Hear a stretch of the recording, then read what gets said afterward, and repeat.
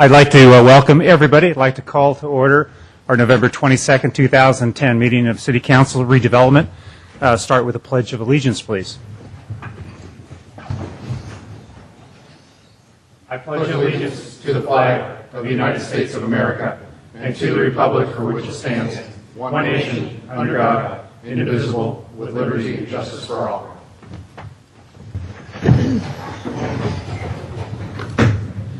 Any changes to the order of the agenda? Item 2? No, Mr. Mayor. Mr. Mully? Okay. Report from closed session. Mr. Mayor, I noticed one thing on the agenda, that the report from closed session is early in the agenda. It will actually happen after the closed sessions, which are later in the agenda tonight. Great. Thank you, Mr. Rubens. We're already on to item 4, council communications and announcements. Anybody have anything? Mr. Gokart? I did attend the Santa Clara Valley Bicycle Coalition dinner. Can't exactly remember when that was, but they're a group that advocates for different kinds of bicycle projects, in some cases in tandem pedestrian projects within our area. And so I attended their dinner that they had. They did speak about the need for increased safety on our roadways, and it was after that dinner that there was the unfortunate accident at Alpine Road, where Alpine goes underneath 280. Now that's actually in Santa Clara County, but it's a very trafficked area, both with cars and with bicycles.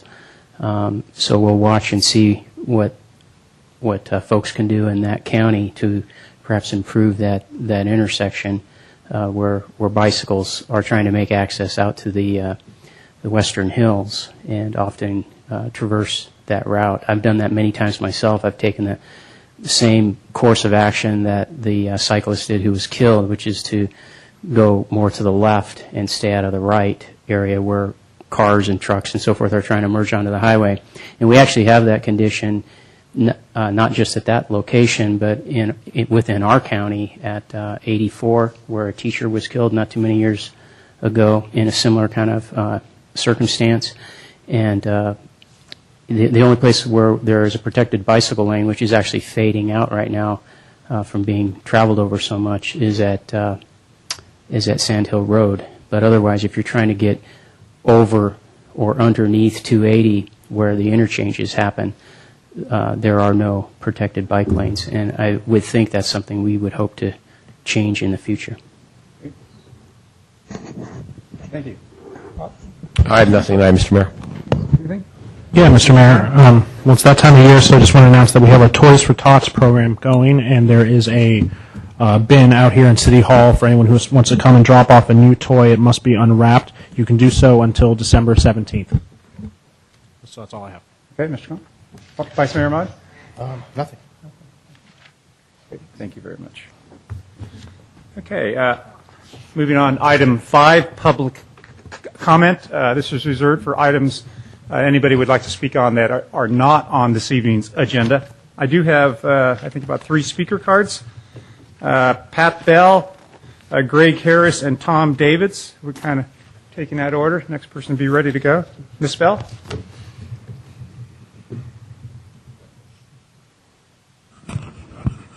It's no secret that I think the 3 of you who sit stage right on the dais have done a horrible job. So it was with great glee that I read your quotes in the newspaper the other day. I've been saying for a long time that if you treat people badly, they won't want to do business with you. And so the fact that you were all... Ms. Bell, is this about fire? No, it's about the behavior of you and your... But the agenda, councilmen are talking articles about what is the topic. I want to make sure we're not talking about an item that's on the agenda here. I'm not talking about fire. I'm not talking about... I'm asking, what is the articles that you're referring to? Oh, the article was in the Daily Journal, and Mr. Klein himself said it's not about fire. It's not about fire. It was about... I just want to It's know about the vast conspiracy out there to do harm to San Carlos, because we're such nice guys. Why wouldn't anybody want to just I just want to make right sure, up and work with us? Ms. Bell, excuse me. We have an agenda item about fire It deals with partnerships and agreements and relationships. It appears to me that you're talking about an article that commented on our relationship and so forth about fire. I want to make sure that we keep that to an agenda item and not public comment. So was that the article? That was the article, but I'm not talking about fire. I'm talking about okay. the adolescent behavior of you and your two buddies and over here. please refrain from speaking about an article that dealt with fire. So please go on. Thank you. You want to hear more about your adolescent behavior? Your campaign sign fiasco was your latest, threatening people over campaign signs that were actually on private property. Brilliant. Thank you very much. Next we have Greg Harris. We had a half an inch of rain on Friday night. On Saturday morning, it was still raining. The fields were soggy. There were standing puddles. And yet AYSO was playing at Burton Park and at Stadium Park in full swing. When I asked why are you playing when the fields are so soggy, the answer was, well, every individual referee gets to make the decision about whether the field is open or closed. And all day long, fields traipsed up there to see if they would play. And they did. They played on Burton. They played on Stadium. It doesn't appear that there was ever a field closed sign on either of those parks throughout the entire weekend. It doesn't appear that there's a centralized policy about when fields are closed. I sent an email to our Parks and Rec director asking what our rain closure policy is. I did not get a reply. I did copy Mayor Royce, who did reply and said this was not worth Mr. Long's time because the problem goes away come January once we have plastic fields. Well, the problem may go away for one field, but we're talking about an asset across all of San Carlos's fields, and I think we need a unified policy like we used to have. Great. Mr. Harris, thank you very much. Tom Davids. Welcome, Tom.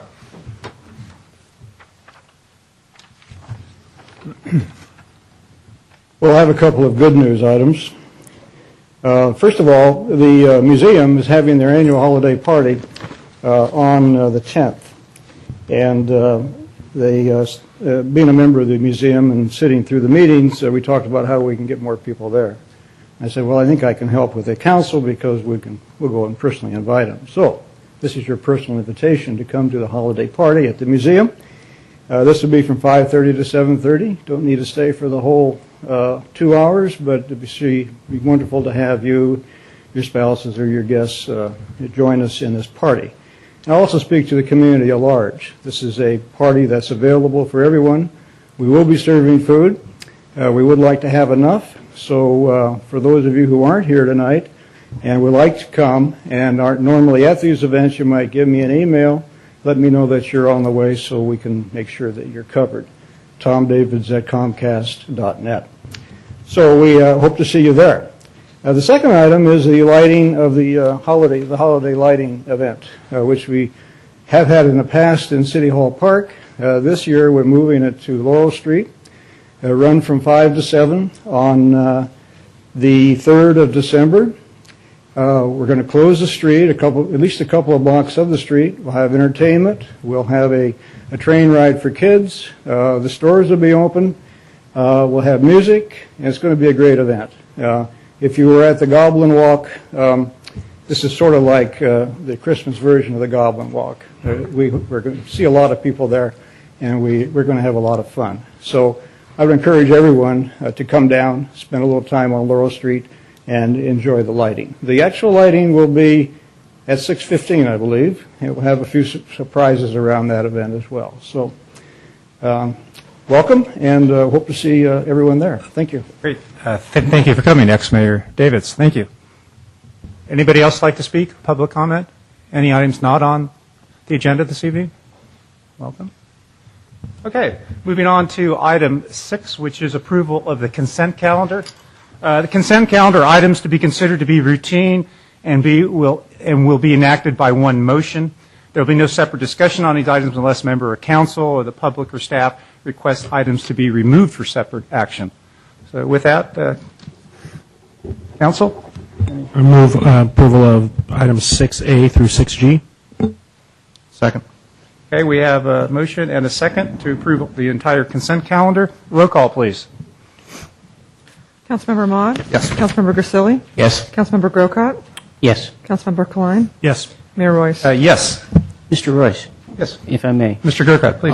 And I bring this up at this item because it pertains to this item, and that is if in the future we might consider having this portion of the agenda put on the screen, because so often, just as we just did, we approved a basket load of items, and we have folks here in the audience, we have people watching on TV, and unless they are on the computer where the agenda is right there, they may have no idea what we just did. Yeah, I think that's a And so great putting idea. it up on the screen Yeah. might be a good idea. Yeah, so staff, can we do that? I think that's an excellent idea. Thank you, Mr. Mayor.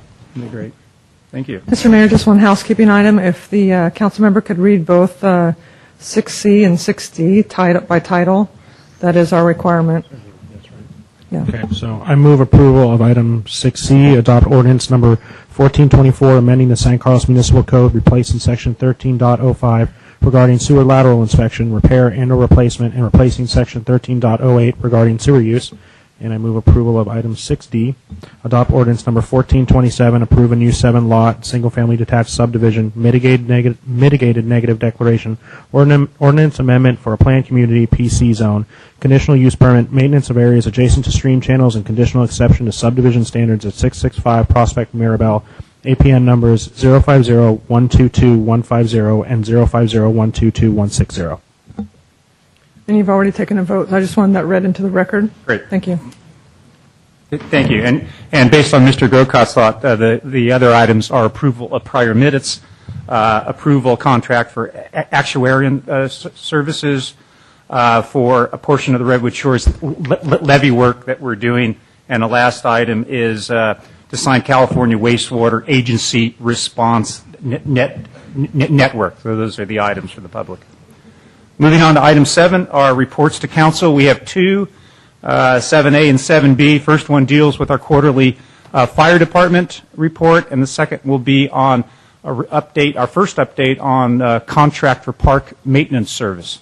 So going back again, first one is quarterly fire department. We have Chief Fry. Okay, welcome. I'm sorry. Good evening, Mayor and council members and Christine. My name is Gary Foth. I'm Battalion Chief with the Belmont San Carlos Fire Department. I'm here representing Chief Fry tonight.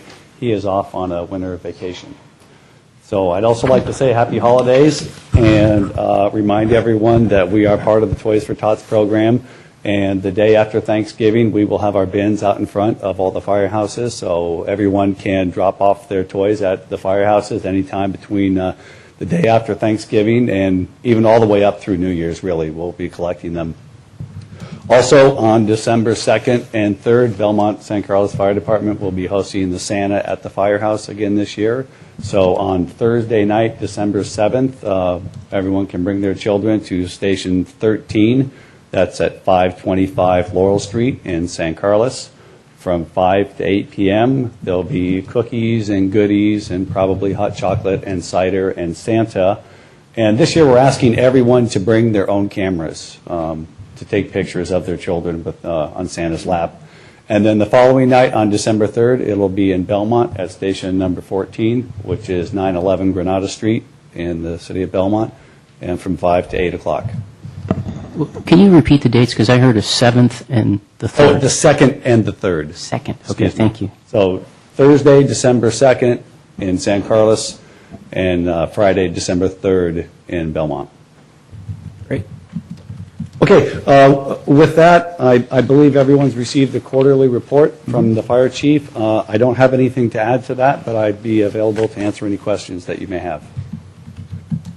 Questions, Mr. Klein? Yes, I have one. And maybe this needs to be passed on to the chief. We had a pretty well-known fire a handful of weeks ago, which was the Neil Young fire at 593 Quarry Road. Oh, yes. And we received a report from our consultants that one of the things that it pointed out was in the county, and not particularly this department, but countywide, that when there was a major incident, we sometimes responded. And I was doing the math, and we had 10 engines at that fire, 3 trucks, 5 battalion chiefs, 2 actual chiefs, and then some other issues. And I want to see if, because I don't in any way want to, tell someone how to manage their fire department. I want to know if that's a normal response, because that's about 50 so plus people at the scene. Is that a normal response for a warehouse fire?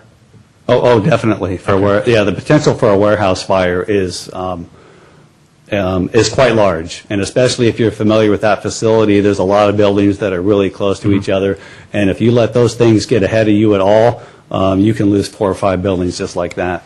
Okay. With a warehouse fire like that, 1 minute you put water on it and you're going to put it out and save it, which they did, and literally 2 minutes later, you can lose the whole building. So I did read the report. I did look at it. I wasn't at the incident, but from what I could tell, Chief Gaffney and the other battalion chiefs on scene did an excellent job. Okay, and then my follow-up question is, because when you look at the amount of equipment that we sent, all of Belmont and San Carlos was cleared out. The county stations were cleared out. Some of Redwood City, some of Foster City, and a couple engines from San Mateo. So what happens, say, if you're on the western border of Belmont and San Carlos and you have a heart attack, and all of these pieces of equipment? Where's the nearest piece of equipment then? Well, I couldn't tell you exactly, but we have a unique system in San Mateo County, and really it's second to none in the state of California, with automatic mutual aid agreements.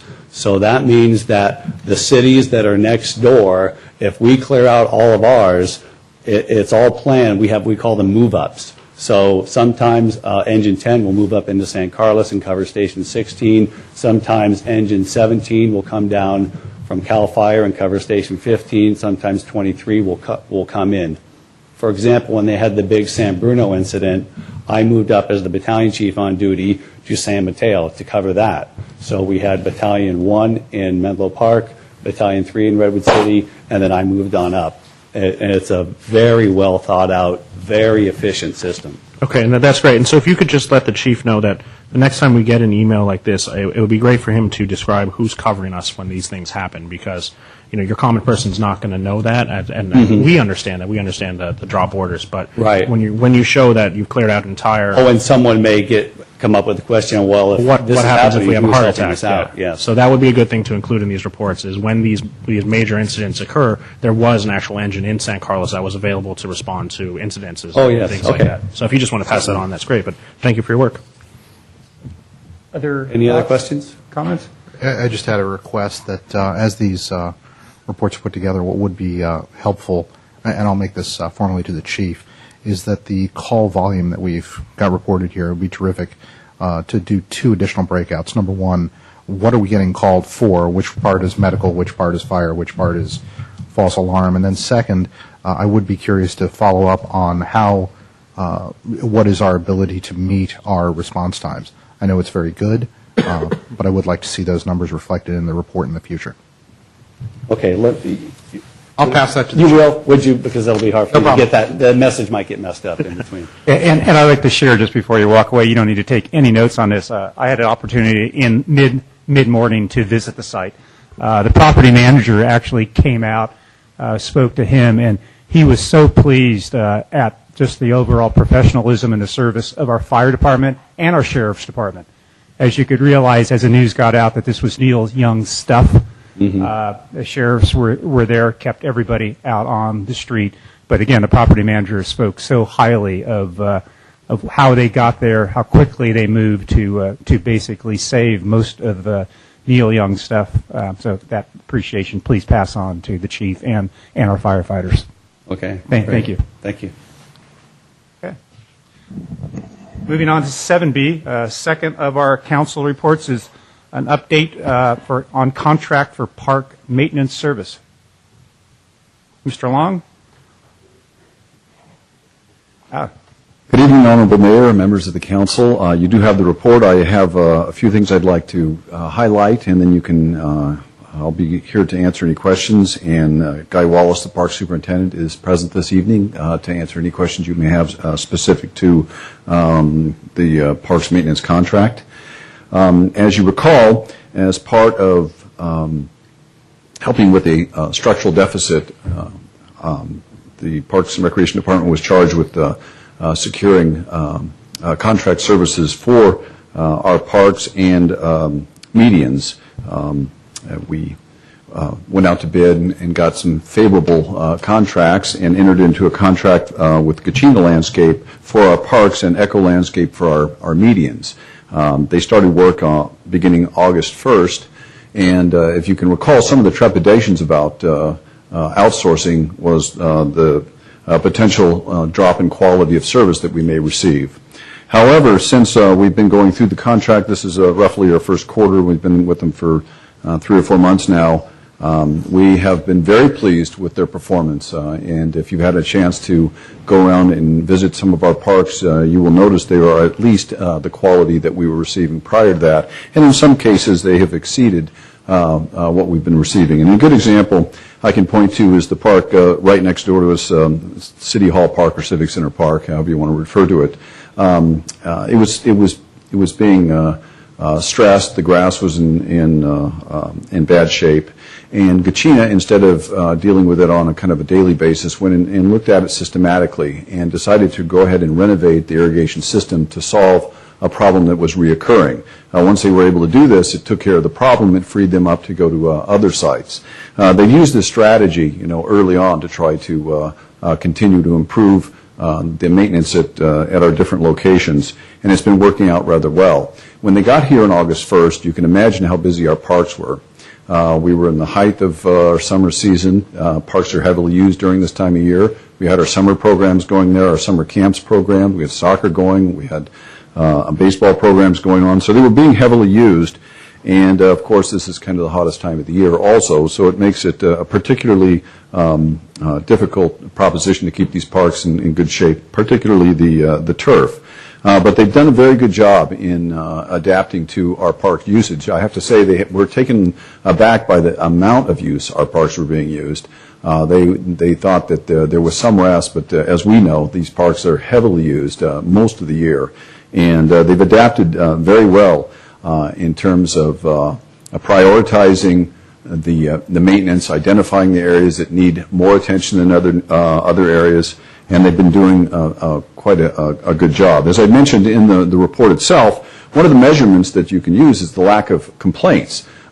Historically, people are quick to complain about their parks, especially park users that use them on a regular basis. They're there, they see the conditions, and if they see the conditions drop, I'll get a phone call, or our parks superintendent, Guy Wallace, will get a phone call rather quickly. There's been an absence of phone calls. We just have not received many complaints at all. On the other hand, we have received a number of compliments from the public saying that they are pleased with the performance of our contracts, and of course, not a lot of people are going to make comments about our medians, but if they get out of shape, they'll certainly let us know. So it's been a contract that has worked out very well for the city to this point, and we assume as we go forward that they'll continue to refine their efforts, and I think we'll see a continuing improvement in our parks. The other thing of note is that we had mentioned this when we were reviewing whether it was a sound decision to look at contracting parks maintenance. And as I informed the council, we were losing 4,000 hours a year to leave, whether it's a vacation, training, a sick leave, which is equivalent to 2 full-time positions. Now, this labor force for contracting is uninterrupted. We get that. We've contracted for so many hours of service with so many people there, and we don't have to concern ourselves with the leave. And I think that's starting to show itself as we go through this, that additional labor being readily available has helped, improve some of the conditions at the park. So with that, if you have any questions for me, or like I say, Mr. Wallace is here and would be happy to answer any of your questions. Great. Questions? Mr. Grocott, please. So I have 4 questions. First one is, and I don't know if these are related to park maintenance, and I don't know if they fall under their contract, so I'll just throw them out there and then you can address them. The first one has to do with trail maintenance at Arguello. That's a place I go to frequently because my son goes to school at Arundel, and sometimes I'll go for a hike or a run up in the park before picking him up. And in fact, I was out there today, and there's a trail that's blocked by a fallen oak tree, and there's also swales that you put in. You know how you put those in to divert the water, Right. and the operation of those looks questionable in some circumstances where the water's not doing what you might expect, and it's washing the trail out. So is that either of these contractors, or does that fall back to our own staff? That falls within the scope of one of the contracts. That would be our ECHO contract. And, Okay. and generally with the trails maintenance, because we are limited on resources, we were limited prior to outsourcing. Trail maintenance was kind of like putting out fires. We would inspect the trails periodically, but most of the concentration was on the developed acres of the park. But what we like and we encourage the public to do is when they're using the trails, let us know right away if there's any conditions like that, and we get on it right away. They're very good about doing that. Well, just for your knowledge, then, this is the trail area that's between the road going up the hill and the tennis courts. Yes. In that area there. The second question deals with Burton Park play area, and the summer months are over, but I know when I was going there with my son in the summer, especially on the weekends, that park, it's a wonderful play structure, and as a result, I think it's been a magnet not only to our citizens, but I think from my observation when I'm there is we're getting a lot of people from out of the area who necessarily don't respect San Carlos the way that we do. And as a result, you're getting trash and food items left, that have smeared all over the nice play area and that kind of thing. And again, I don't know whose responsibility that is, if it's one of these contractors, but are you getting any comments to that effect, or is it just from this guy here in the dais? And are these new contracts maybe freeing up some time that we might be able to give some concentration to that? Yes, the answer to your question is yes, and we do look at level of use at the parks and find out what areas are kind of becoming hot spots. And you're right, it truly is a regional park at this point. People come from all around, and there's heavy usage at the park. Sometimes, and I don't know from what your frame is, I know that from my frame, when I was going out looking at the parks, I was looking at them, twice as critically as I was prior to outsourcing. So I was seeing things that perhaps I wouldn't have noticed before just because I was looking at kind of a cursory view. But when the contractors come, I'm hypercritical about things like that, and every little detail comes to mind. But things of that nature certainly comes with heavy use and heavier use, and it probably would have occurred had it not, whether or not the contract would have been issued and we would have in-house labor. So we like to be mindful of that. We know that park is our centrally located and most frequented park, so we do like to hear information about that too, so we can focus on that. Okay. Third question I remember this came up, and in fact the guys who were working for us at the time that were critical of contracting out and giving us reasons for not doing it, and they had brought up about storm maintenance. When we have storms like we did this weekend, and parking the tractors out at the different creeks and so forth. How is that being handled under these two contracts? Well, as you know, when we contracted out, we lost a net of 2 positions. The other positions actually transferred into the Public Works Department. So the labor is still available. We're just down 2 workers, and we just recently had the storm, and I didn't hear, and Guy may have better knowledge than this, but I think everything worked fine. Great. Okay. Thank you. And then my last question is a bit related to the gentleman who spoke earlier about who polices the closure of parks during rainy seasons and so forth. But a little bit different twist on it. Who's responsible for reporting, I guess, first to you and maybe eventually to us as a council, on the field conditions and the use and what the different sports teams' use of those fields is the results of it, or if they go out and they do maintenance, are these guys required to report to you that, look, we're seeing some wear and tear on whatever field, and we're concerned about your rainy season use of that field? Yes, absolutely. They've been instructed to report to their supervisor, who is the liaison to our staff person, which would be Mr. Wallace. and they're supposed to talk to him and bring forth any conditions like that need special attention, or when there's questions of possible overuse or abuse by the field. So that information is being communicated, and they've been trained to look for that kind of condition. Thank you. And Mr. Mayor, I would just segue from my last question that I would like to see some discussion on that, maybe at Parks and Rec, and then recommendation up to us on field use policy and who polices that and makes those decisions. I'll take care of that. Thank you. Great. Questions? Mr. Caselli? Anybody? All right. Yeah.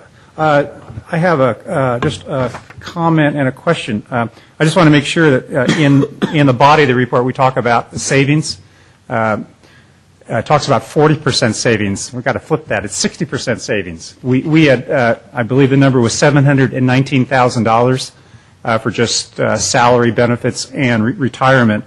We are saving slightly more than 60%. And if you include some overhead and corporate yard and truck and equipment expense, we're probably saving, and the public should really be interested in this, we're saving about 2/3 of the cost. We're doing this all now with the word subcontracting for 1/3 of our cost, and it appears that the quality is as good, if not better, than what we had. That's a tremendous accomplishment. So my question is, do we have a best practice story to share with other cities? We certainly do, and I have been contacted by other cities, particularly Parks and Recreation directors, who are asking me about the performance of the contract, and they're considering possibly the option of outsourcing or contracting for park maintenance services themselves. So this is kind of unique to the peninsula. We're kind of the beta for the peninsula. They're looking at it, they're asking questions, and I think this will probably be kind of a benchmark for them to make determinations on a move forward. If I could take that a step further, I know Park and Rec has a wonderful monthly magazine that comes out. I think it's a tremendous opportunity for your accomplishment and your team on what we've done here to share that story as an article. I think would be wonderful. That's great. Great. Mayor Royce, I have one other thing. Mr. Klein. Mr. Long, if you could extend our thanks to Mr. Gacino. I've heard a couple clever little stories about, we have a very smart citizenry, and I hear sometimes they go over your head and call Mr. Gacino's company himself. They see the name on the trucks and Google it and decide, well, I'm not going to call Parks and Rec, I'll just call the guys doing the work. And I've heard here he's been very responsive, or his company has been very responsive to those calls, and they get right out and take care of it. We have a very clever citizenry who's going to find the quickest way to get to the guy who's going to get it done. So just if you could extend them our thanks, that'd be fantastic. I will. I certainly will. Thank you. Good. Any other questions? Great. Thank you. Thank you very much, Mr. Long. Great. Okay. That's our reports to council, item 7. Moving on to agenda item number 8 is unfinished business. We have consideration of adopting ordinance number 1425, amending sections 2.24.0660 and 2.24.070 of the San Mateo Municipal Code regarding length of service of commissions and terms of existing commissioners. Mr. Mora. Thank you, Mr. Mayor. Brian Mora, Assistant City Manager. Item 8A is on your agenda tonight because it was not a unanimous vote of the council. Otherwise, it would have been on your consent calendar. This has been discussed at your 2 prior meetings. This is an agenda item to amend the municipal code to change the term limits for city commissioners from a total of 9 years to a total of 6 years, and also to clarify several points, including the policy now where if a commissioner is appointed to a second commission during their initial term, that the 6-year clock starts again. So that's the item, and if you have any questions, let me know. Otherwise, this is back for your adoption vote. Okay, before we get to that, I do have a speaker card, Pat Bell, for 8A. Pat, welcome to speak on this item. And anybody else that would like to speak on 8A, be prepared if you'd like to.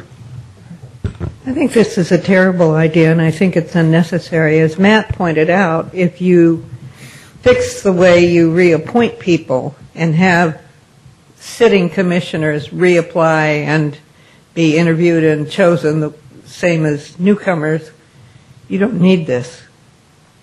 And you run the risk of dumping somebody who's really good just because the clock ran out, as opposed to every time that seat opens up, you look and see who are the best candidates, who is the best candidate for that one seat. And you don't have a big flood of applicants anymore, so you might want to think about that too. Great. Thank you. Anybody else like to speak on item 8A? Okay. Questions?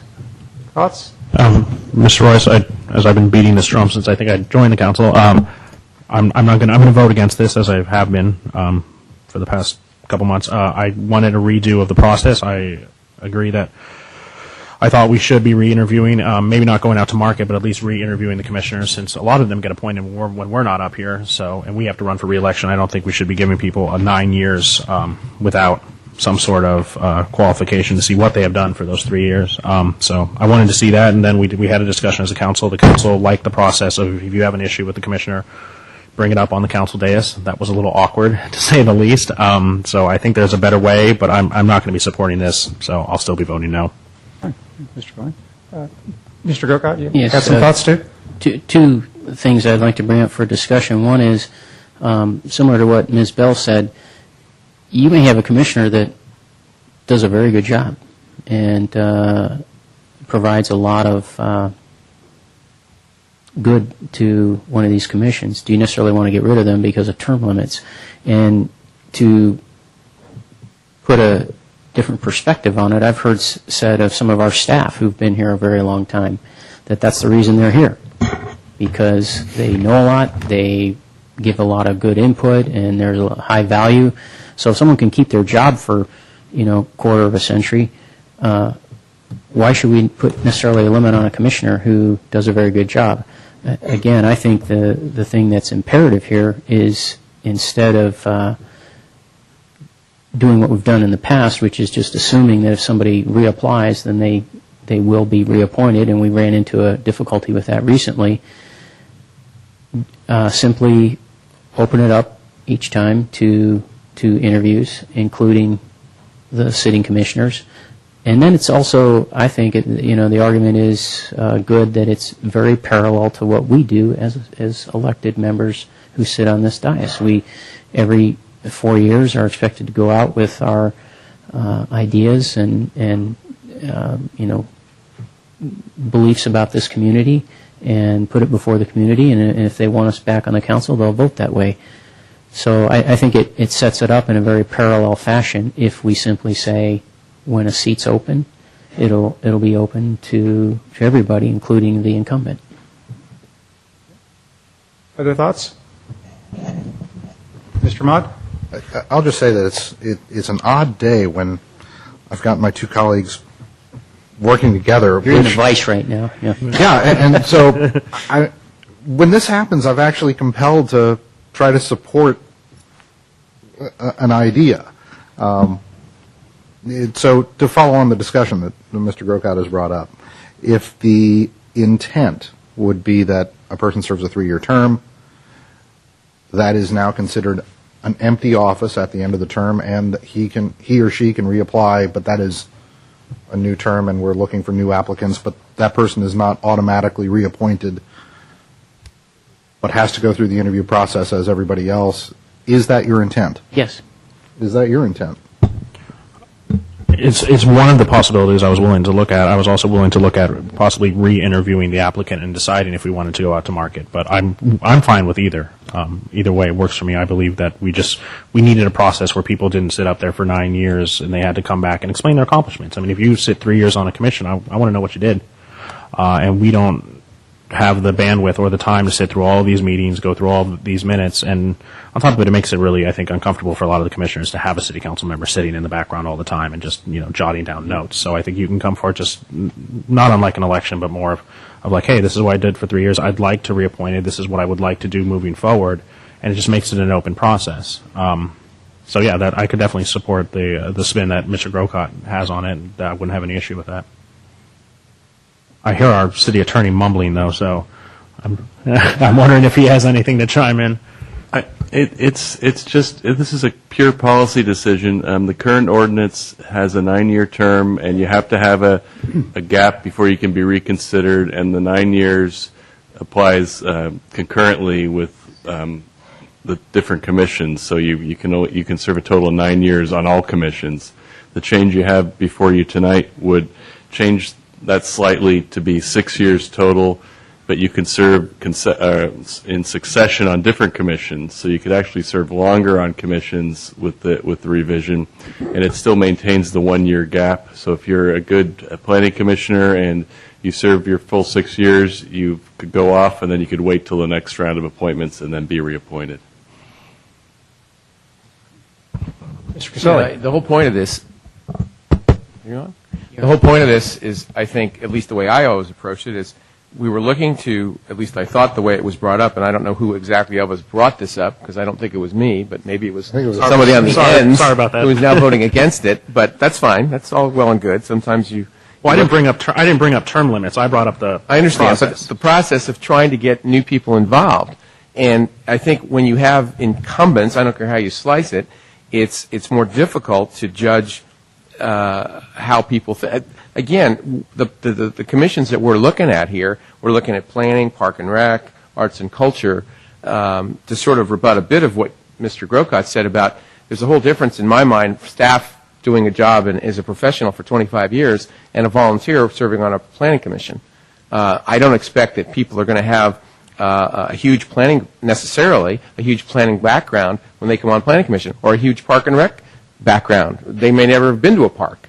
I mean, I would hope they have, but you know what I'm saying is there's no skill set except common sense and wanting to get involved and be a volunteer. And I think what we're trying to do, at least my thought on this, when it was brought up, and I bought into it, was that we want to get people with new ideas every 6 years, and people want to volunteer, and they still are volunteering, despite what was possibly said by one of the speakers. We still have more people applying than we have jobs or spots open. So I really believe that this is a matter of getting more and more people involved. I know if there are people that are going to be incumbents, and I'm going to go up against someone that's going to be an incumbent, even in a planning commission situation, I'm thinking to myself, gee, what's the council going to do? This person's done a nice job for 6 years. Why am I going to be, how can I sell myself more when I'm just a volunteer and I want to get involved? And that's one of the reasons why I was supporting this, and I thought it was a good idea to begin with, to get more people involved with this thing. So. Yeah, and Mr. Mayor, not to cut in front of you, but I completely agree with you, Mr. Grizzly. I think there's just two different ways to do it.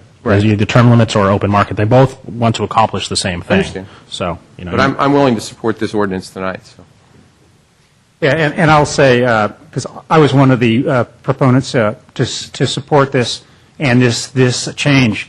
Why I think the proposal was made is the interest and the caliber of candidates applying for these positions really changed in the last year or two. We have probably had in the last year and a half interviewed for 4 to 5 positions for planning and park and rec, in which we had 10 to 12 applicants, and we were choosing one person. And we had 9-year terms. So the first thinking was, hey, let's try to get more people involved, different people involved. And these are new people that have moved into town, young people, from other parts of the world, more diversity that I saw in San Carlos, and wanted to get an opportunity for these people. So that was a change from 9 to 6.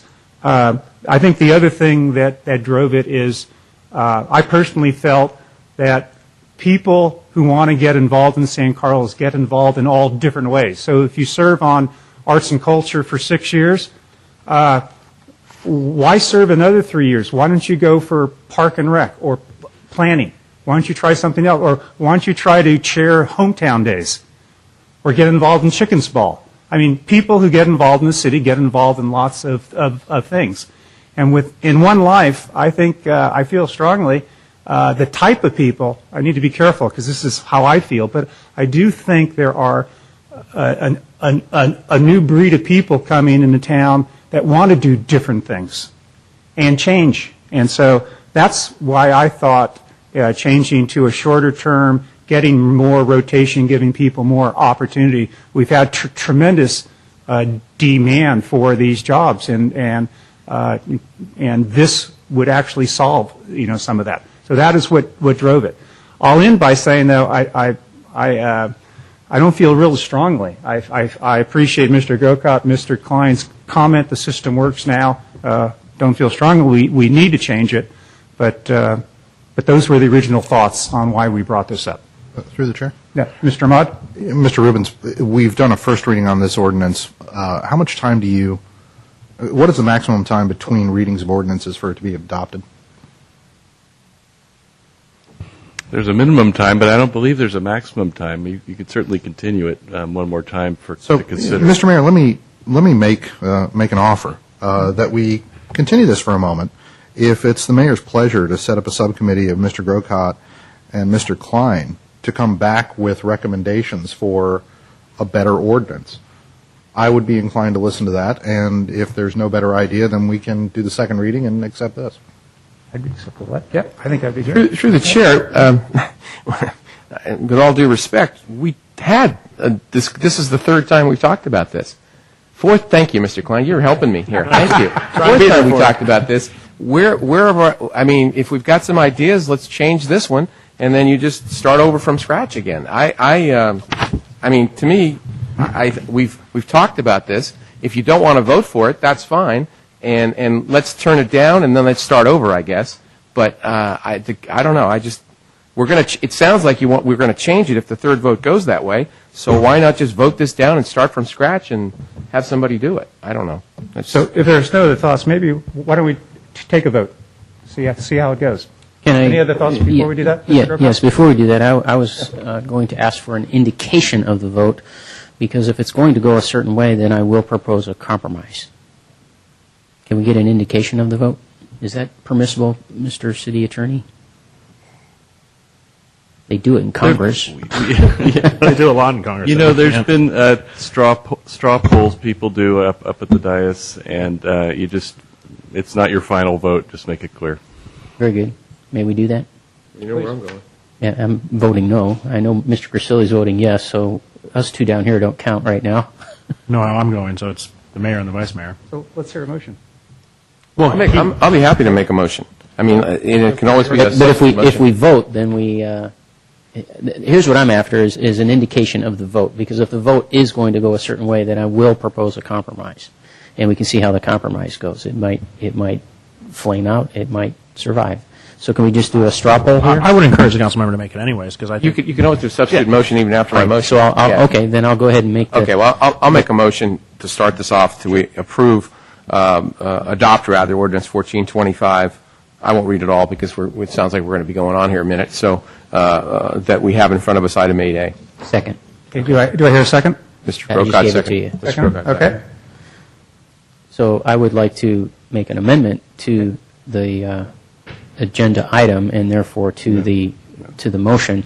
And that- Excuse me, through the Yes, chair. yes. Just because we're dealing with an ordinance amendment. Yes. Procedurally, what you'd be doing is you'd be directing us to go back and reintroduce. You'd be reintroducing the ordinance with a change in it, and then it would come back at another meeting. I should do for that final. as a competing motion then. That would be it. Okay, so a competing motion here is that we send this back as written to staff for an amendment. And that amendment would be simply that we would add language to the ordinance directing council to interview all candidates, including the incumbent, as a part of this ordinance.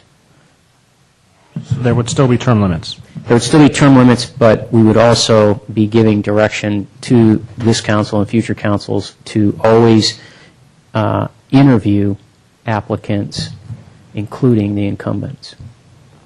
For discussion, I'll second. So just so I understand your motion, so in other words, the term would be 3 years. I believe our terms are 3 years. So Mr. Jones is on Planning Commission for 3 years. His term is up. He and anyone else who would like to apply would be interviewed then for the next 3 years. Correct. The city clerk would So put everybody out understands what the motion is. right. The city clerk would put out a notice that Not in 6 years, every 3 years. 3 years. every 'cause 3 years. 3 years. That, Yeah. yeah. Understand. And does this, we would still keep the 6-year term, or is this a 9-year term? 6. In this case, it's 6. It's 3 plus 3. Okay. 3 plus 3.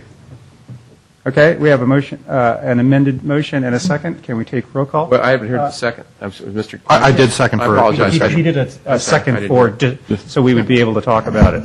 Roll call. Just to be clear before the roll call, the amendment is to consider that as to reintroduce the ordinance with that change, or do you want us to bring it back as a new ordinance? Because you haven't seen the language. I'd like more precise language that I can refer to, so I'm starting to. Oh, I'm sorry. I think we could simply reintroduce it with the amendment. We don't have to. That's what I'm after, is Yeah. just procedurally, that's what Sorry, the motion I is. wasn't clear on that. So is that okay with Mr. Ahmad? I'm happy to second. Yeah. Okay. It shortens the process if I. Everybody understand what we're voting for? Not how we're voting, what we're voting for? So we're voting on the substitute amendment first. Yes. 3 plus 3, what I call it. Ms. Boland? Okay. Councilmember Ahmad? Yes. Councilmember Grisilli? No. Councilmember Grocott? Yes. Councilmember Klein? I'm just all over the board tonight. No. Mayor Royce? No. Okay. Motion fails. Any discussion before we go back to the original motion? Roll call, please. Councilmember Ahmad? Yes. Councilmember Grisilli? Yes. Councilmember Grocott? No. Councilmember Klein? No. Mayor Royce? Yes. Okay. Thank you. Thanks for your patience on that. All right. Okay, on to new business, 9. We actually have about a half a dozen items here. First one is consideration of refunding appeal fees of Michael, Mr. Griselli, you help me with this one. Michael Apolnik regarding Verizon appeal at 920 Buckland Avenue. Do we have a report on this? Ms. Nelson from our planning department? Good evening. Good evening. Deborah Nelson, Planning Manager. There isn't a staff recommendation regarding this matter, but I did prepare a brief report for you. The appeal fee is set by the council resolution of the fees that you set every May or June. And to date, we haven't received a formal request in our office, either verbally or in writing, but we did bring this forward to you because you had asked. The fee you set for appeals is a 33% cost recovery.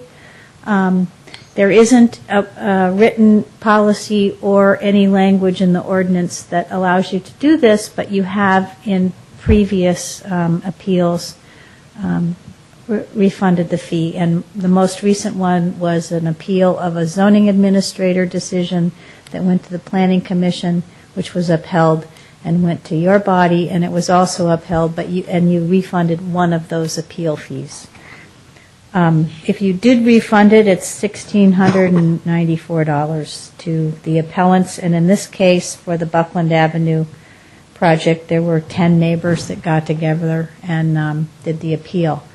The application itself has been withdrawn by the original applicant, and they are now going to pursue a change to the cellular phone equipment, which will not require a permit before a hearing, but will require a building permit. And that's my report. Great. Any questions from council? I have a question, Mr. Mayor. If you could you please explain to me the 33% cost recovery? I'm confused on that term. Does that mean that $1,694 is a third of our cost recovery? Yes. So in effect, this would be about the cost was really $5,100? Yeah, when we did the study now a year and a half ago and started the study long before that, the fully burdened costs of the city to bring an item before public hearing were loaded into various kinds of permit fees. And similar to many other communities and your past practice, the council stated that you wanted to keep an appeal fee at a rate which didn't prohibit people financially from appealing, but also wasn't so low that you would get frivolous appeals. And you set it at 33%, and that came out to $1,694. Okay, right. I understand. The reason why I'm sort of inclined to at least give the appellant some of this, if not all of it, back, is I'm concerned that he may appeal. that even though you say it goes to a building permit, isn't that an appeal, or maybe Mr. Rubens can answer the question, isn't that appealable? Ministerial decisions are not, but administrative decisions. So if there's any discretion in granting the permit, like conditions can be added, then yes. And I think that's the case in this one.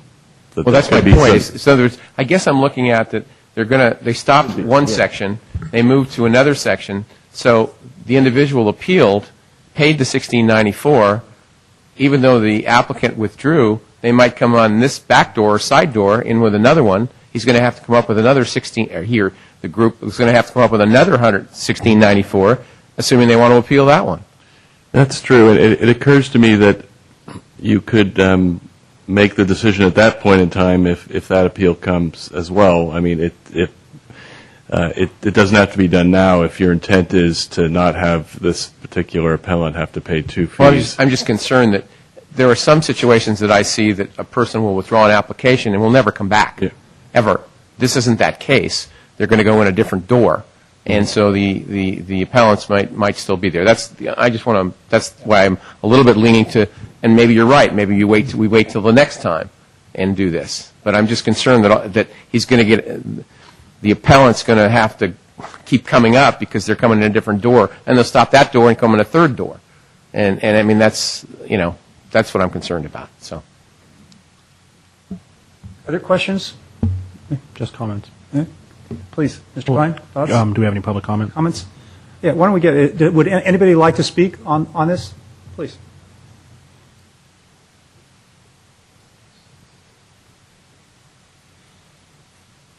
Any other speakers besides Brian Randall? Welcome, Brian.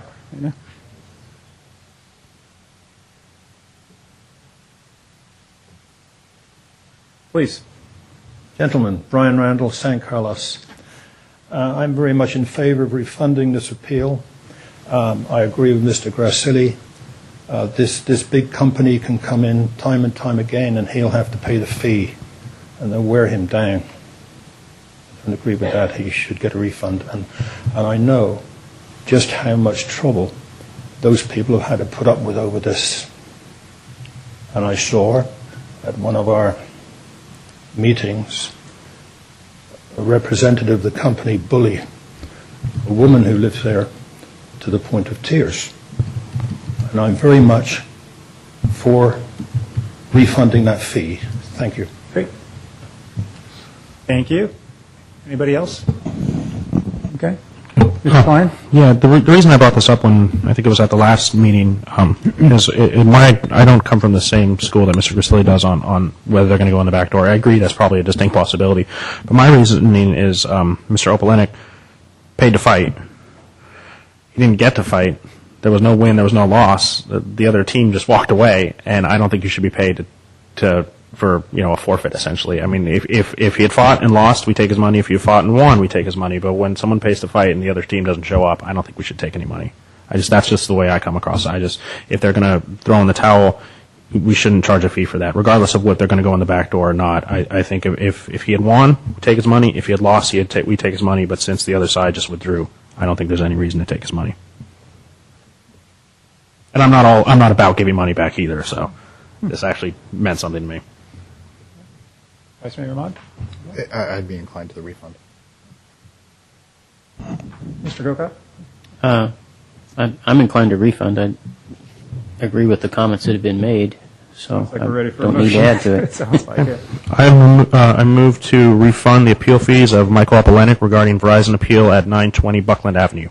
Second. Okay, roll call, please. Yes.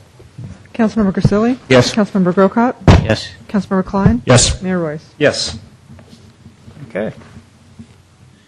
Moving on to new business again, 9B. This is discussion regarding consideration of amendments to our San Carlos Municipal Code to provide an administrative process for refunds of appeal fees. Funny, this one follows the previous one. Good evening, Mr. Mayor, members of City Council. Jeff Maltby, City Manager. I asked this item to be put on the agenda tonight so that you could continue the discussion that you started on the previous item. It's my belief that in these instances, it's much better for the council and the city, the staff, and the future appellants if we've got a policy that provides some clear direction and parameters for whether or not we'd be providing these refunds in the case of an appellant that's successful or not successful, or that because of a forfeiture. And as you can see from the previous discussion, there is some differing viewpoints on why the refund that you just granted may have been granted for each of you. I think moving forward, we'd be in a better position to defend these kinds of things and these decisions if we had a uniform policy. But that, of course, is up to the council, so we brought this forward so that you could provide us a little direction. Great. Questions? Maybe start on my left here. Sorry. Oh, good. Mr. Maltby, I'm sorry. Do we know of any other cities that have ordinances like this? Nope, we could look into that for you. Because, I mean, to me, and this wouldn't be an ordinance, it would be a policy. Policy. I mean, and again, with all due respect, I've been on here for 5 years. This is only the second time this has ever come up. We don't have a lot of appeals, luckily, anyway. Even on Planning Commission, when I was there for 6 years, I can only think of, I'm not even sure there was one or two in those 6 years that reached this level. I appreciate staff's situation because certainly if it's codified or a policy, it makes it a lot easier. You can just say to Mr. Jones or Mr. Smith, this is what's going to happen. I tend to sort of look at these as unique situations. I mean, this one is more unique than the last one we had a couple of years ago. And again, maybe I'm just being naive, but if you make a policy, maybe there's going to be even more appeals, so to speak, of how, again, then I guess they'll be codified if we can cover everything in the ordinance. That's the only, or the policy. That's the only thing I was worried about is, can you cover every eventuality? And that's why I asked if other cities had it. If there's a template or other cities have done this, I probably would more inclined to go with it. But I'm right now I'm not really sure that I'm support unless I had some facts saying, well, it happens over here in these cities and they've worked it through. But I certainly appreciate what staff wants to do. It makes it a lot easier in that situation, so there's people aren't coming in and going, well, gee, they just gave a refund for them. How come you can't give it for us? Right. And while I certainly appreciate that the circumstances of each appeal are always going to be unique, these things tend to be project specific, so they're very much unique items. The outcomes tend to be actually fairly universal in that it's sort of win-lose draw. And so to the extent that the council wants to provide direction to staff, this council, and I think most importantly future councils, as to what your direction at this time would be on handling those situations, what your guidance and viewpoint would be. If you're, for example, just going to, if you win your appeal, no matter what it is, what it's about, you get your money back. If there's a forfeit, maybe universally you get your money back. Or maybe you say no in the future. If you pay to play, that's it. So that's how we viewed it. Yeah, we split the baby I remember the last time we actually split it last time when we had the Harmony Yogurt one. I believe it was a 50-50. 50-50. I mean, I'd be more inclined to go along not so much of the design and ordinance as to get more information what other cities are doing, as opposed to even having staff design an ordinance before. Just information brought back to us. This is what other places are doing, and then the council could decide, okay, this other people are doing it or other people aren't doing it, and then we can develop an ordinance from there. But that's just one council person's opinion, so I'd like to listen to my fellow council members on it. Yeah, so before we get too far with council discussion, anybody like to speak on this item? Be welcome to do so. Okay, Mr. Grocott, please. The only thing that comes to mind based on the staff report is there are just straight up costs, like the cost of mailing for noticing and so forth. And I could see something giving policy direction that would say the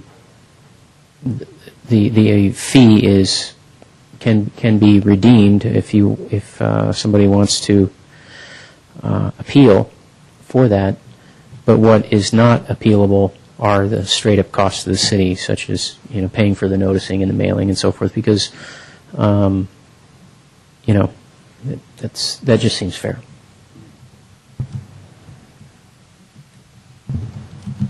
Other thoughts, comments, questions? I mean, I'll go along with Councilman Grassilli on that. We can see what other cities do, but my whole thing is I think we should charge them if they win and we should charge them if they lose. But if the other side forfeits. I don't see, I mean, they paid all that money essentially for nothing for the other side to walk away, and I have a problem charging people for that. But I'm willing to wait if the rest of the council would like to see what the other cities do. Okay. Yeah, I'd like to see some more data. Mr. Mayor, just one other item, and I understand it sounds like we'll be hearing this again, but I'll just throw out a comment while it is in my mind, and that is, even in the case we just looked at, it could be that Verizon walked away from the game, to use your analogy, partly because of what was done, and there's some value in that. So even though we just voted to, give back all the money, it could be argued that just putting up the money, having staff work on it, and so forth, caused the other party to walk away, and there's value in that. Okay. So what I'm hearing from council, I think there's pretty much consensus to get a little more data and no change at this point on this item. Clear on that? Thank you. Okay. Thank you, Mr. Wall. Thank you. Okay, 9C. We have a presentation by the Park and Rec Foundation. Mr. Long's coming up. This is consideration for approval of a Park Phase 2 conceptual design and directs staff to work with Parks and Rec Foundation of San Carlos to develop fundraising strategies to secure project funding. What is this project about, Mr. Long?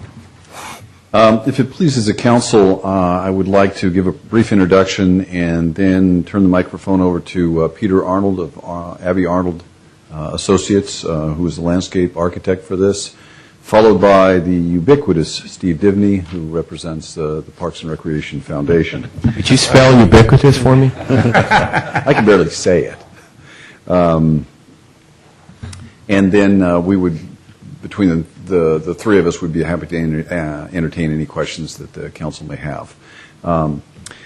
Just as point of introduction of this project, I was working with the Parks and Recreation Foundation, who was looking to identify another project for fundraising purposes, something that would be very beneficial to this community.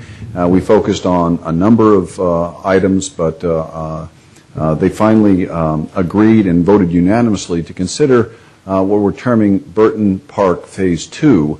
And Burton Park Phase 2, we'll go into details in just a minute, but basically, as you recall, Burton Park recently had its playground renovated, and this would add some additional amenities, which would include a stage, bocce ball courts, and renovating of the existing basketball courts. Some of you may know, and perhaps remember, that there was an amphitheater at one time at Burton Park. Putting a permanent stage there has tremendous potential for programming and opportunities, including outdoor theater. We can host our summer concert series. We can do movies in the park. There's just boundless opportunities for recreation programming. And we thought, because Burton is so centrally located and it is frequently by most people in our community, and it is somewhat of a regional park, that this would be a good location to add amenities to. With that, I would like to bring up Peter Arnold, who is, again, the landscape architect in designing this, and he will explain what we're looking at in terms of amenities for the park. Mr. Arnold, welcome to San Carlos. Very glad to be here. Very excited to work on this. Burton Park is a beautiful place, and visits that I've made there, you can tell that the people love it, and we're hoping to do the final link here. This is about the only part of the park that I would call unattractive, and we're trying to fix that. Currently, just orienting you to this drawing, this is a bird's eye view looking from over the where the water feature is about right now. We're probably 100 feet in the air or so, looking down. You can look in the background. My laser isn't very strong here, but you'll see the tennis courts, the existing tennis courts in the background, the basketball courts just below them, and then the proposed stage below that. Cedars on the right, chestnuts on the left. And the playground, the new playground facility, is bottom left-hand corner here. And the new bocce facility would be to the left of the basketball courts. And what we've done is we've taken the basketball courts and left them approximately where they are right now, made them a little bit shorter they're 85 feet rather than the current 95 feet, and creating a little more room. And then there's currently where the bocce courts are backboard, a concrete backboard wall that is unused, and it's all asphalt from Cedar to Chestnut. So the bocce courts would be 10 by 70. We would have little shade structures at each end. There's 2 courts, a couple picnic tables in there, a storage area, and on the basketball courts we would be including some fencing at each end for ball control to keep the balls within the courts. And there's an existing fence at the tennis courts on the one side to control the balls on that side. The stage is about 20 by 30 feet, so it's large enough to accommodate most functions. We kept it only 2 feet high above the surrounding grade and included a little paved area in front for dancing or for seating or other type of things that usually wear out turf so that it's more maintainable. And we have a very simple cover over that. And the cover would be able to have lighting put on a screen or just, we could hang backgrounds from it. And there would also be storage included in that stage. But we're very conceptual at this point, and the stage is has a lot of work to be done, but as it sits, we've come up with something that would work pretty well. And where the stage is located, it's currently just where the turf ends on the meadow. We've kind of placed it over the center of the stage, over where the turf ends. And you can see that on the right-hand side, the existing eucalyptus trees, and then we've added some planting between the asphalt courts and the bocce courts to soften it, so get rid of some of the asphalt. Great. So, Steve, you want to get up and talk, and then we'll see if anybody would like to speak on this too? Mr. Dibney, welcome. Good evening. I'd say 185 Vine, but I'm not. I'm seemingly everywhere. Okay, Parks and Rec's Foundation. I'm one of the board members. We'll give a little history and how we're getting to, as Mr. Long says, phase 2. I call it pas deux.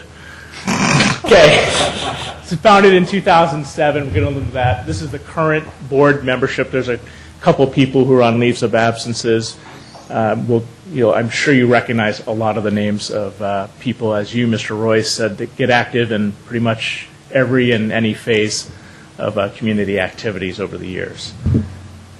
So there were 7 people who actually started in late 2006, but the charter actually became official in 2007, and it was to renovate Burton Park.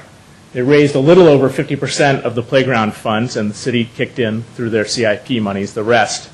And at the end of the day, there were over 700 individual donors throughout the community in that amount. And it really demonstrated a great public-private partnership to improve what makes, what I think, San Carlos, which is our parks and our programs. You can see in mission up there, with the dollar signs for the S's. Over the last year or so, we've been looking at new project possibilities and then seeing how we can ramp up our fundraising, given that we knew there'd be another project or two. This is our purpose, the second bullet, primarily CIP monies, but we also reserve the right to spend the money on programs if need be. We do some scholarship monies for some of the Parks and Recs programs periodically too, and that falls into that. And also try to be the ambassadors for the city. So under project identification, we definitely consider some of the prior studies that have been done, community input through that, and then talking with our neighbors. Here's some of the highlights of some of the projects we consider over this past year for our next major project. Skate park, Lowell Street renovations in that little park there, and dog park, which was given some very serious consideration given that they had a pretty galvanized group of private citizens looking to make that happen. And then Burton Park, Phase 2. which recently came into the picture over the past few months, and I think has really sparked the foundation's interest.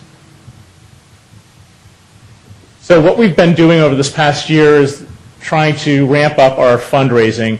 Annual fund is just annual giving. We hit prior donors up for continued donations for the next big project. Good Life Kids calendar was a huge success. Bon V Studios, downtown local business, the Marquez family, donated all the mini photo shoot time and sessions, and then generated a great little calendar that is on sale. Pre-sales just ended, but you can go to Bon V Studios and see the link to that. All the monies, 100%, go to the foundation. So it's really, really a great fundraiser. And as you can see, we're going to get close to 10K plus just out of that, and it's the first year we've done it. And then the annual golf tournament, that's our signature event. We're trying to find an annual event, and I think this is it. John Minton and Marty Miller were the co-chairs. They did a fantastic job. We had 85 golfers and would-be golfers out there, 12 major sponsors, and we netted 14,000. And that was up at Poplar Creek. I wish we had a nice course in town, but we don't. But they did a great job hosting us there, great event, and we've already got it scheduled for next year. I believe it's September 9th, 2011. City match possibilities and discussions, and this kind of ties into the capacity, 50% for the next project. We haven't decided where we are on this, as you can tell from Mr. Long's prior introduction of Burton Park Phase 2. It's just getting off the ground. We thought we'd come to you and say, hey, this is something the board really likes. It's a great project. We think we can get excited about and get the public excited about and bring it to fruition. But it's a long-term project, 2 to 3 years of probably studies, engineering, fundraising, community input, outreach, consensus building, all that. And then also determining what we as a foundation can put up given the narrowing of the costs as we get closer to a final design. And brand awareness is the last thing we're really looking at here, good parks, programs, and people. And I think the last bullet, Burton Park Phase 2 really fits that bill, as I've been saying throughout. Some of the challenges we're looking at in order to get to that next phase is we're still a pretty new organization. We've got to grow the board by 3 to 5 members. We haven't decided how many, but there may be some people coming off of the board over the next year or so. So if you know folks who are looking to get involved, this would be a great way to do it. Branding, continuing to get the word out about our parks and programs. With the economy the way it is, maybe the timing stretches out a little bit more. We don't know. We're still going to be aggressive. And then I think we're done on our next project. I think Burton Park Phase 2 really would hit the heartstrings and galvanize the people and get them into action to not only commit their time but their treasure. And again, right now our best estimate is maybe it's a 3-year time frame. We don't know yet. And if you have any questions, I'd be happy to answer them. Great. First, would anybody like to speak on this? Or any questions anybody has? No? Council, any questions, thoughts, comments? Mr. Grocott? I don't know if it's a question, but I suppose I could put it in the form of a question if you like. What is? When I was looking at the stage, I was thinking, has the Children's Theater been approached? Because I would think of them as a stakeholder wanting their input, and it would go further that if I don't think for them it would be the ultimate answer for what they want, but it could provide, at least in good weather seasons, a venue for them to do their performances. And if you get their input and it's designed in such a way that accommodates them, you would also gain their support when it comes to raising money. They're actually one of the groups that we will be approaching, and they're one of the ones that we have in mind that would use that to have offerings year-round in that as a complementary venue to their eventual home, which you probably know they're looking for right now and looking to raise money. They just started a campaign for that. But yeah, they're definitely one of the groups we're going to approach. There's music groups, chorale groups, et cetera, that have great local ties, great programs for local folks, whether it's children and adults. It's the same thing, and they're definitely one of the groups we're approaching. Very good. And just as a note to my council members, I've been down to the outdoor theater at the private school in East Palo Alto. They have a summer series, and it's very entertaining, very well done, and so it's a very viable concept. Mr. Sully, any questions? Thoughts?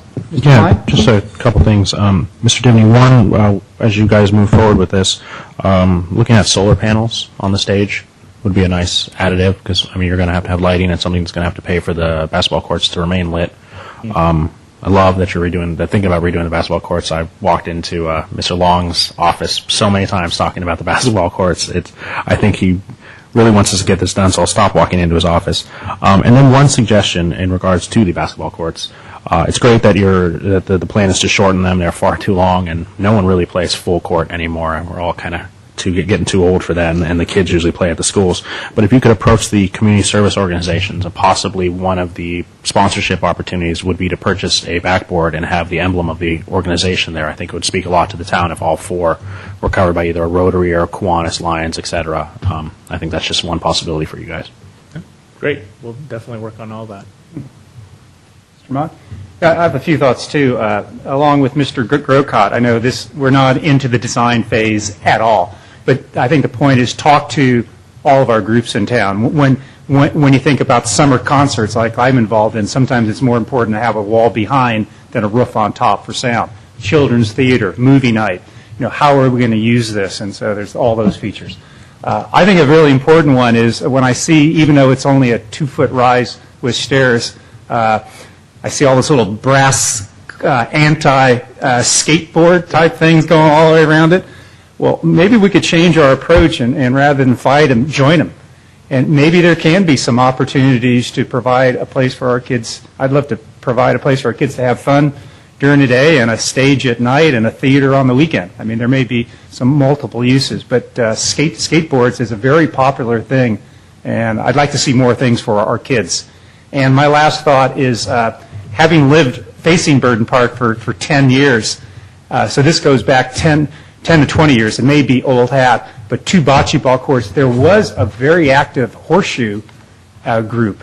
Maybe they have all moved on or whatever, but do consider, because it's part of the heritage, there were, you could hear clinging, boom, horseshoe, 3-point every time, and just make sure we're not eliminating part of our heritage, and there could be still a user group with horseshoes. But I think bocce's is a great idea, and I think the drawing's beautiful. I think it's a great goal, a great vision.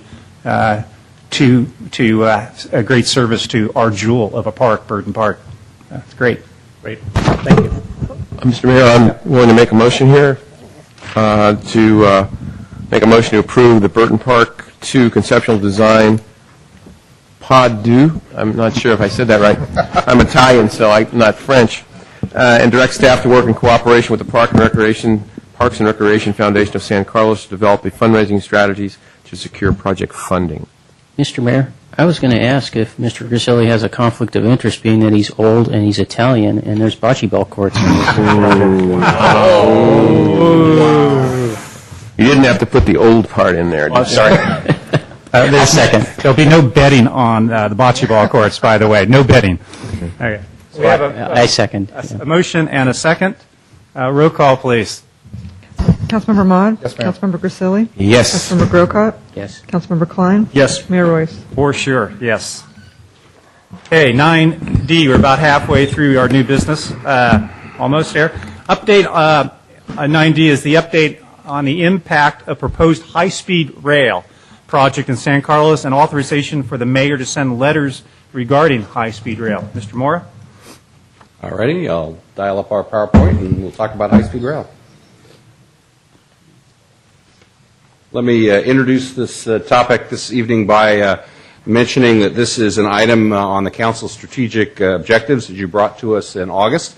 As Council will recall, we scheduled this a couple times here. We moved it back a couple times waiting for some more information from high-speed rail. I guess the executive summary is the information never came, so we decided to move it forward, so we're here tonight. Talk a little bit about the staff's approach. Staff has been working on high-speed rail from the first time that the High-Speed Rail Authority contacted us back in 2009. As we indicate in the staff report, San Carlos has a lot of experience with grade crossings. We did the Britton Howard grade crossings in the 90s, and then more recently the Holly-Ralston Harbor project in association with the county and the city of Belmont. Our approach in this project, as with the other two, is to work with the community, to work within the process, to maximize the number of alternatives that are available to the community, to minimize our impacts, to maximize the benefit to the community from the rail project, and to avoid direct costs if possible. Key milestones in San Carlos, reminding the council of your prior actions to date. You've seen this project several times before. In 2009, you submitted comments on the EIR scoping. In July, you approved the high-speed rail outreach plan. In September, you appointed Vice Mayor Ahmad as your council liaison, and he continues in that role to this day. In February of this year, you approved a report on the updated outreach plan in San Carlos. And then in May, you worked with staff on a detailed comment letter on the alternatives analysis. And in fact, to my knowledge, San Carlos was the first city along the route to prepare such a letter. And then, as I noted, in August, Council asked us to give you an update on the project.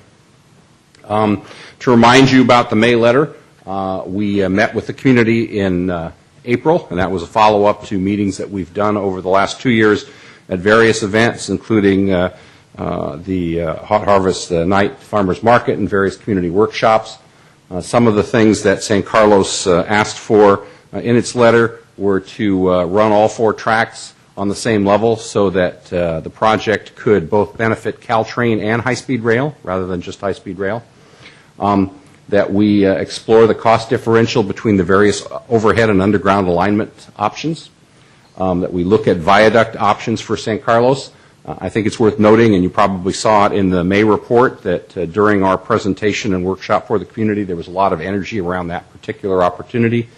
It has the ability to open up the east-west connectivity in both the R&D area and the GSIC neighborhood, and it also has the possibility of development of parks and other opportunities under the viaduct and visibility. There have been questions from the council and the community about whether the various design options can be built within the right-of-way that's available. There was a strong desire to look at design options that do not impact Old County Road, if at all possible. And finally, questions about how would this project in its various forms potentially impact the proposed San Carlos Transit Village development. Here's just a couple of quick pictures just so we're all on the same page in terms of some of the terminology. We're all familiar with at-grade crossings where trains cross at grade with traffic, and obviously in San Carlos by doing the Holly-Ralston Harbor and the Britton Howard projects, we've eliminated these in the community. All of our crossings are now aerial. This is the berm that we're all very familiar with, berm construction that is in San Carlos. This is a very economic way to raise train traffic, and this was done in San Carlos to be able to separate these crossings and to improve traffic safety at a cost-effective manner. Aerial viaduct is a topic that, or a concept that there's been a lot of interest in the high-speed rail project, and I think it's safe to say that most of the communities along the route have indicated that if high-speed rail is to be above ground, they would much prefer an aerial viaduct to a berm. In fact, I think it's safe to say that San Carlos is probably the only city in the comments that has expressed the support of a berm, a widened berm, if that is an option. And as you can see from these drawings, there are a number of ways to construct a berm in addition to the more traditional ones shown in the upper left-hand corner. There's also a series of archways and other decorative approaches if that's something we want to look at. And here's some of the opportunities that came up in our workshop this spring. People asked about additional pedestrian and bike connections, additional street crossings at grade or depressed, better visibility for east side businesses, better visibility for our train depot, potential for additional parking, green street features, landscaping, park sites, and even creek improvements. One of the interesting design studies that we were able to do in conjunction with Al Savain Community Development is to look at some of the viaduct designs on the East Coast and in Europe. And what you see is in some cases the use of the area under the viaduct can be both very nicely landscaped, and in some cases the developments can actually be built right into the viaduct, which again we don't see much on the West Coast, but again is common in Europe and to a certain extent on the East Coast. And here's some other designs of that. We wanted again to push the envelope a little bit and show you something a little more aesthetically pleasing perhaps than some of the more traditional viaduct concepts, and the same here. Then there's been a lot of talk moving now to the underground options about the so-called cut and cover trench option. This is sort of a hybrid option where a portion of the underground facility is closed and another portion is open. This is one of the alignments that high-speed rail has offered to the communities along with the so-called open trench. The main difference between the two is in the open trench, there's no need for ventilation fans, which can be quite noisy, whereas with the cut and cover trench, there is a requirement for the fans, which in some cases are noisier than the trains themselves. And then finally, we have what's called the so-called deep tunnel or subway, which due to the high cost, the High-Speed Rail Authority is only studying for the high-speed rail route. The Caltrain trains would remain at their current level under the proposals. Wanted to talk to you about some of the initial work that staff has done with high-speed rail engineers. While some of the communities have not initially taken advantage of the ability to meet with high-speed rail staff, that has not been the approach at San Carlos at all. We have taken advantage of every and all options. We've been meeting with high-speed rail engineers and staff monthly for the last 2 years. And we've learned a couple things about the options that are in front of us. For example, we have found that with some tweaks, the aerial viaduct can work with the existing right-of-way in San Carlos. But to do so, there are some tweaks that we may need to do.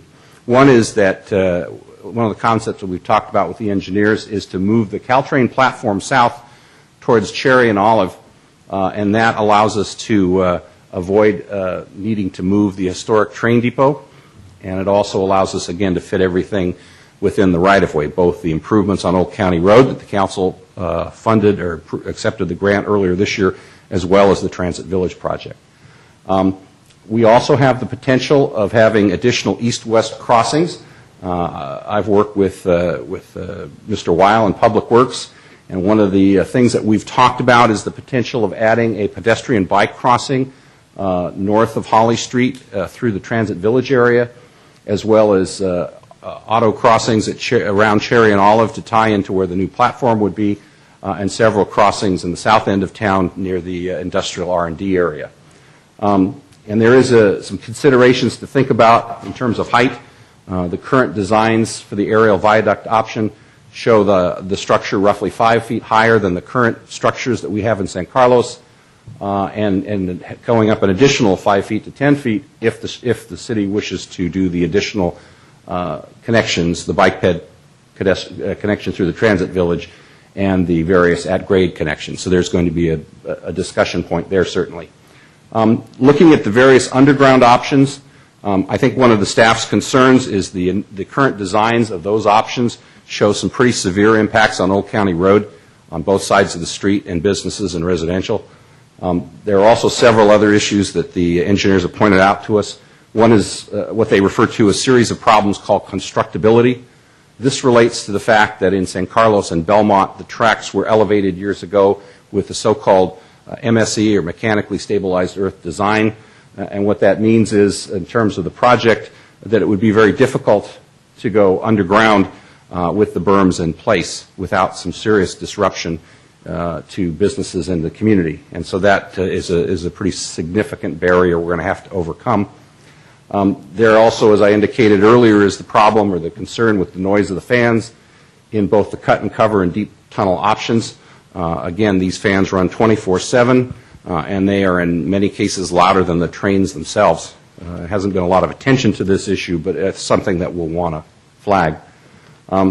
There also, according to the engineers, will be a need for an overhead facility, a so-called overhead shoe fly, very much like the current grade crossing, during the construction if there were to be an underground option.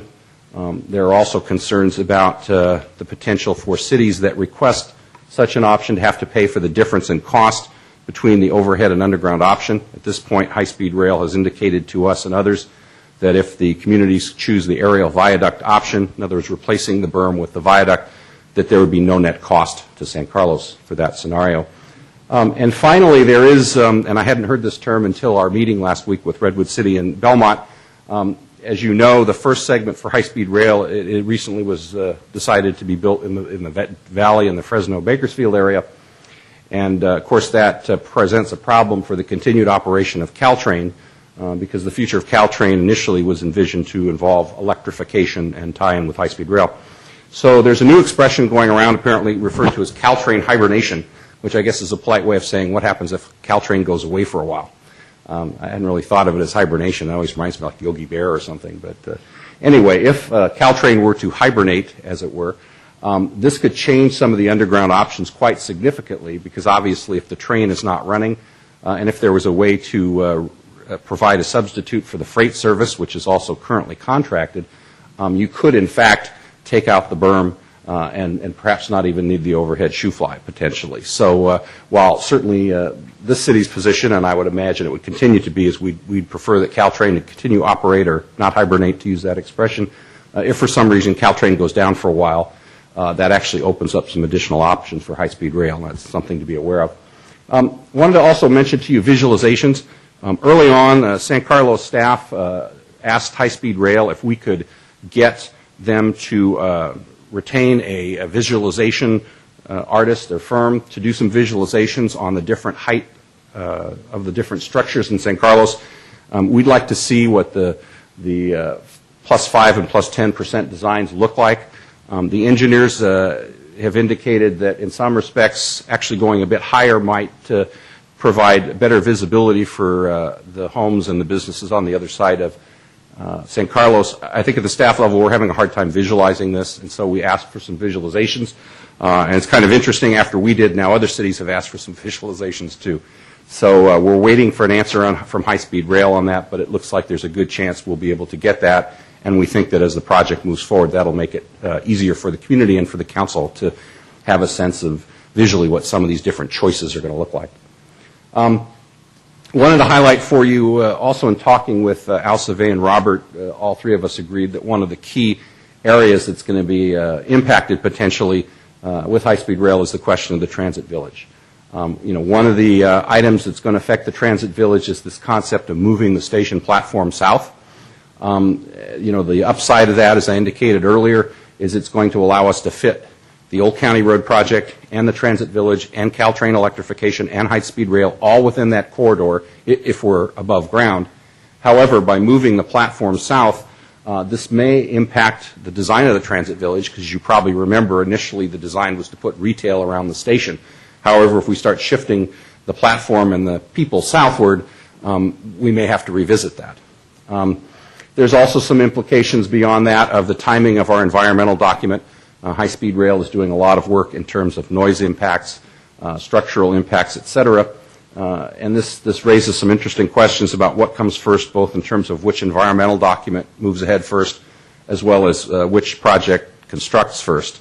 And there's questions about how it would work if the transit village was in place before high-speed rail was built, and vice versa. Staff flagged that several months ago. I've had meetings with the developer and the folks at the JPB, and I know both Al and Robert have as well. We're continuing those discussions, but at this point, it's the staff feeling that it might be wise to let the high-speed rail EIR go ahead first, so that we can have some of these questions answered before we move ahead with the transit village. That tends to delay that project, of course, but again, we want to make sure that we understand how those different projects play together. And again, this was a theme we heard both from the community and from the council this spring. I also wanted to talk to you a little bit about the three-city meeting that we had last week. This was the first of the joint meetings. To give you an idea of some of the activities that go on high-speed rail, each month there is a meeting of what's called the TWG, the Technical Working Group, and this is basically the public works directors and city staff. And then there's a second series of meetings called office hours, where key staff members from each city meet with the high-speed rail engineers on a one-on-one basis to look at plans.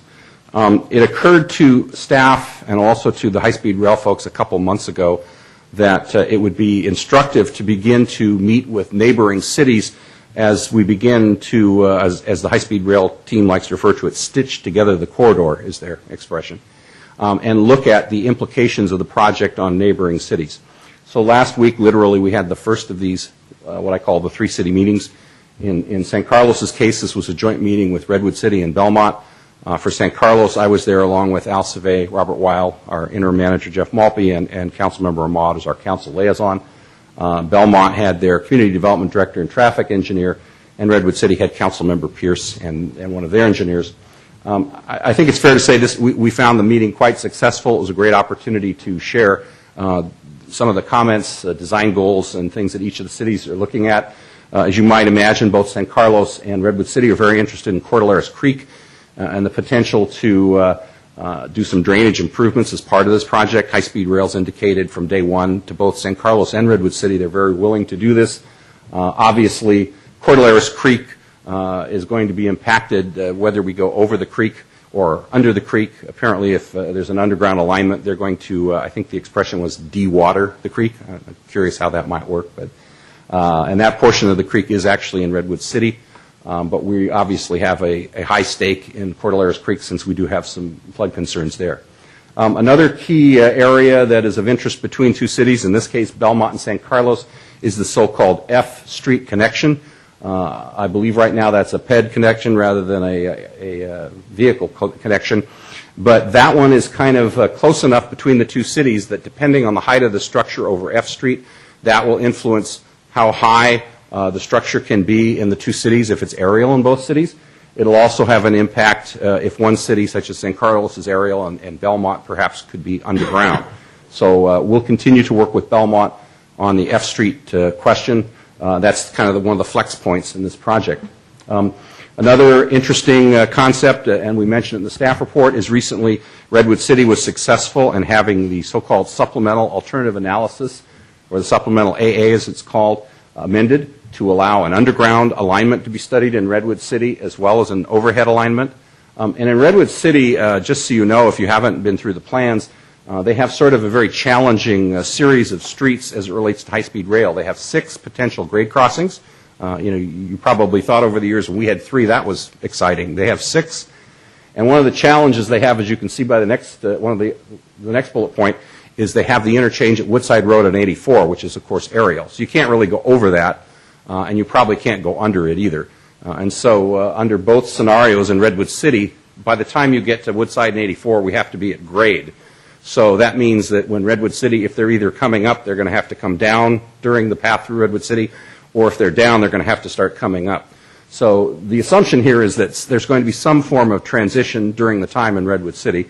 There's also the potential of having a high-speed rail station there. So Redwood City has many more variables than we do. I think one of the comments that we have made to Redwood City is that we are, as I note on the slide, we are particularly interested in how this will impact the portion of San Carlos that is south of Howard Avenue. The good news for San Carlos, I think, is in talking to the high-speed rail designers, again, mentioning the earlier question of constructability, they definitely do not want to touch, if at all possible, the MSE, the dirt berm wall, if possible, during construction. So their proposal would be that any transition from a overhead structure in San Carlos to an underground design in Redwood City, if that's the way they go, would occur south of Howard and where the berm starts to end. And I think that would probably minimize much of our impact and concerns, although obviously we'll want to be involved in the designs, again, on our border.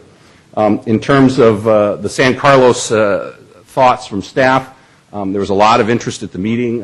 We've had requests from Belmont and Redwood City both to get the staff materials relating to street connections, design, use of the area under aerial viaduct. I think it's safe to say that neither city has studied it to the level that we have, and so they've asked for a lot of our materials, and we will provide them to them, of course. There's additional meetings planned in this 3-city format. High-speed rail is thinking that this was successful enough with our meeting and the others that perhaps every second or third month, rather than having the meeting with one city, they now want to have these multi-city meetings. However, the Belmont folks, they had an interesting expression. They referred to it as they would like to, quote, change dance partners from time to time, which I think means that instead of meeting with San Carlos and Redwood City each time, they'd also like to meet from San Mateo from time to time, since obviously in their case they have San Carlos on one side and San Mateo on the other. Certainly we think that would be fine. And whether we're meeting every 3 months with those 3 cities, Redwood City, Belmont, San Carlos, or whether there's the change in dance partners happening where we're only meeting with Redwood City alone from time to time, we think that would be fine too. And then finally, just to wrap up before we get into questions from the council, we have attached for you 3 letters on high-speed rail that have been circulating among different cities. We've had requests from other communities to send letters on these 3 topics, and so we present them to you tonight for your comment and potentially for allowing Mayor Royce to send 1, 2, or all 3 of these letters. One has to do with extending the comment period on the draft EIR and the draft EIS Initially, it was going to be released at the end of this year, and there was to be a 45-day comment period. In light of the decision to build the first high-speed rail segment in the valley versus in this area, the EIR is now being delayed past December 31st, and staff believes that this letter may sort of be moot. Councilmember Ahmad may wish to comment on that as well, but if you wish, you can still send that letter. The second letter is very important to the cities that would like to look at the underground options, and in particular would like to not have to pay for the differential in cost between the overhead and underground. This doesn't really affect San Carlos at this point because the best option for us, based on the designs we've seen to date, is to remain overhead. However, these letters also talk about funding for additional studies. The Peninsula segment of high-speed rail recently got $12 million of new money through the funding that allowed the Valley segment of high-speed rail to move ahead. And while we're not requesting an underground segment at this point, we think that sending this letter is fine, and we have a draft of that as letter 2 for you. And then finally, in letter 3, there's a letter circulating among the cities that wants to endorse Caltrain, emphasize its importance to the area, reinforce the fact that we appreciate the help that we've been getting from Caltrain, JPB staff, as well as what's called the Peninsula Rail Project, PRP, which is a joint effort between the high-speed rail and the JPB and Caltrain, and also to express our appreciation for the work and efforts of the high-speed rail staff. Staff certainly can support that letter. We've had good relations with all of the groups, Caltrain, PRP, and high-speed rail. So we present those 3 letters to you. Again, it's up to the council whether you wish to send some or all of those and whether you have any comments. And with that, I'll turn it over for your questions or comments. Yeah, well, first, Vice Mayor Ahmad may have something to add as well. Yeah, well, first I want to thank you for all your time, and Vice Mayor Ahmad, that you're spending on high-speed rail. It's a very important topic for San Carlos. With that, questions from council? In the report? Anybody would like to speak on high-speed rail on 9D here? Yes, please. Dimitri, come on up.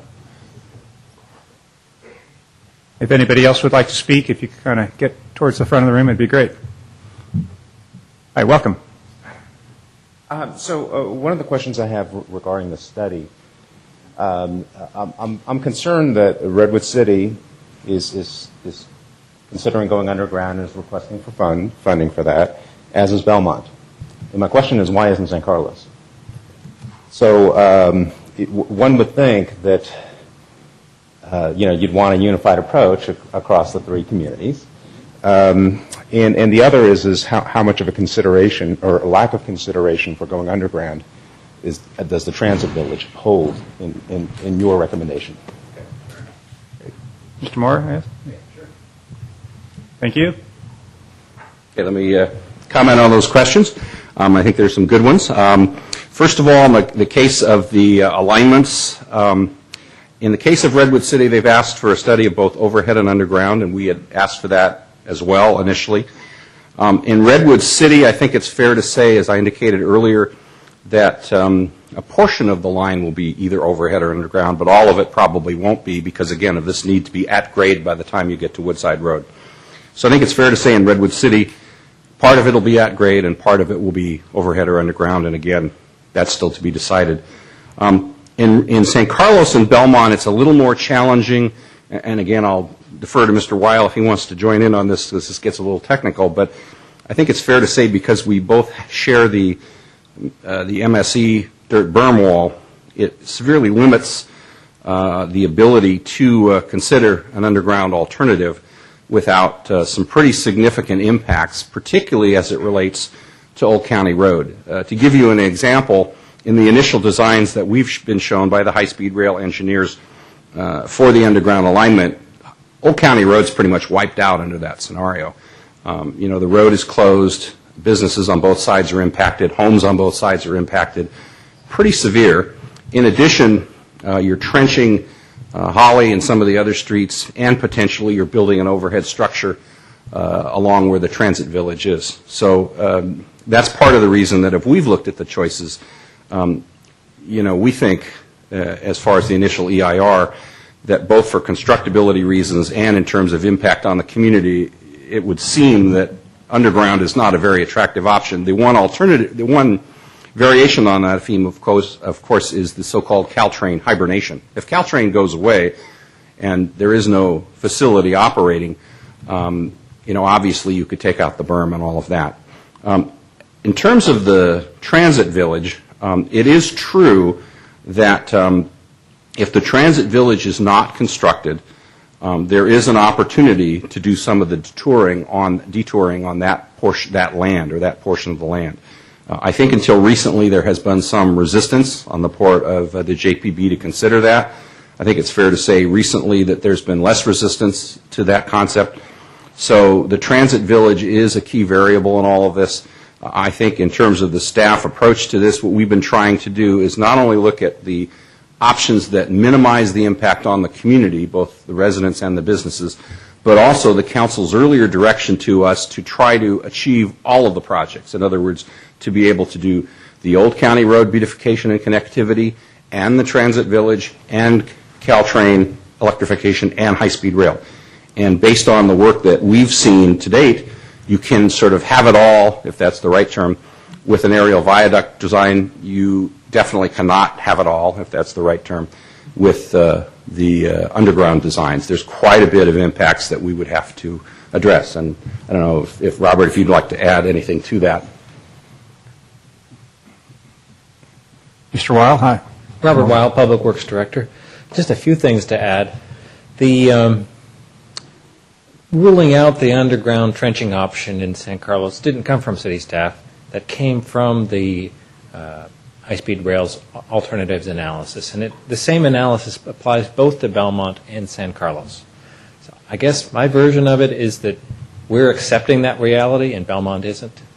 That really, I totally agree with what Brian Morris said, that if you keep Caltrain in operation, you can't really build this underground trench without a huge impact. We saw, as we talked about in May, we saw some photos of what an underground trench looked like, and it just takes a bigger footprint. I guess that's all I needed to add. Yeah. Okay. Would anybody else like to speak on this? And by the way, Dimitri, can you fill out a speaker card before you leave tonight and drop it off with Christine? Please, come on up here, short. Go ahead. And anybody else? Okay. Come on. So I appreciate the work, Robert and Brian, that you guys have done. What I think is very important as a community for us to understand is that anything that limits the ability to design high-speed rail right is something that the community needs to look at very, very, very seriously.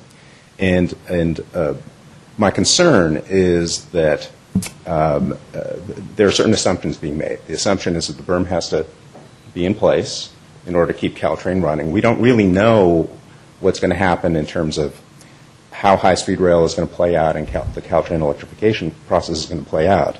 But and because of that, we need to keep the options open, right? So what I'm saying is, I don't know if an underground trench or covered trench is the right alternative, or if a viaduct is the right alternative. But we need to explore all of them. If other cities are asking for additional funding, and it turns out that they can go underground, and that turns out to be the better solution, and San Carlos hasn't done so, and it's because it wants to do it, the transit village, which, clearly, I'm sure most people understand that GESC, Neighborhood Association, has some significant issues with the current design. It seems prudent to me that when we're studying this, that we look at the underlying assumptions and have option A. If Transit Village is not built, what's the best alternative? If it is built, under what circumstances is it built, what would be the right alternative? And then what really is the best way to do high-speed rail? I think that's the number one thing. How do we do high-speed rail in the best way that works with the community with the least amount of impact? Now, my concern is that we're saying, we can't go underground. The assumption there that city staff is doing, and please correct me if I'm wrong, is that you can't. It's going to impact Old County Road because of a development that hasn't even started yet. So that's all I wanted to say is let's let's understand what our working assumptions are. Let's make sure that we have a few different alternatives and go about this, as rationally as we can. Great. Thanks. Great. Thank you. Appreciate your thoughts. Okay. With that, I think what I'm looking for then is a motion for approval of the three comments. Yeah. More discussion. I think we need a lot of discussion on this please. item, if I may. And I first had some questions for staff, if I may.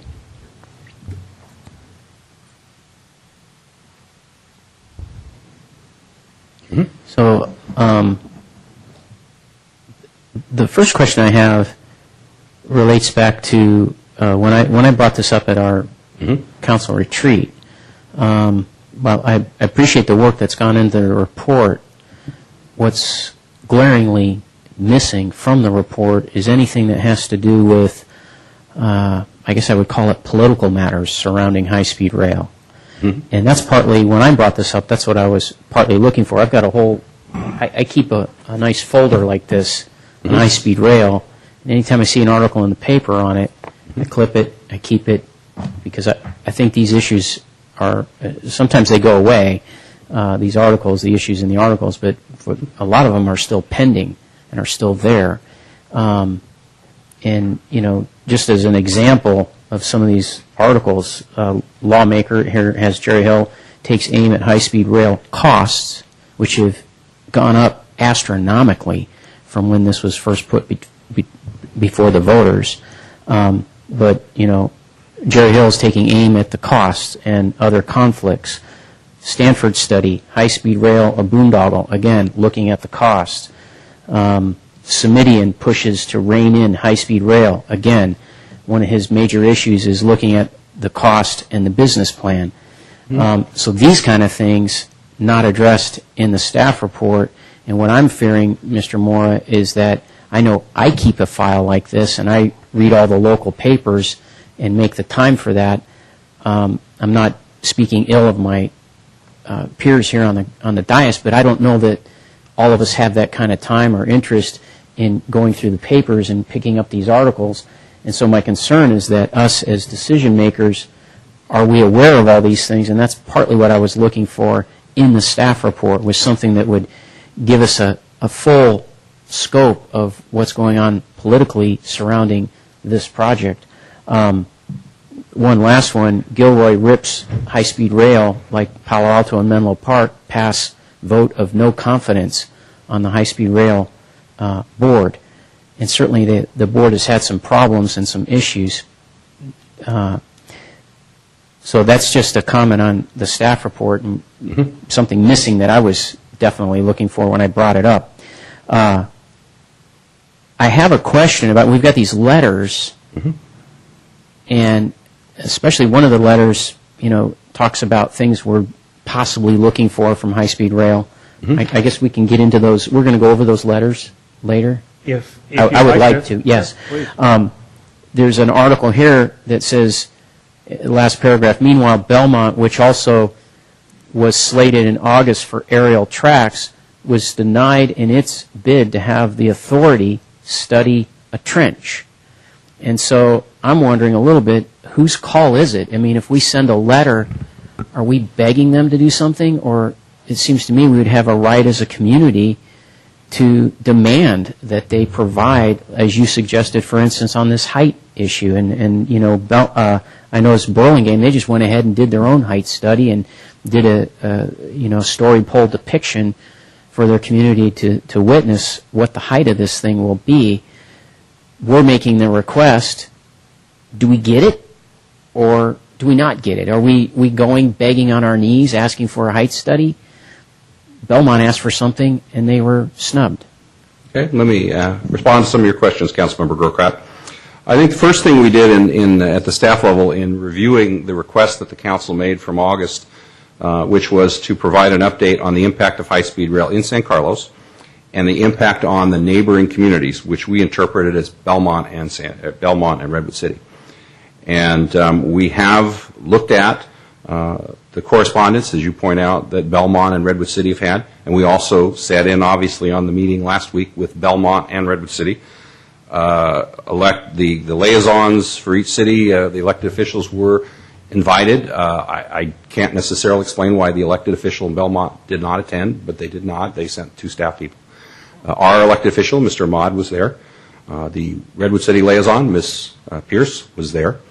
I think it's fair to say that during the meeting last week, both the Belmont staff and Redwood City staff understand that there are some constructability issues, as Mr. Weil points out, with the underground alignments. And actually a considerable part of the meeting that we had last week was spent with the Belmont staff asking us questions about our review of the viaduct option, and actually some discussion about if Belmont does in fact end up on the viaduct option, how they would implement it. I think in terms of in San Carlos, the question of whether or not to go underground, certainly if the council wants to either request that or have further discussion of that, we can. As you probably know, in March, that was one of the options. San Carlos initially last year asked for pretty much every option to be studied. Overhead, underground, stacked, you name it, we had it studied. I think in staff's review of the underground alignments, it was pretty clear that they would be, I think to put it mildly, pretty disruptive in San Carlos in terms of trenching Holly, trenching our various streets, impacting and pretty much closing down Old County Road, in addition to the scenarios of the city having to pay for the difference between overhead and underground. Now, I do understand, as you point out, and frankly, that's the intent of one of these letters, that the other cities would like us to send this letter, and staff is recommending that you send the letter to the Congress member and the senators asking if there's any possibility that the federal government will pay for the difference in cost between the overhead and the underground alignment. Basically, I don't know if the offer is the right term, but the arrangement that High Speed Rail has made to San Carlos, and for that matter every city, is initially they offered us widening the berm at no cost. And then later, that was kind of amended, if you want to use that term, to offering us a viaduct at no cost. So I think it's pretty clear to date to say that if the city, for whatever reason, and again, obviously, this is still the environmental process. The council sent a letter in the spring. When the next step, the draft EIR, comes out, the council will again have a chance to weigh in, and you certainly, as the council, can offer what comments you want. You still have the opportunity to say, we'd sure like to see high-speed rail pay for the difference. But at this point, the high-speed rail position appears to be, and hence the need for one of these letters from the point of view of some of the other cities, that either the city and or its residents will make up the difference. And that, as you point out in the costs, not only has the cost of the berm and the viaduct gone up dramatically, but so too have the cost of the underground alignments gone up dramatically, and that differential that either the voters or the city has to make up has gone up. So that's still a choice, still an option, but it is something that along the way we could consider. Again, I don't know in terms of this letter to the Congress member whether that will result in enough additional funding at the federal level to make up that differential. And again, I don't know if Mr. Ahmad would like to comment further on that or not. Let me ask a question, if I may. Mr. Ahmad may want to respond, but you talked about us paying for the differential between an aerial viaduct and underground. Right. Why is it that San Francisco and San Jose don't have to pay for that difference? I'll defer that one to Mr. Ahmad since he's on the board. I can't answer it at this point. What I do understand is that the new transit bay terminal, which is being constructed and is some multi-billion-dollar product, is going to be underground, is supposed to be a connector of Muni, Caltrain, high-speed rail, I believe some bus services and some other things like that. And the ability to get to that terminal, as I understand it, I'm going to have to get people who are much better educated on that than I am. The only way to get to that terminal was underground. You could not construct a viaduct to get to that terminal. That's my understanding, but I'm happy to find more. And I'd also add, I just noticed that Mr. Garvey, the high-speed rail liaison, is here. I don't know if you have any additional information on this, if you'd like to jump in.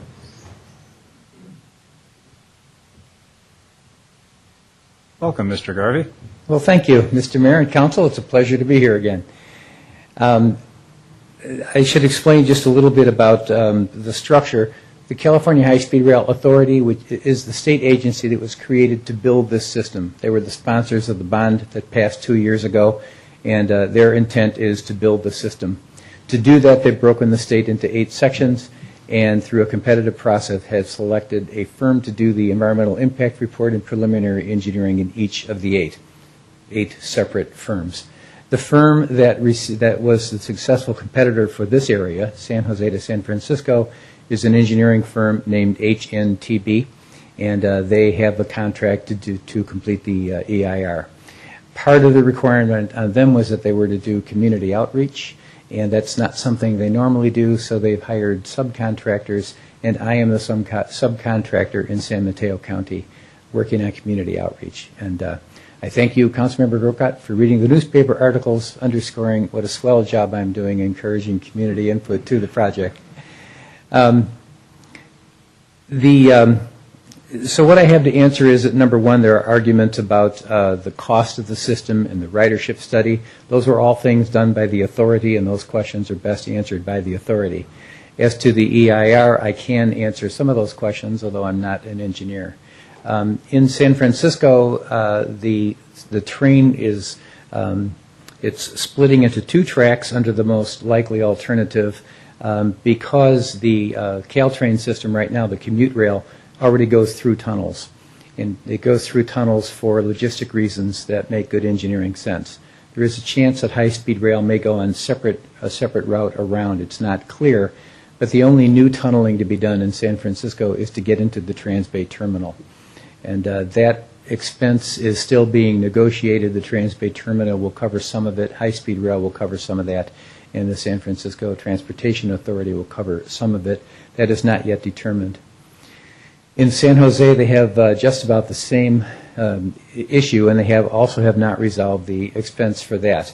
They have opted for an aerial structure at the entering San Jose, and at some point it appears that the best approach to getting into the Diridon station, which is going to become quite the hub because BART is going in there and VTA is stepping up the number of buses going in there. In order to get into that, it's likely they will have to do some tunneling into there, and that cost has not yet been agreed upon. But at this point, the system is geared to build that which it needs to build. There are places where it has to go into a trench. There are places where it has to go overhead, and that, of course, would be funded completely by the authority as it builds the system. But those are the outlines of the alternatives being worked on.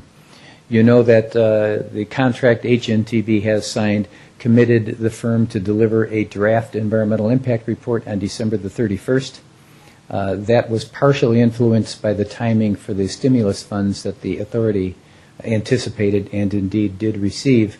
But now that money is being directed to other sections of the state, there's no compelling reason for that date. We are informed that date will be changed, but we don't know what the new date will be. But there will be a delay on the December 31 date. Thank you. Mr. Grocott, other questions? Yeah, I do, if we can go through these. In fact, this next one, Mr. Garvey may have some understanding of since he was our city manager at the time, and that is when you read what's in here today in this presentation from staff, and really all along from staff, I think we've been given as a council and as a community the story, the opinion, if you will, that an aerial viaduct is more desirable for San Carlos than anything else. And in fact, it would be desirable then to get rid of the berm and open up the city and so forth. But my question is, if that's the case, if an aerial viaduct is more desirable, why wasn't that design used when the grade step was originally considered? That's a good question. In both Belmont and San Carlos, at the time the project was brought forward, the cities were told by the PUC and by the key player was Caltrans and the MTC, and they told us we could not have a depressed alternative. We had talked about perhaps an open trench, and so we were told we had to go up. And the only choice available then, check that, we could have taken the cross streets over or under. But after community conversation, we had a citizens committee, we had public meetings, and pretty much everyone, except for one engineer I remember, agreed that we should not take the streets over or under the tracks. Rather, we would raise the tracks. Once that decision was made, the other question remaining was whether we wanted an open aerial or whether we wanted a berm. The price at that point was thought to be close enough that it was left to us. In both communities, we held community meetings, and we had sort of renderings, not as elaborate as you'd have nowadays. And in both communities, the vote was that the people would prefer a landscape berm to the open viaduct. And so what do we expect a change in our community opinion today then? Well, I can't answer any longer for what the people in San Carlos are thinking, of course. Mm-hmm. But the advantage of the MSE wall, that type of construction used on the berm, is that it could be built within its own footprint. You had a shoe fly outside the footprint, but it was fairly narrow, if you will, construction technique. That was one of the great advantages. However, once it's built, you can't tamper with it. If you cut into that berm at all, you ruin the integrity, right? Mm-hmm. Oh, you know that as a right. Architectural background, so that the berm can hardly be altered. So I'm told that for constructability purposes, that even if they were to attempt to build up and expand the dirt berm, they would still have to, I don't know if they completely remove it or not, but the point is it would take a very large footprint, and the shoe fly would have to be running in addition to that. And so that for constructability issues, the conclusion from the engineers was that it was much less disruptive to stay within, as much as possible, within the footprint. I'm not sure now about, I do know that all the way up and down the peninsula, we heard from cities that no one wanted a berm. And so that as to new construction, berms were taken out as an alternative, except for transitions where the track is rising or lowering, and it's too close to the ground for an aerial to be effective. As to the conversation in San Carlos, I don't know exactly. Mr. Mayor, has it been decided? I'm getting the feeling like it was decided somehow by our council that an aerial viaduct is the way we want to go. Have we actually voted on that? Did I forget something? There's no decision. There's recommend. Mr. Moore, you want to explain that again? Well, what we did in our comment letter is we indicated to the authority back in March that we would be willing to review widening the berm, but I think as Mr. Garvey points out, we were the only city that had any interest in a berm. So to Mr. Grocot's point about why would we change, I think it became real clear as we talked to the other cities that no one else wanted a berm. Redwood City didn't want it, Belmont didn't want it, et cetera. Early on in the process, in fact, I should add that the Redwood City staff actually initially was the first city in this area to propose the viaduct, long before our staff even looked at it. And I think their concern was to avoid trenching Whipple, which I think we could all appreciate that if that is part of what happens, that could be rather disruptive, to put it mildly. And so that's kind of how we got there. I think it is, what has happened is, as Mr. Weil pointed out, is between the spring and today, the engineers at HNTB and the high-speed rail folks said to San Carlos and Belmont that because of what I referred to earlier as the constructability issues, that they did not believe that unless we wanted to endure impacting Old County Road, putting up the overhead shoe fly, and significantly impacting the potential of the transit village, that it was possible for San Carlos to have an underground facility. And if you look at the letter that the council approved in the spring, you said to us, and again, council always can change your mind, that you wanted staff to look at options that did not disrupt Old County Road, allowed for the transit village, allowed for Old County Road, and allowed for Caltrain, and allowed for high-speed rail. To date, the only option we've been shown that does all of those things is, in fact, the aerial viaduct. However, remember that, as Mr. Garvey indicated, and I think I indicated as well, the next step in this process from the environmental point of view is the draft EIR-EIS, which originally was going to come to you in December, and now may come to you earlier next year. At that point in time, staff, I think we've told you in the council newsletter and other reports along the way, our intent would be to have another community workshop, come back to council with another draft comment letter, and at that point, again, check in with you as we're doing tonight about are the goals that we show you here on page 3, are these still the goals that the council has? And again, I think as one of the earlier speakers pointed out, if the council is now of the opinion that you're willing to, allow high-speed rail to be constructed in such a way that you eliminate the potential for Transit Village prior to that time, that does change the parameters considerably. But when we came to in the spring, the discussion we had with you is sort of, again, this, I guess what I could call, for lack of a better term, having it all. In other words, having all of these things simultaneously within the corridor if it was possible.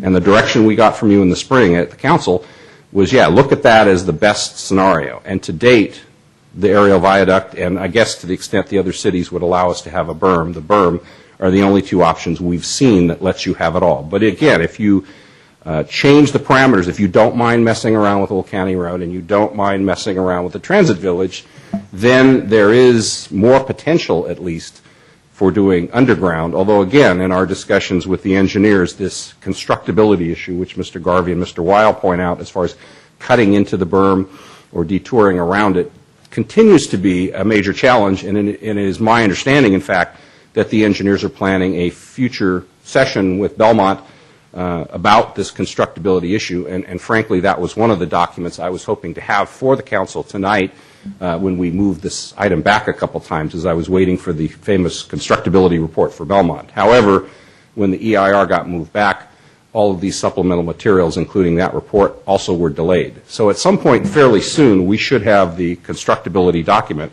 And again, I think if the council wishes to change your parameters and what you're willing to accept and what you're willing to sacrifice, then I think certainly that document might become much more relevant than it might be today, given your current desires.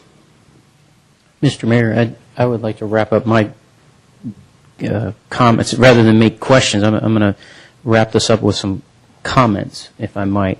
I am not convinced that aerial viaduct is best for San Carlos, and primarily because I have very strong concerns about height and related to height, noise. If you'll keep in mind that half of San Carlos and anything north of Holly is hillside and could be grossly impacted by additional noise coming from the train. And I don't think, I know I don't have any idea how much noise a high-speed rail system will bring to San Carlos. And so the thing that I would like our staff, if it's the pleasure of the council, to really press on the High-Speed Rail Authority to bring to us is, as you presented in your staff report, Mr. Mora, a depiction of the height that the community can see, a depiction somehow with its audio-visual presentation of what we should expect with the noise. I would like some answers on how freight works in with any system that we choose.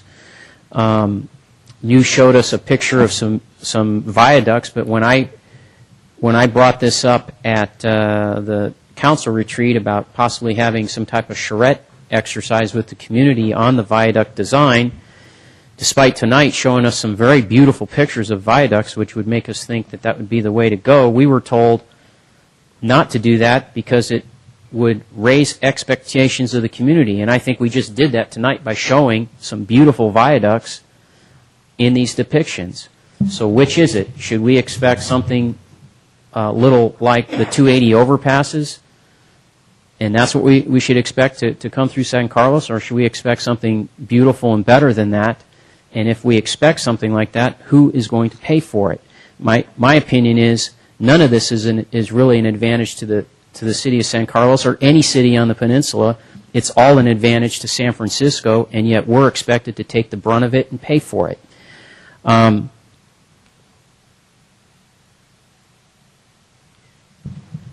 The other thing that I think we should have some idea about if we are to accept an aerial viaduct is how that lines up to a transit village, because if you're talking about what I saw from the Burlingame depiction is something, I think I saw a figure of 59 feet. I think that's including the overhead electrical that's required. That's never shown in their pretty pictures. But if you did a cross-section study of the transit village and the aerial viaduct next to it, what does that mean? And what does that mean for noise on some village that we're to be building? So I think those are important questions that we do not have answers to, and I think we should. And I'll close my comments to, and this is a segue into this letter, Mr. Mayor, that I would like to discuss. I don't think we should be acting like a puppy dog rolling over on its back and saying, whatever you want to do, High-Speed Rail Authority, go ahead and do, and we're very kindly getting on our knees and asking you for this or that. I think we should take a much stronger approach, and in fact, when I read the letter from Redwood City, they were cordial, but they were much more strong in their approach to the High-Speed Rail Authority on what they were asking for and what they were expecting. Thank you, Mr. Grod. So, Mr. Caselli and other council members, go down the line here. Any discussion points or comments that you have? No. Yep. Mr. Klein? I'm going to agree with a great deal of what Mr. Grocott said. There's a lot of ifs that have been thrown out, and unfortunately, with something as large as the greatest undertaking that California has ever done, there are going to be a lot of ifs, and that becomes an issue when you're talking to the public about this, and we're trying to figure out, well, what if it's this way? What if it's that way? I believe the picture shown about the aerial viaduct, that's fantastic. I would get behind that in a second. But what if it looks like the Embarcadero Freeway? Then do we get behind that? I could get behind a subway, but what if we have to pay for it? I could get behind a cut and cover trench, but what if it closes Old County Road? There's so many ifs out there, and the High-Speed Rail Authority really hasn't flushed it out, and we haven't asked so much for it to be flushed out, and I think that's something we do have to ask for. If anything, this council has shown time and time again that we want to explore all of the options, and I believe we should leave that door open. We should ask for all the options to be explored. So if they come back and the cut and cover trench would destroy Old County Road, it would close down businesses, it would take away homes, we at least know. And then we can 100% get against that. If the aerial viaduct is going to look the way it does in Europe and other places, then we know and we can get behind that. But if it's going to look as some structures do, and it's going to be an awful impediment, it's going to be 59 feet or whatever, we have answers then. So I would definitely support a stronger letter. I'm not going to be one of those people who says I'm against high-speed rail, because I just don't have the knowledge enough to say whether I'm for or against it, and I think that's what we have to do, and that's what our letter has to speak to, and it has to be strong enough to say we want answers to these questions, and that way we can come to a knowledgeable decision on our own. But right now I think there's so many what-ifs, there's so many questions out there that to say we're for or against one mode or the other, it's too soon for that, and I think we have to be very strong and ask for direct answers and ask for everything to be studied, because if they're going to study it just south of us, why not study it here too?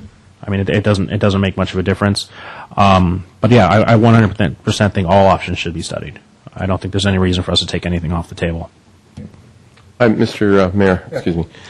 Maybe I was listening or maybe didn't hear, but it was apparently told tonight, and maybe I'm wrong, and I'm not an engineer, that apparently the trenching doesn't work.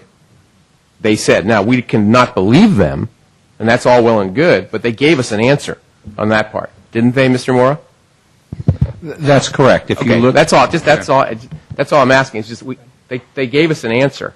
We may not like the answer, and that's all well and good, and we may want to write a different way or write a letter and saying we want another opinion, and that's all good. But let's understand at least they gave us an answer. Again, right or wrong, they gave us one on that on that part. And then that brings up a question, Mr. Moore. Does the trenching not work because it impacts Old County Road, because it impacts the transit village?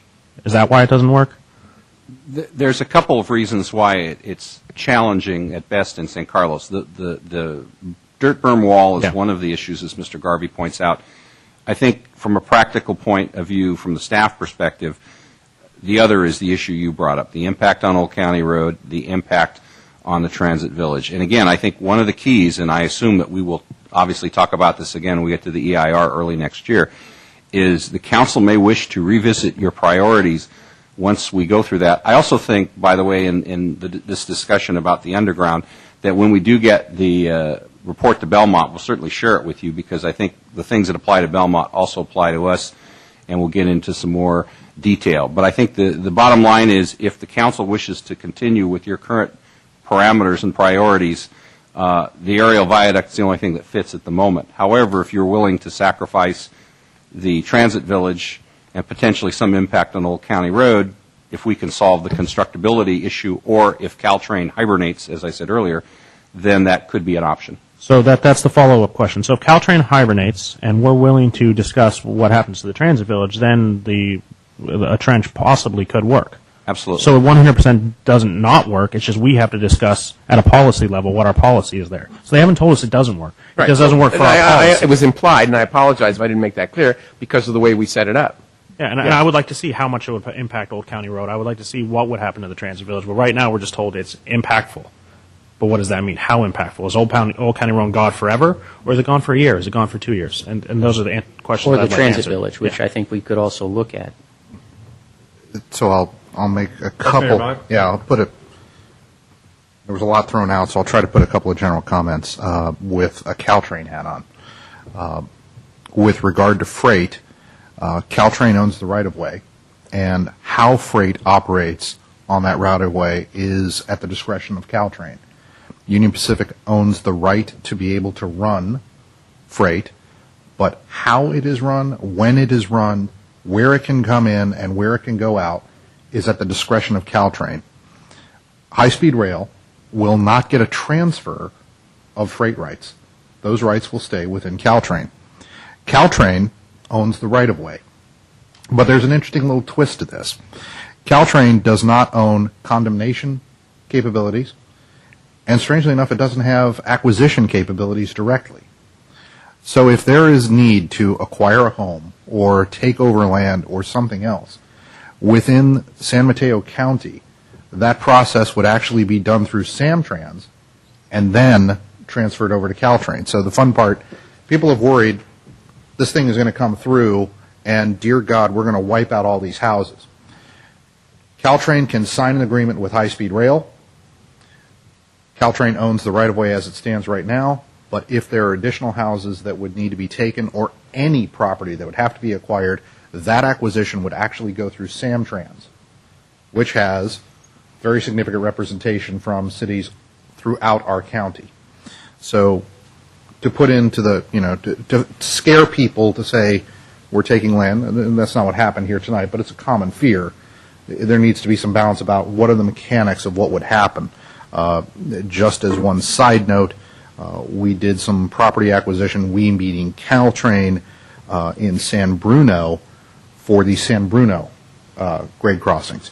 And in a very friendly transaction, I can still tell you it was one of the biggest pains in the neck I'd ever seen. For San Carlos, what is interesting is that Samtrans owns property. It owns property on the west side of those tracks. If there is going to be acquisition or a change, chances are you're going to see those developments happening on the west side. Because it would be hard for Samtrans to say, yeah, we want to buy additional property when we already have stuff here, don't have to go through all the court proceedings and sort of the mandated lawsuits that would occur if you're going to go through this type of property acquisition. That's number one. Number two, the operating budget for Caltrain per year is roughly $100 million. The expected shortfall this year is going to be about $30 million. It's going to hurt. People talk about critical rail corridors in the United States. One of them is the Northeast Corridor, which goes from Washington, D.C. to New York to Boston. It moves roughly 12 million people per year. It is considered a critical artery. It is price competitive with shuttles. If you wanted to take the Delta or U.S. Air Shuttle from Washington National and go to LaGuardia, you'll pay about $200 to get on that flight. If you want to take the Acela, you're going to pay about $200 to get on that train. 12 million riders. As a side note, Caltrain moves 12 million riders a year between San Francisco and San Jose. Just to put into perspective the magnitude and the number of people who depend on this rail corridor. Putting a slightly further discussion on this railroad has been operating since there was another guy from Illinois in the White House. There is going to be significant efforts through the TA, through the MTC, and through other funding bodies to ensure that this system continues to work. How it's going to work, what's going to happen is a great question. How is freight going to work? Still trying to figure it out. But the idea of shutting down that system to pull out, basically to shut down a working system so that we could put in something else is not going to happen. And let me be very clear what Caltrain is doing and why I'd be in favor of these letters. Because essentially these are the same letters that Caltrain is sending. Number one, saying that there does need to be additional time for the EIR and better outreach within the community. That is a Caltrain statement. Number two, Caltrain is putting forward the notion that there needs to be a phased approach. What you're seeing in the EIR and what you are seeing from, if you will, larger policy direction is the notion that there are going to be 4 tracks screaming down and you're going to build the whole thing in one big swoop. I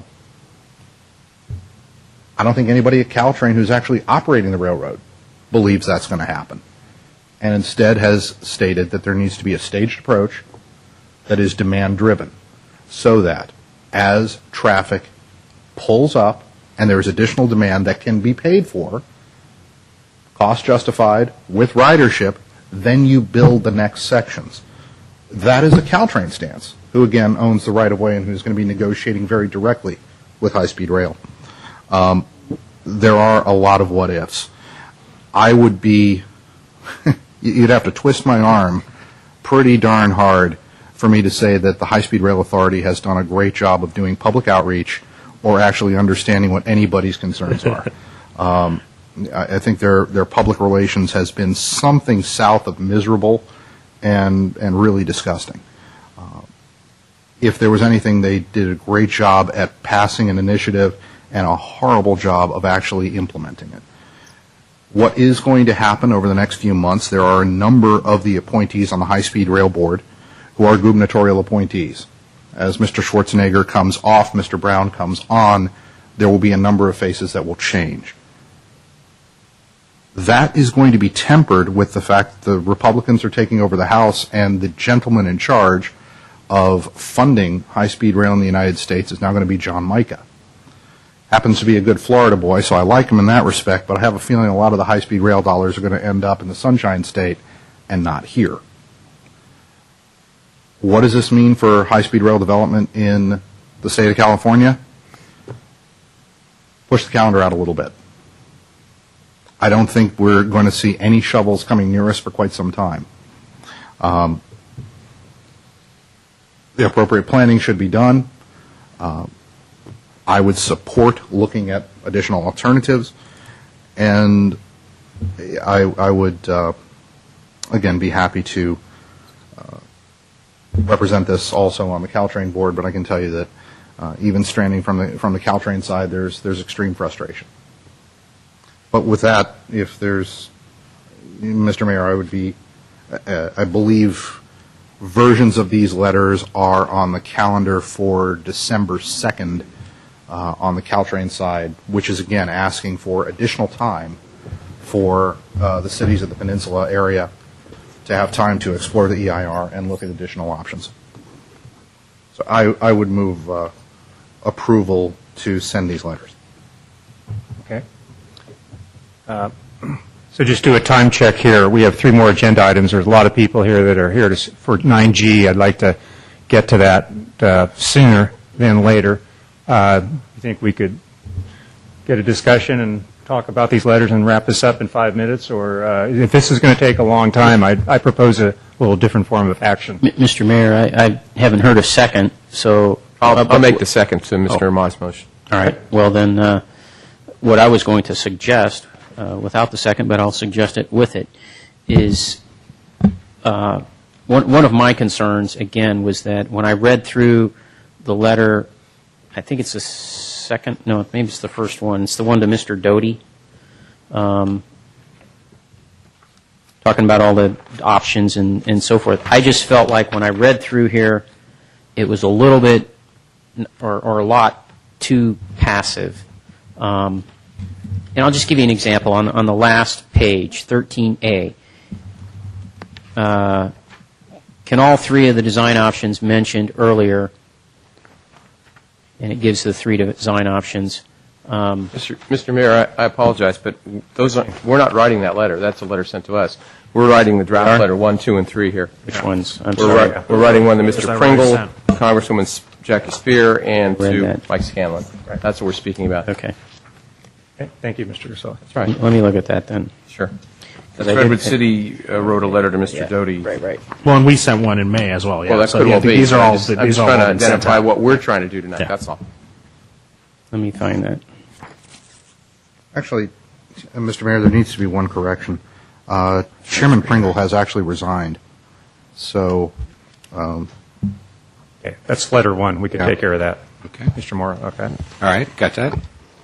Mr. Grocott, yeah. Yeah, I'm sorry. Now I'm discombobulated with Once Mr. you look Mr. at that, are there any Russo's, other comments from the letter from other, well, Mr. Grocott looks for his item? There we go. Okay. Mr. Grocott?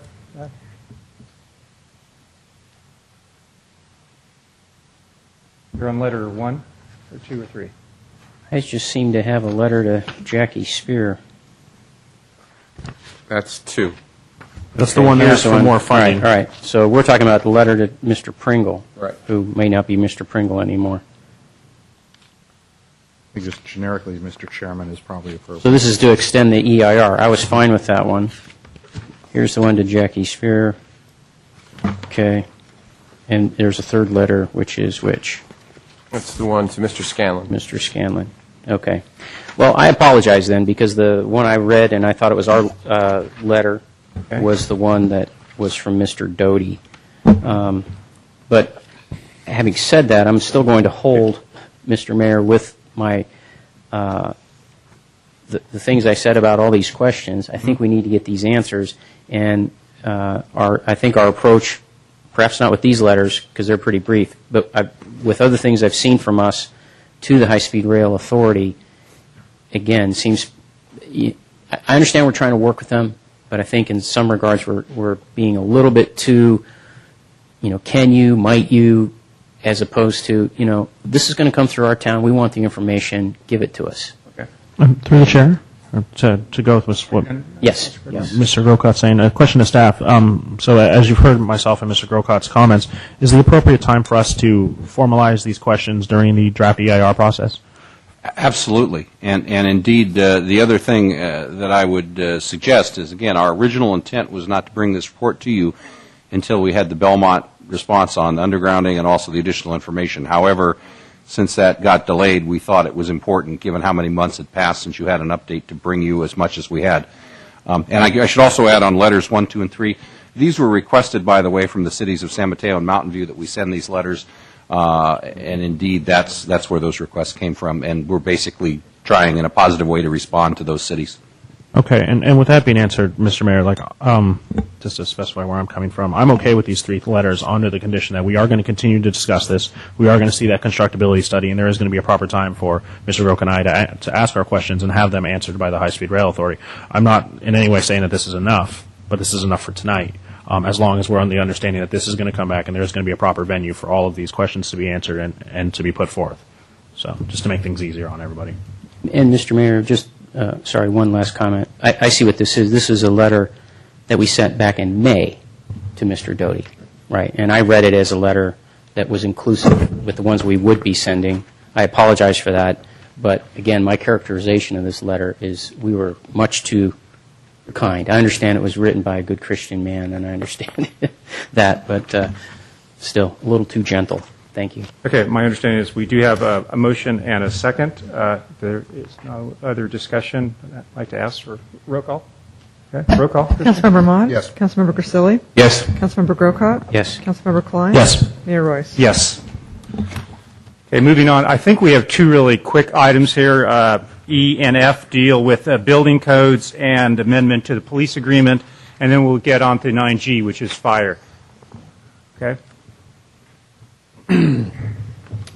Make it real quick if I can. Please. Good evening, Honorable Mayor and members of Council. Every 3 years, the Building Standards Commission updates the California Building Codes as part of the triannual code adoption process. The ordinance before you this evening represents the introduction of the 2010 California Building Codes with the introduction of the new California Residential Code and the California Green Building Standards Code, previously adopted as the San Carlos Green Building Ordinance. Included with this ordinance is a tri-chapter uniform code committee from Peninsula, Monterey, and East Bay ICC chapters, provided to all Bay Area departments with a uniform set of structural amendments. And again, those amendments are incorporated into the ordinance. Some notable changes, primarily with the CRC, is a reduction in the ceiling height requirement from minimum ceiling height from 7'6" to 7.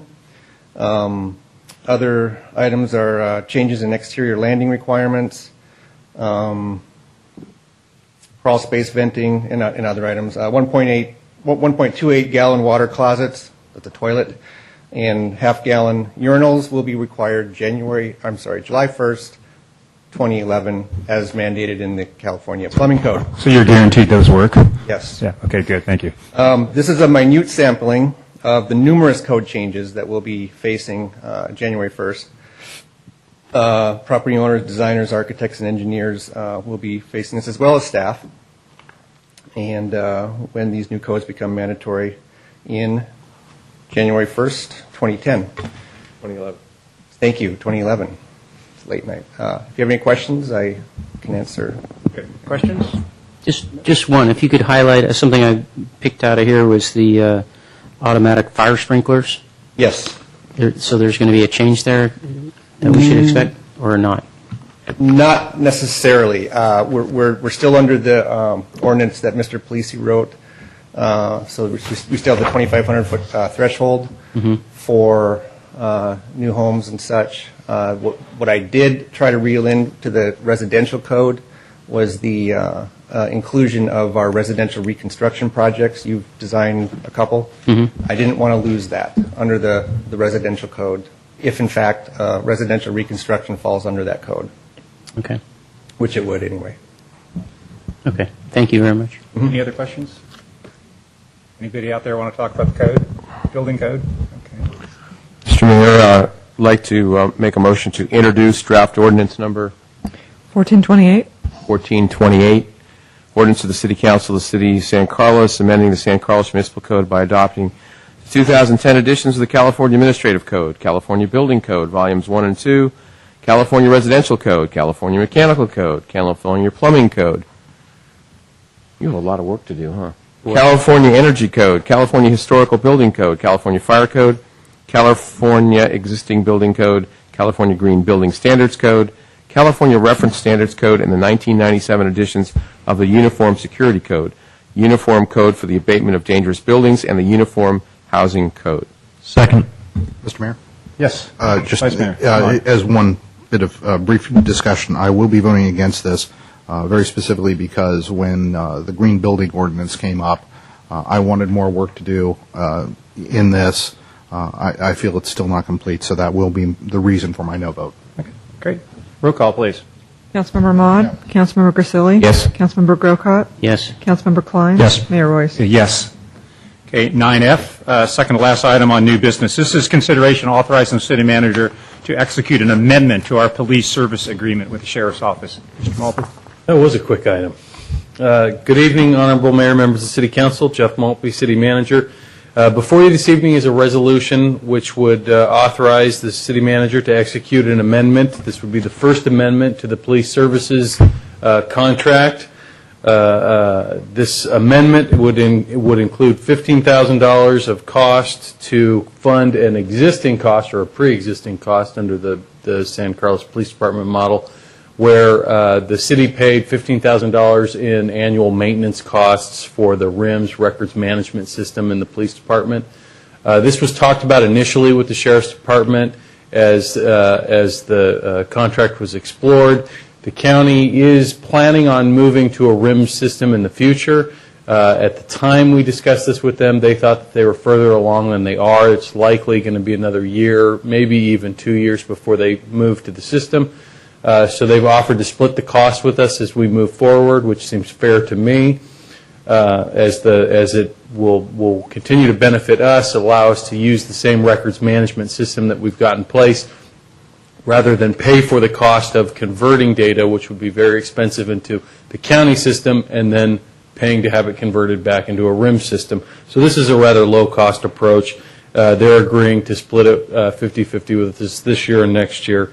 The second item, which is a one-time cost, $5,500, was simply an unanticipated cost, a transition cost, where the county has to make and the city has to make a number of nationwide notifications that the Sheriff's Department is now representing the city as its police department. So those are how those two amendments arise from. In addition, we're asking that you grant the city manager the authority to execute up to 2% amendments of the contract for the remainder of the fiscal year. While we don't anticipate any major changes, there may be one or two small level changes like this or one-time changes that come up. But in the future, the way that we envision, at least at the staff level, that the contract would work and that the Sheriff's Department envisioned that it would work, and that we've discussed somewhat as the council put together the budget for this, was that there would be $100,000 of contingency funding that the city could authorize and use in response to, say, if we had a rash of burglaries or it seems to be 8 to 10 months ago we had in the White Oaks area sort of a rash of vehicle vandalism, that we could respond quickly at the staff level to utilize those funds to authorize some additional work from the Sheriff's Department targeted at a specific issue. That's something that we wouldn't really want to wait to come back to council on. We'd want to strike while the iron's hot, so to speak.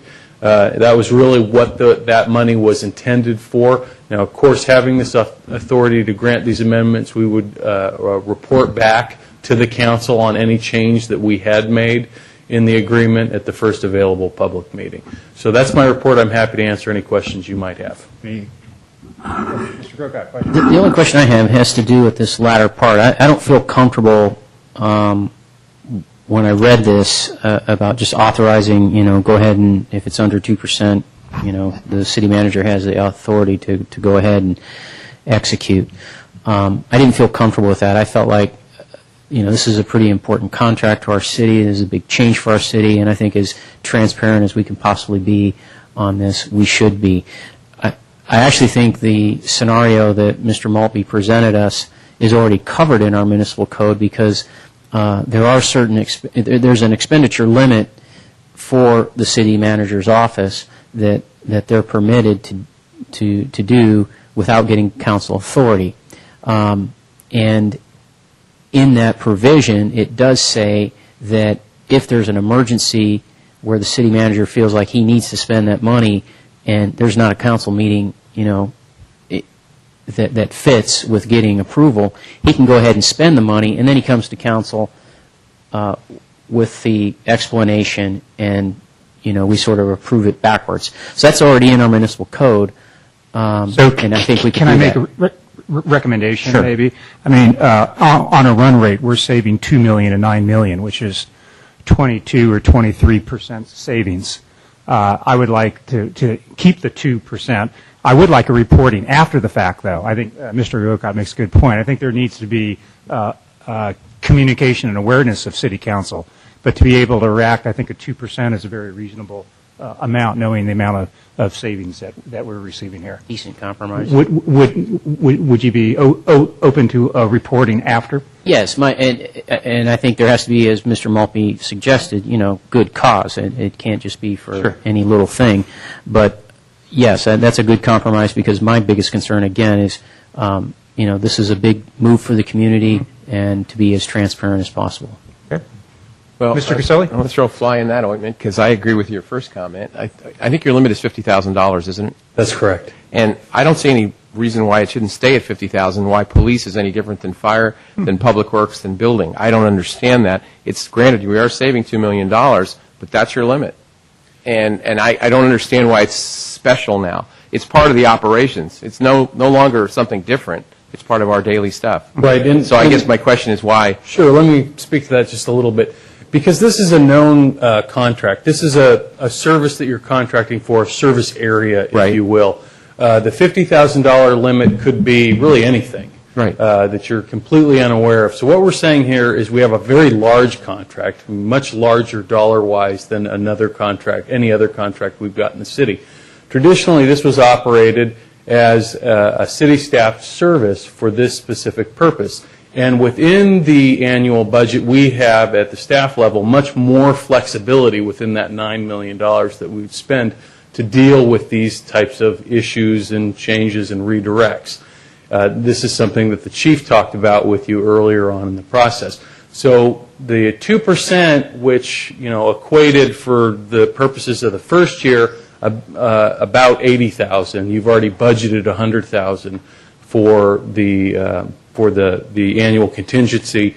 In a full year's contract would be about $160,000. Seemed like a relatively low amount of money to us in the given scheme to be able to provide that additional flexibility in running the police contract, as we've always had flexibility in running the police department. Okay, well, I don't want to beat up that horse. There's two people that like it already. If there's one more, I'm off. Actually, you have pulled me over, so very good on your argument. Well, whatever. I'm not trying to cause trouble here, but this is part of our regular budget. If it's a regular budget item, you don't have 2% on any other budget item. You have $50,000, and I understand it's brand new, but it's in there now. And that's where if we set the precedent, then what's the difference between this budget and I know it's a contract, and I guess that's the difference? That is the difference, because the contract is a completely constrained amount of money with no flexibility in it whatsoever. Right. Whereas the city budget has lots of flexibility in it. The total dollar amount doesn't change. Maybe we should adjust the budget. Well, I mean, things change. It's a flexible document. Exactly, and the budget changes every year. But for example, when you have vacancies at staffing levels, we had vacant positions. You respond with more overtime. There's, when we need to move schedules around, there's a lot of different flexibility that we've had at the staffing level. That the contract is written in a way that it's much more specific. There's only, a contract is a contract. Those of us that work with I get your points. I do. We're looking at some very moderate level of flexibility. I have to disagree, but I understand why you're doing this, and I applaud that you're trying to work within a different system than we have in our normal day-to-day. So I'll defer to my colleagues here and what they'd want to do. Other thoughts, Sarah? Am I right? On the entire thing, including the comments that we're talking about. The rest of it, by the way, is fine with me, the other parts of it. Yeah, I think it's a different system. I think with the other parts of the budget, you're able to build in buffers. And since we have a set price, you can't really build in a buffer. Of course, if Mr. Maltby came to us and said, well, it's going to cost you $6 million this year, give me 6.3, during the budget cycle, we're going to ask why. It's supposed to cost you $6 million. We'll spend the $300,000, we'll save it, or we'll spend it somewhere else. So, I understand it as that. And because we are going to a different model, we are going to have to look at changing a lot of things. And this is just one of them. So I'm okay with it. It's 2%. As the mayor said, we're saving 23%. And this doesn't mean that we're only budgeting a savings of 21%. It's 2% of the contract, which makes it less than 2% of the savings, if you follow that math. So I'm okay with it. Okay. Mr. Mugg? With the proviso of reporting backward, I'm... Okay. So can I hear a motion then with that adjustment to it, or addition to it? Mr. Mayor, move adoption of resolution number 2010-. 98. Resolution of the City Council of San Carlos approving Amendment 1 to contract with San Mateo County Sheriff for additional services and authorizing execution by city manager, amended to include reporting. Second. Okay. Roll call, please. Councilmember Ahmad. Yes. Councilmember Grisilli. No. Councilmember Grocott. I'm sorry, Mr. Mayor, we went pretty quickly on that. Sorry? And You want to? I would just like to split the two motions so that, because I'm in favor of the change that's being requested in terms of spending the additional dollars. I've fallen in line with Mr. Grisilli on the second part about the 2%, and I would like to vote against that, but not against the funding. So So I'd like to make a motion. can we keep going with, we have a motion, I think. Can we want to back up? The question's been called. Question's been called, so Right. can we continue with this and then if something Just makes it changes? difficult because then I'm going to vote no, but I'm not really voting no on the Well, funding. again, Yeah. obviously the same situation I am. Right. I think everyone heard the 2%, not the other part, so. Okay, and so you have Mr. Gokat's vote? Which is no. Oh, Okay. okay. Because it has to. Councilmember Klein? Yes. Mayor Royce? Yes. Okay. Yeah, sorry, Mr. Gokat, Sorry. I moved a little fast on that. Okay. Okay, 9G. This is update on responses to our formal request for proposal for the delivery of fire and emergency services San Carlos and authorization to extend the RFP deadline to January 7th of 2011. So here we are, just 5:10. Mr. Moore, just want to kind of set some expectation. Your presentation should be expected to take about how much time? 15 minutes, maybe? 15 minutes, okay. This is going to be And much is there any shorter other than I reporting? That's the main staff report? Correct. Okay. Yeah. Good. Go ahead. Okay, thank you, Mayor and members of council. Just wanted to give you some highlights, and then we'll proceed with the item. As you probably know from our earlier discussions of this, the fire department budget has been increasing faster than any budget in the city over the last 5 years. The San Carlos share of fire costs has increased from 50% in 2006-7 to 53.4% this year. The city council froze your contribution at $6.3 million this year rather than experiencing further increases. If you had not done that, you would have seen another 13.1% increase in this budget. And coming at a time when your revenues are flat or falling, that would have been very difficult to achieve at best. We note here, again, the budget increasing 20% over the first 4 years and an additional 13% this year. Salaries are very different circumstance than we see at the city. At the city, several units, you've had 5 to 8% pay cuts. This year, the firefighters will get a 5.5% increase, and the fire captains 5.75%. The fire chief was asked by the 2 fire commissioners in San Carlos to request concessions from the union. The fire chief asked the union for concessions, and they were rejected. On October 18th, the council had a special study session on fire. As you will recall, you received an 85-page consultant report on fire options from TriData. And then as part of that meeting, the council also approved the city clerk issuing an RFP for fire and emergency services, responses being due on December 3rd. And finally, you received an update on the dissolution process. Tonight, we're giving you an update on the fire RFP process to date. The RFP was released on October 22nd. It was posted to the city website. It was sent out to the city's RFP list on e-Notify to over 1,200 people. In addition, we issued personal invitations to the 4 neighboring agencies, the Firefighters Union, the City of Belmont, and a number of others that expressed interest. Prior to the the proposers workshop on November 3rd, we received extensive detailed requests from CAL FIRE regarding the RFP. We received 29 questions from CAL FIRE, which we answered prior to the November 3rd meeting. In addition, we got inquiries from the other agencies at that meeting. As I indicate in the slide, we had 20 attendees at the meeting on November 3rd from the neighboring fire departments and other interested parties. We got an additional set of questions. We ended up answering over 50 questions, and I think with the exception of some personnel data and salaries that is pending from the City of Belmont, I think we've provided information and answered all the questions other than that one. And we continue to receive interest from several agencies. And now to kind of give you some highlights, and these are also in the report, we did not expect to begin receiving responses until closer to the December 3rd date, but they began to come in, and staff felt that in the interest of providing the council and the community with, again, continued interest on the status of this project, we're bringing it to you tonight for several responses. We received early on an inquiry from a company called American Emergency Services. This is a private fire provider in Illinois. They provide fire services to a community near O'Hare Airport. They apparently read about our RFP in USA Today. They asked a lot of questions. We provided them with information via web links on the RFP and the questions. They spent several weeks studying it, but ultimately decided to not proceed. They felt that they could provide San Carlos quality service, but they felt that at this time, because of geographic barriers, they would not be participating, but might be interested in the future. Our second response was from North County Fire Authority. Council will recall that during the Tri-Data presentation, there was a considerable discussion of the North County model, the so-called federation. This is a model where the employees of each fire department remain on city payroll, and there is shared management by the largest city, in this case, Daly City Fire.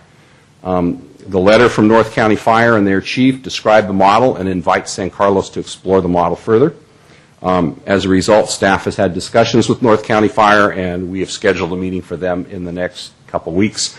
Part of our rationale as we get into it about extending the deadline is to provide staff with additional time to work with North County Fire to further develop their interest in San Carlos being a member of their federation. The third response we got was from the Menlo Fire Protection District.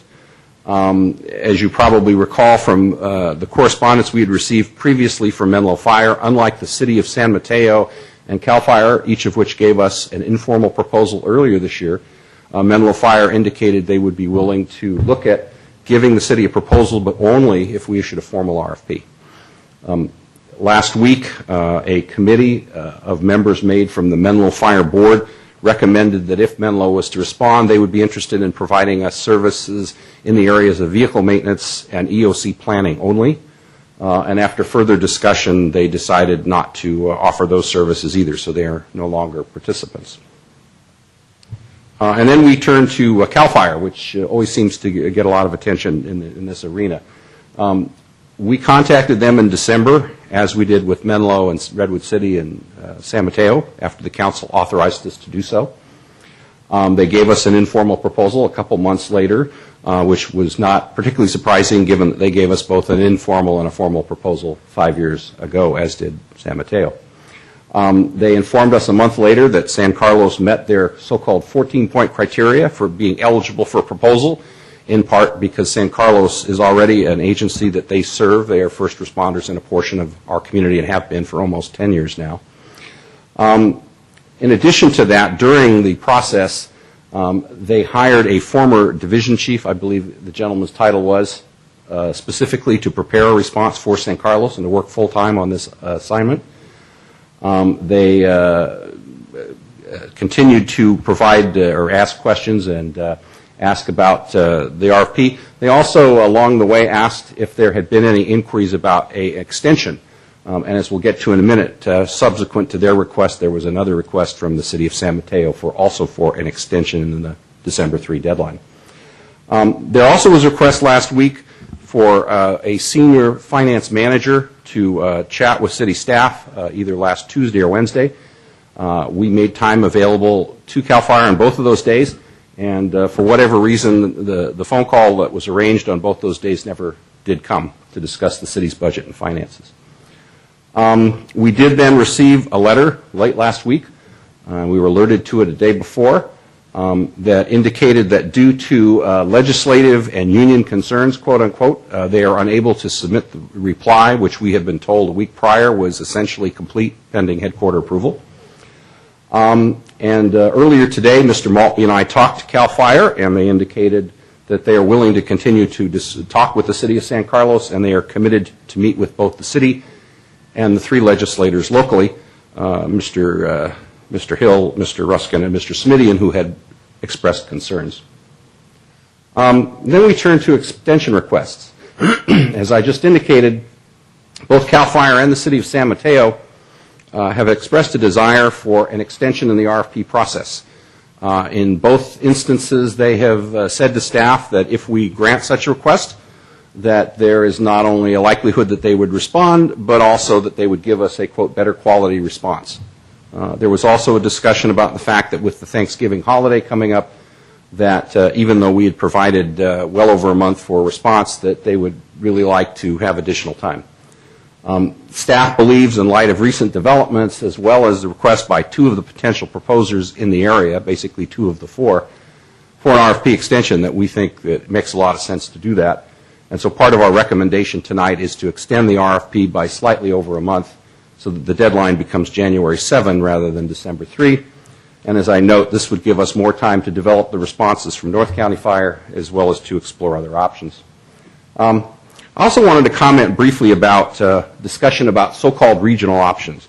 We hear this from time to time from different players in this discussion, from the union, from even the legislators lately. Wouldn't it be great to have a countywide fire department? Wouldn't it be great to have a regional model? This was addressed in the Tri-Data report, and as I think, I can't remember which council member it was, one of you actually asked the Tri-Data consultant how long he thought it would be before there was a countywide fire department, and I believe his answer was about 20 years from now. I don't know that staff is quite that pessimistic, but obviously countywide fire department's been discussed as long as I've been here, and that's been quite a while too. So it's one of those great discussions that we hear over and over again. There's debate as to how close we're getting to it. Staff would note that obviously there are two regional models in this county at the moment. One, in fact, is North County Fire, which we have a positive response from, and the other is CAL FIRE, where we've scheduled upcoming meetings. And we would note that obviously when you look at the number of stations and the square miles covered, these two agencies by far have more coverage in our county today. And staff believes that if part of the council's desire, as we believe it is to team up with regional providers to the extent that we can get proposals from one or both of these folks, that would be a good thing to do because it moves us forward to that goal. As I note under this banner, obviously it would be nice if the city was able to consider the two current regional models. We'd also point out, and frankly we have had some discussions with the other players about the fact that there can be additional regional models. The fact that right now North County Fire and CAL FIRE are the most viable current regional models does not in any way mean that either other agencies, or for that matter the Firefighters Union, which talks a lot about regional models, cannot propose a third regional model. And obviously we're interested in further discussions in this arena. So looking forward as far as next steps from the staff perspective, some thoughts and options we think council has. Obviously one which we think is very attractive is to grant the extension to provide an additional month for all the players. We think it was important to continue to provide information to the potential proposers and again to obtain additional responses for the city. We're pleased that CAL FIRE is interested in having unions with the city and the affected legislators and potentially the unions, and we think that that is a good opportunity to perhaps clear the air over some of the legislative instigations, shall we say, that have occurred in the last couple of days. I know, and certainly in the initial investigations that we have had, and certainly our discussions with CAL FIRE even today, some of the information that was shared with them by some of the parties involved is, I guess to put it politely, incorrect. And I think it would be wise for the city to be able to have an opportunity to correct some of that information. Certainly in the discussion that Mr. Maltby and I had today with the acting CAL FIRE director, I think he found that quite helpful and refreshing to get some of the straight scoop here. I also think, turning to options moving forward, when we talked to the council on October 18th, I think the consultants kind of put the various city fire department options, either a full-blown city fire department or a city organized department, which would be the so-called option 3, where we have city firefighters on our payroll and we hire someone such as North County, for example, as kind of a back burner option. And I know that certainly Councilmember Griselli in particular expressed interest in not taking that out and continuing forward. I think in light of recent events, staff would observe that we may need to focus more in this area than we might have felt even a month ago. We think that certainly in a standalone city fire department, that is something that the council should be able to do, and we assume the state legislators would not have a problem with that. We also think that now that we have a city organized department option already on the table, that again, that becomes much more attractive than maybe it was, or a higher option than it was even weeks ago. And so with that, I'd be happy to entertain any questions or discussion the council may have. Okay. So what I'd like to do, let's get questions only from City Council. Then I do have some speaker cards, move quickly into public comment, and come back to Council. So with that, Mr. Klein, start. I have a handful of questions. The first off is, you mentioned this request for extensions, Mr. Mora. Yes. When was the CAL FIRE extension asked for? The CAL FIRE extension was asked for several weeks ago, and it was quickly followed by the City of San Mateo request. So the extension was asked before the letter was sent where they were no longer going to bid. Yes. Okay, so we don't know for sure if that's still on the table.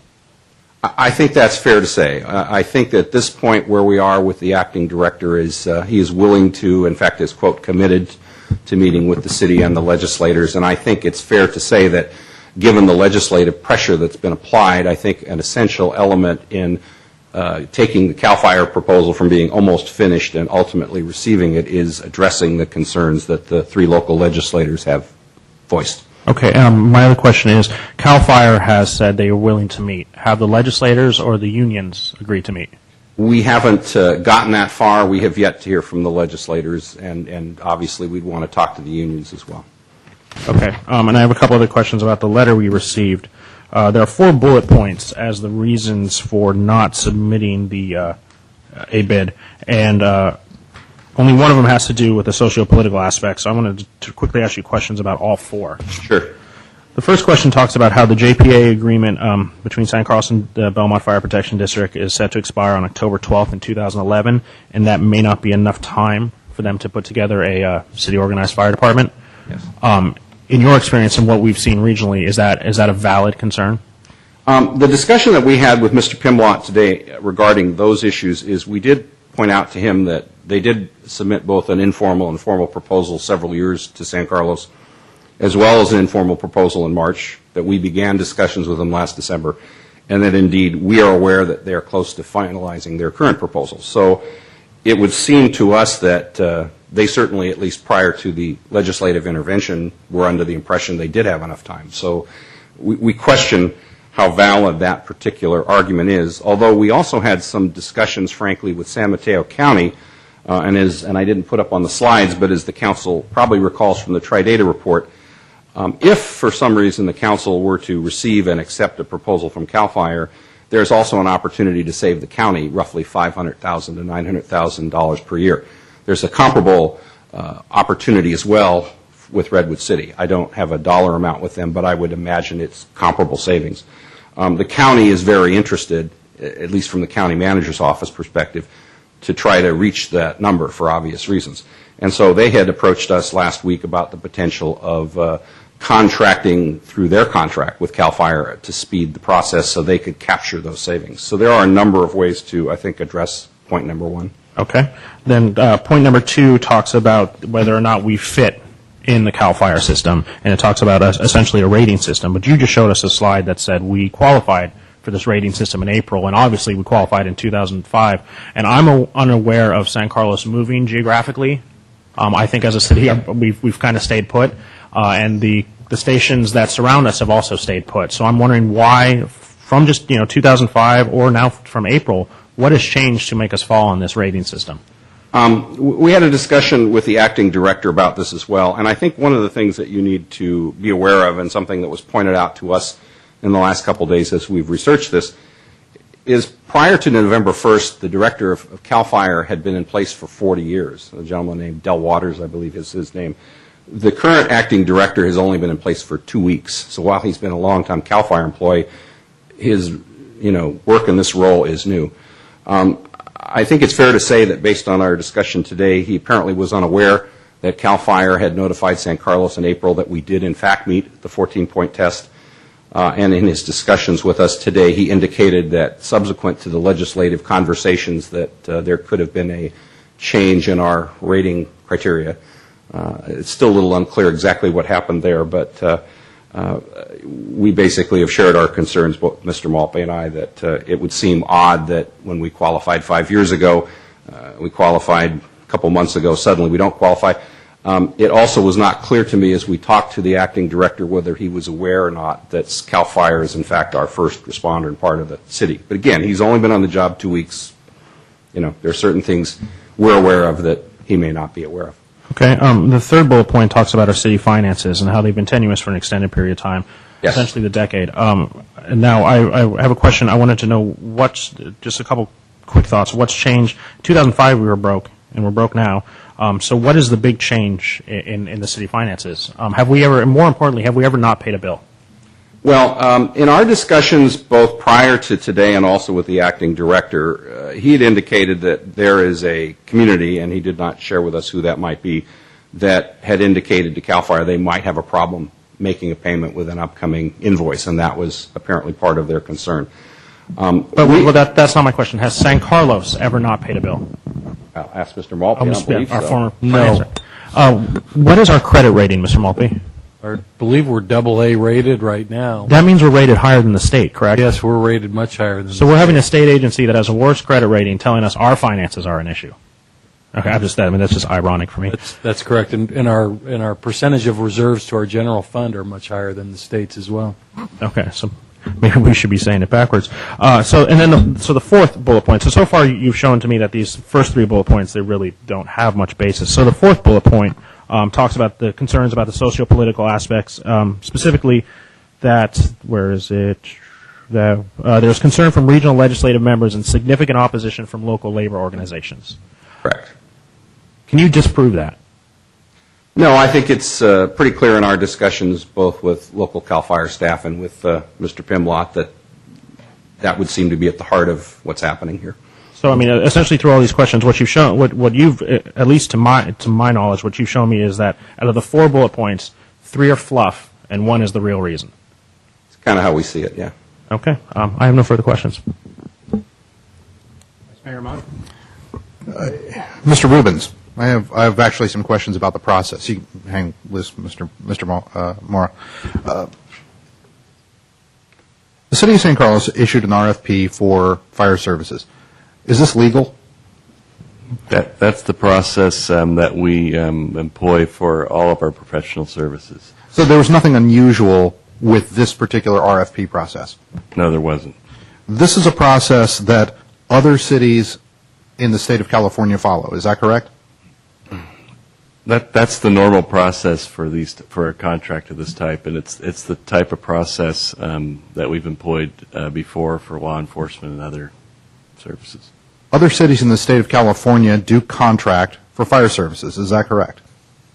That is correct, and actually when you got your proposal from CAL FIRE in March, as well as earlier proposals, there was an attachment that showed you the list of cities and counties around the state. It went on for, 15, 20 pages, something like that.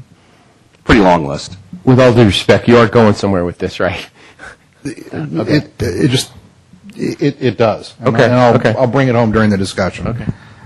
Mr. Rubens, in your experience of looking at proposals like this, has a response like this letter come to your attention previously? I've never seen anything like it before. I'll yield for the discussion. Questions, Mr. Gergott? I just have a question regarding the one model with North County Fire, and the rest of the council may not like the direction I'm going with this, but I'm going to ask it anyways. If we went with that kind of model where we're sharing, essentially what you're saying is we have our own companies, our own fire stations and everything, but what we're doing is we're contracting with another agency, or in this case a JPA, for fire chief, training chiefs, battalion chiefs, et cetera, so what you would otherwise call the management portion. So if there's savings there, do we know we would get the kind of savings, and, it's been thrown around from up here that we're looking for, $1 million to $2 million in savings. So is that savings there? And to take it further, what if we approached our current partner and said, look, we could keep it together and not have to deal with dissolution costs, not have to deal with the question of our retirement funding and what happens to that depending on where we go and how that all works out, not have to dismantle our hazmat and give up the money we get from the county for providing hazmat, not give up our strength in acquiring grants as a larger entity than we would be otherwise. couldn't we find savings as a Belmont San Carlos Fire Department in the same manner by going with that kind of model? Actually not, because the main reason that the Federation saves money is because cities that employ the firefighters pay based on a city of their size. So, for example, in the city of Millbrae, which is roughly our size, their salaries are significantly lower than the salaries in Belmont San Carlos, which bases its salaries on cities of 60,000 population, which are significantly higher than cities of 28,000 population. So the reason that the cities of Brisbane and Pacifica have significantly lower fire costs than San Carlos is because they're comparing their firefighter salaries to smaller cities, not bigger cities. So that's the major area of savings. The other point I should make, and I think we talked about this on the 18th, is we actually explored this model 5 years ago, and we talked to all 4 agencies, and none of them, Redwood City, San Mateo, CAL FIRE, Menlo, were interested in providing management only, as you correctly point out is one of the key features here. What's interesting this year, when we talked to the 4 agencies, is we actually got a somewhat different response. Some of them would be willing, in theory, to provide contract management. Others would not. Since the RFP process isn't complete yet, we don't know whether, when we receive the responses, for example, from San Mateo and Redwood City, whether or not they're going to offer that. They might. The reason that 5 years ago there was opposition by some of the chiefs to this model was because they argued that their city might have a different set of MOUs than would the city of San Carlos Fire. And so it would, from their perspective, I guess paraphrasing, would be different to, administer a contract with multiple MOUs. Apparently this has not proven a challenge for the folks in Daly City managing the 3 departments, and I think that probably explains why we now have some of our neighboring chiefs also saying they would consider running an operation similar to North County Fire. I think from staff's perspective, the fact that we actually have North County Fire offering us a proposal is very interesting, because rather than emulating their model, we potentially could have their model, which is exactly what the Tri-Data Option 3 is. So let me follow up on a couple of things that you said, because you said a lot, and I'm not sure I followed it all. You're implying then if we were to go with the North County model, and if they gave us a proposal and we went with it, we are going to let go of all our firefighters that we have now and expect to rehire them or somebody else at a much lower, as you stated, salary basis. And a second part of that, what kind of savings do you expect to gain from something like that? Well, first of all, when the JPA ends, and we've had this discussion among the staff of the JPA and the 2 cities, on October 12, 2011, we reach what is called the service termination date, and at that date, all of the firefighters in both San Carlos and Belmont would, by definition, be laid off, as you correctly point out. Once the firefighters are rehired, we would have to discuss how that transition would occur. As you probably recall, in March, what I recommended to the council was that we offer the staff that came over a so-called Y-rated salary. In other words, we would freeze their salary at the current level, and it would then, until it caught up, it would be frozen. You probably also recall that one of the members of the EDAC got up and said that he would object to what I was recommending to you. I think the bottom line is that when you set up a city-organized fire department, the city council, because it's a brand-new department, a brand-new operation, you, of course, can set up your own work rules and your own salaries, and you do have the option of paying, the new hires, as it were, the salary comparable to cities of your size, much as you're doing right now in tiering PERS, where your new hires get a lower retirement level and they get a lower retiree medical level. You have that choice. Obviously, we would have to get to that point in time and see what the city council decided as to whether you would pay the employees of this theoretical city-organized fire department what firefighters in cities of 28,000 size cities make, or whether you would pay them like the Belmont San Carlos Fire Department and pay them what firefighters in cities of 60,000 or more make. But of course, since a fire department like ours, typically 80% of the costs are salary and benefits, that's a lot of where the potential savings are. But again, ultimately, that's a decision for the city council to make at that time. Do you feel like we get that same recommendation when we're asked to consider salaries for management positions or park and rec directors or actually, other positions in the city? Well, I guess Councilmember Grocott, and again, I'll let Mr. Maltby handle. Yeah. In the past, the city's practice for surveying city positions has been to look at cities of comparable size. So, for example, while there are a few cities in the mix for various reasons, there tend to be very few, if any, I think, in our surveys that are in the range of 60,000 population. So, I would say the practice of looking at comparable size cities is something that we've done, and that we've done, we've even changed it a little bit to make sure they're even more comparable the last few years. Well, I suppose we could know pretty quickly. Another city we could look at is Foster City. They have their own fire department. They're a city of our size, and whatever they pay their firefighters, I don't know. You still haven't answered my question, though, which is what kind of savings do you expect from this plan of what you would recommend to council on how we would hire our own fire department firefighters? Well, again, I think what we would have to do, Councilmember Grocott, is we would have to initially get the costs proposals, whether it was from North County Fire or the other agencies, if they proposed under option 3, and find out what those management costs were, and then we would have to make certain assumptions as to what the city policy would be on pay. Would it be, as Mr. Maltby suggests, what we do with all the city employees, which is basically base their salaries on what cities our size make?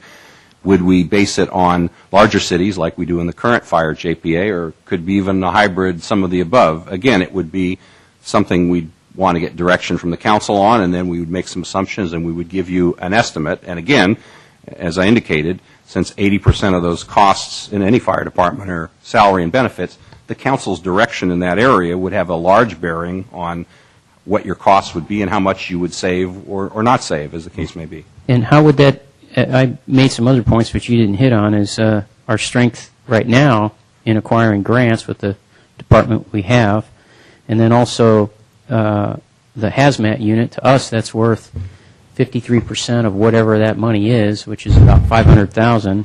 And So if I could, the third one is if we dissolve. Mr. Grocott, can I speak up? will finish. No, Mr. Thank you very Grocott, much. I am speaking up right now. Mr. Grocott. We have the Mr. Grocott.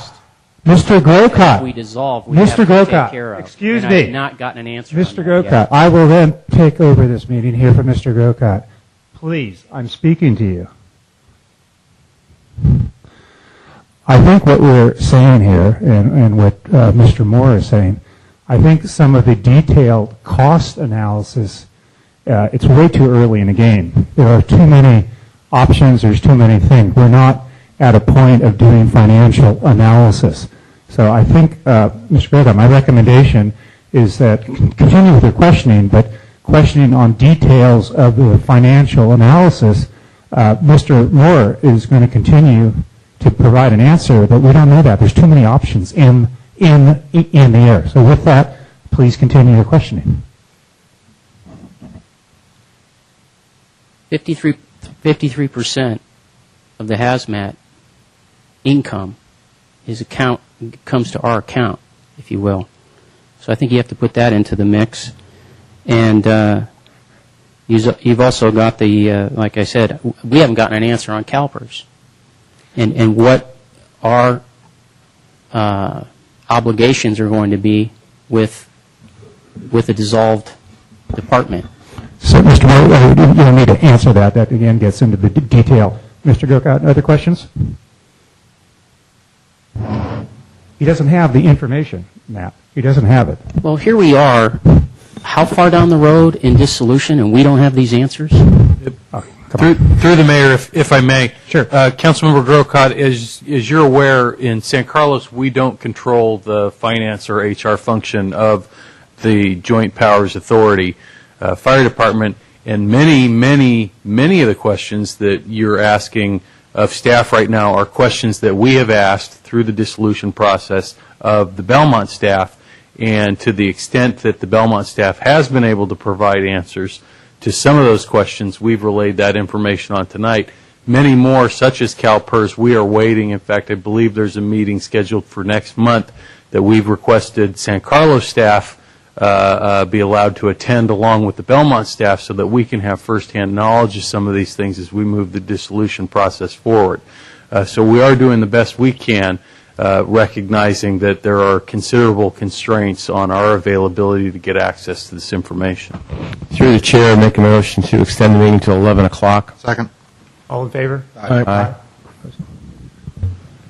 So with the time, can I ask council, can we get public comment? These people have been patient. Can we get back to questions and get public comment first? Is that okay with everybody? Okay. So I'd like to hear any questions or comments that the public has. I have 3 speaker cards. There may be more. Just if you could complete one there in the back of the room. Ron Collins, followed by Pat Potter and Robert Stafford. Ron, come on up. And if you guys limit your time to around a couple minutes, we'd appreciate it. Thank you. I'm Ron Collins, live in town. Considering the hour and Mr. Morris' report, I'm not going to make any comments at this time. Thank you. Great. Thank you. Pat Potter? Is Pat still here? Robert Stafford, sir? And would anybody else like? Pat Potter. I saw her earlier on the chief phone. Good evening, Mayor, members of the council. I think our discomfort this evening is a derivative, really, of the success of Mark Weiss, a tremendous city manager that has created policy change that we haven't seen. The reason why folks are uncomfortable is because the move, the outsourcing with the sheriffs, is a great move. It's a paradigm shift that portends to a future where we can control our budget. Dissent is something this country has been built on. Dissent by Councilman Grocott, I think, has guided this council, but dissent turns into drivel when you can't stay on the dais, when you can't show up at a swearing in, when you talk over the mayor. This is a small town, and basic courtesies are the foundation of what works here. There's no adaptive use by this current JPA of the assets they have. You look at what comes out to a simple call, 2 hook truck ladders, whatever they are. There doesn't seem to be a concern for the middle ground. So if we're coal mining in the street in the middle of Virginia, at some point it's stopped. Right now, we are coal mining in the middle of this town, and it really has to stop. We don't have the money for this kind of structure that they're throwing on us, and we don't have the heart for this lack of respect and collegiality coming out of someone. Would anybody else like to speak? Brian, I believe Brian Randall's coming up. Mr. Mayor, if I may, while he's coming up, I'd like to respond to the previous speaker. The swearing in that happened on a Monday, I believe, I did not attend, if I have to defend myself, because I was ill. I had had kidney stones, and I had kidney stone emergency surgery. So that's why I did not attend the swearing-in ceremony for our police department. And I'll leave it at that. Thank you. Mr. Randall?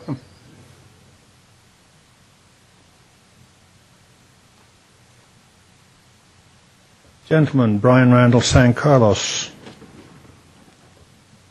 You are union busting in San Mateo County. Thank you. Thank you. Okay.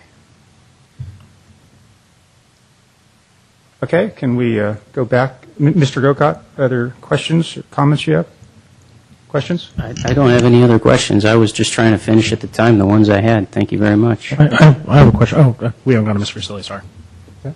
I had a question, just a financial question about some stuff that Mr. Grocott brought up. Yeah, absolutely. No, I'm ready to make a motion here, so go ahead. Go ahead, Mr. Klein. Mr. Maltby, you were a finance director for a time there. I have a question about income. If we're doing a pass-through, say our contract with the sheriff, does the sheriff count that as income? The contract with the sheriff was fairly clear in specifying that revenue would stay with the city. So our revenue almost exclusively stays with us that we're then using to offset the cost of the contract. So if the sheriff department if we were to break our contract with the sheriff department, they wouldn't imply that we're taking income from them, would they? We were just ending our contract. They wouldn't lose money because of this. Well, in terms of a revenue stream, if you're talking about like things like ticket revenue and those kinds of things, then yes. Now they may look at the overall contract as a revenue stream. That would be a reasonable thing for them to do from their point of view. Well, because I'm wondering when it comes cost recovery. When it comes to hazmat, the questions were brought up that 53% of the income goes to us. But as has been explained to us by our chief, that hazmat costs are recovered, and that's what the pay goes to. It goes to recover the cost of operating the hazmat team. So if the hazmat team was to go away and we were no longer to get that cost recovery, we wouldn't be out any money. Well, I'm not familiar with all the details of how hazmat is put together. From the one hand, I understand that you are correct in terms of any direct costs that we incur to provide the service. It would be a wash. Now, there may be soft costs and built into some of the labor where that might not be the case. But like I say, I don't have all the details of how the hazmat unit's funded at the Fire JPA. Okay, well, I agree with Mr. Grocott. That needs to be something fleshed out. But we're not getting a check from the county to just have the team. We're getting the costs as we were explained by the chief. So we're not going to. I don't believe we're going to be out any money because the chief keeps explaining to us that it's revenue neutral. That we're just making our costs. So unless the chief is wrong, then I don't know. So, Mr. Royce. Okay. Are there thoughts here? I do. Comments? I think from questions now, what are your thoughts here? Mr. Mayor, I need probably Brian to drive for a second because I think in PowerPoint. So I put some points together that I did want to share, and these are issues that I feel strongly about. Can I ask a number of slides or amount of time that you expect? 8 and okay. Probably about 5 minutes. Okay, great. Thank you. Appreciate it. So I just wanted to start with this quote from Jerry Hill related to how proposals have been handled. And he says, contractor selection process, he wanted to ensure, conducted in a fair, transparent, unbiased manner. The integrity of the process is essential to upholding the public's trust and ensuring that these services are provided for in the most cost-efficient manner possible. He wasn't talking about fire. He was talking about garbage in this particular case. And this was when a group from New Jersey essentially wanted local officials to overturn a decision that had been made by 2/3 of San Mateo County. Jerry Hill stood up and he said he wanted to do this. I'm going to hold him to his word that this is what we're supposed to do. Next slide, please. We just heard from our city attorney that what we are doing is a normal, legal process. And one of the things about this that I take very seriously is that we have made a commitment to the public that this is how we are going to conduct the business. We issue an RFP. There are question sessions that are available. If anybody wants to respond to that RFP, that is the guy, and I'm pointing at Mr. Mora, the questions go through. There are conferences. The questions are answered in the open, and that's how it works. The parties finally respond, and then we as a council look at the proposals and make a decision. Next slide. Now, there's some popular belief that council looked before they leaped, they didn't check, nothing happened. It's like, no, that's not completely correct. All along, we have received information from various vendors who would respond, saying, we're ready to go, here's an informal proposal, here's how you meet the criteria. But something happened in the last 2 weeks. So the big question now is, well, what happened? The other thing I do want to bring up, and I brought it up on this dais before, is regarding ex parte communications. Next question. Next slide. Mr. Ken Pimlott is the acting director of CAL FIRE. He was appointed to this position on Election Day this year. He has less than 3 weeks in the gig, and I've got to imagine, if you're sitting there as the acting director, I have not spoken to Mr. Pimlott. I couldn't pick him out of a lineup. But I've got to imagine that you're now the acting director. This is a really cool agency. Maybe you want the gig. Maybe you don't know what happens when elected officials call you. There's occasionally just some ordinary stuff that we just call and ask about. There's nothing behind it. Maybe he got freaked out. I don't know. Next slide. Here are some facts that we do need to be clear about. Mr. Ruskin is the elected representative from Assembly Seat 21. Now, there's an interesting thing. He holds the position until December 6th of chair of the California State Assembly Budget Subcommittee number 3. It's wonderful code. You have no idea what that is until you realize that is the subcommittee that is actually directly responsible for CAL FIRE's budget. If you want to play with CAL FIRE's budget, that is the chair for the division that actually controls it. I had an extended conversation with Mr. Ruskin. He said, yes, I absolutely called them. I was concerned about their budget. He also went so far as to say he had never heard of a 14-point system that CAL FIRE would use to determine if they were ever going to bid on something. So he was getting educated, but he felt that, well, I didn't know what was going on, so I wanted to clarify. Now, Mr. Ruskin, good solid guy, I consider him a friend. He is running for Senate. That's public knowledge. Has significant ties to the folks who would be interested in exerting pressure. Let's go to Jerry Hill. Talk to Jerry. He has admitted he called up, and it was curious. He said, I was curious, and there was information. Now, Jerry's a friend. I like Jerry.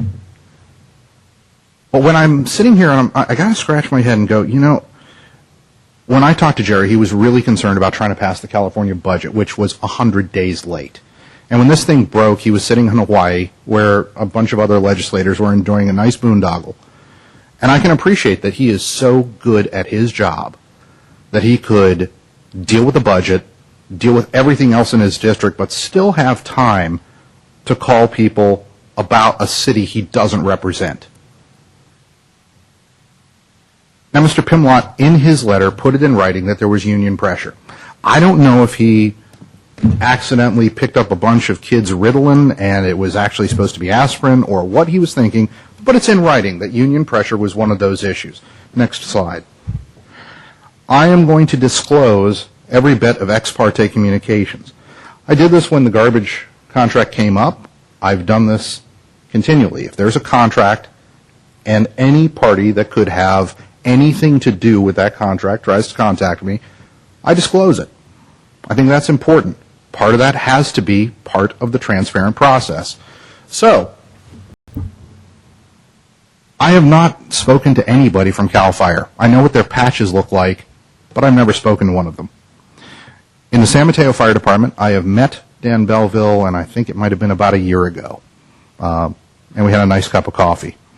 I've never spoken to anybody in the Redwood City Fire Department. I don't know anybody in the Menlo Park Fire Department. Never spoken to anybody in North County.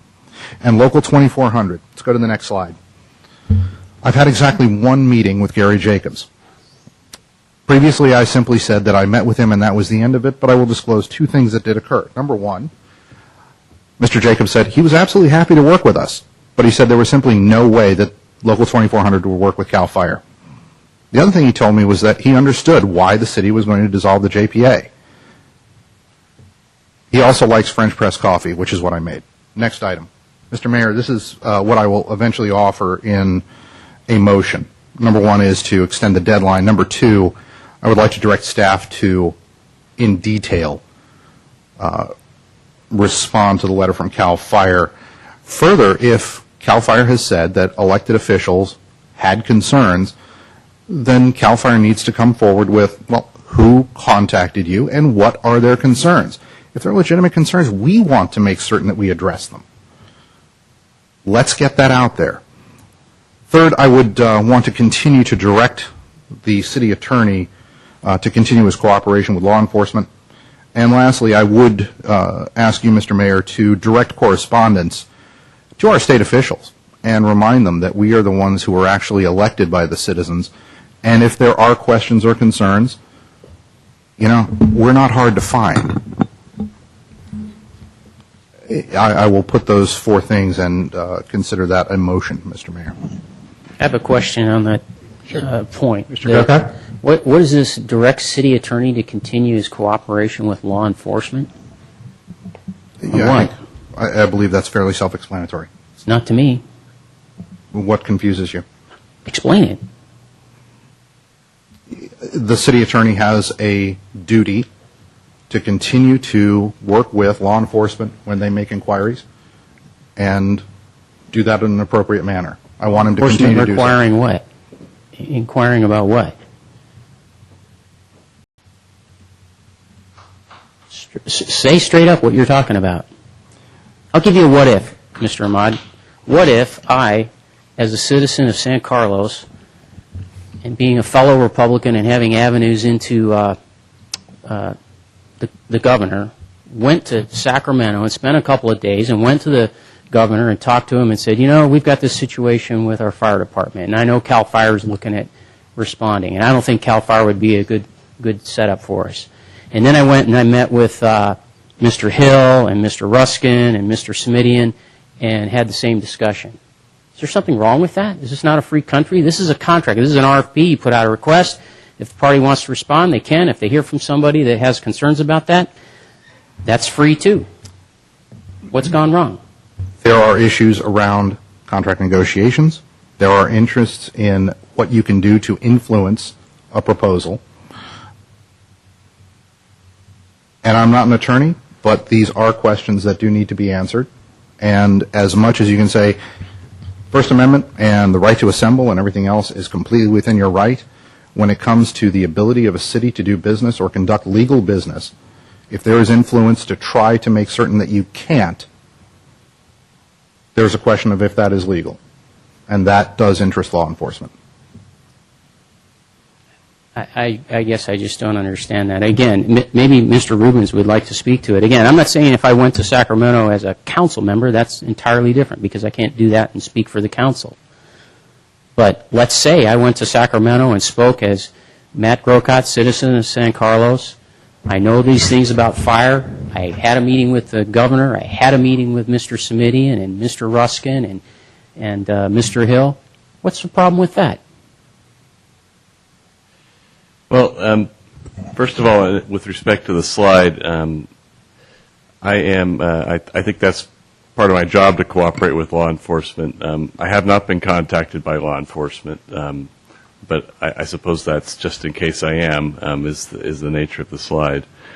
The city attorney is not the enforcer of some of the rules that might apply. There's other agencies and other officials that if there is any ethics or violation of law that would enforce it, it's the FPPC, District Attorney, Attorney General, U.S. Attorney. Those are the enforcement officials or agencies that would deal with it. Contacting or lobbying is not illegal. I think the concern that could occur is something about involving influencing a contract. That's the issue. I think that was put forward. There may be an issue there. I don't know. But that's, I think, what I would do is I would just continue to cooperate. If I did get any inquiries from law enforcement, I would do that. But I don't think there's anything more than that. A follow-up question. Can you cite some kind of law that it might be violated here? Well, there is the FPPC talks about financial interest. Public officials are not supposed to use their financial interest or affect a decision, participate in or influence a decision that might affect their financial interest. Understood. And so there is a rule talking about contributions that might apply. If you received a contribution from someone within the 12 months before the decision was made that you tried to influence, that might be an issue. Now, I'm not the enforcing authority. That's just kind of the general So you're speaking, rule. excuse me, you're speaking in terms of like campaign financing or campaign contributions or I that think sort of thing. there's one rule that could be the interpretation, that if you received a contribution that might affect, that could be considered a financial interest. Mm-hmm. Good. Well, that's what I was looking for. This is up there. Yeah. I'm asking why. I'm looking for the particular. You provided it. Thank you very much. So I haven't asked any questions or commented yet at all, just a quick minute or two here. I think what Vice Mayor Omar showed, there's some, I learned a lot. Even if it's half true and half assumptions, there's some interesting situations that I saw on some of those slides. I'll kind of jump down to the last item there to direct our correspondence to our state officials to direct concerns to our city. I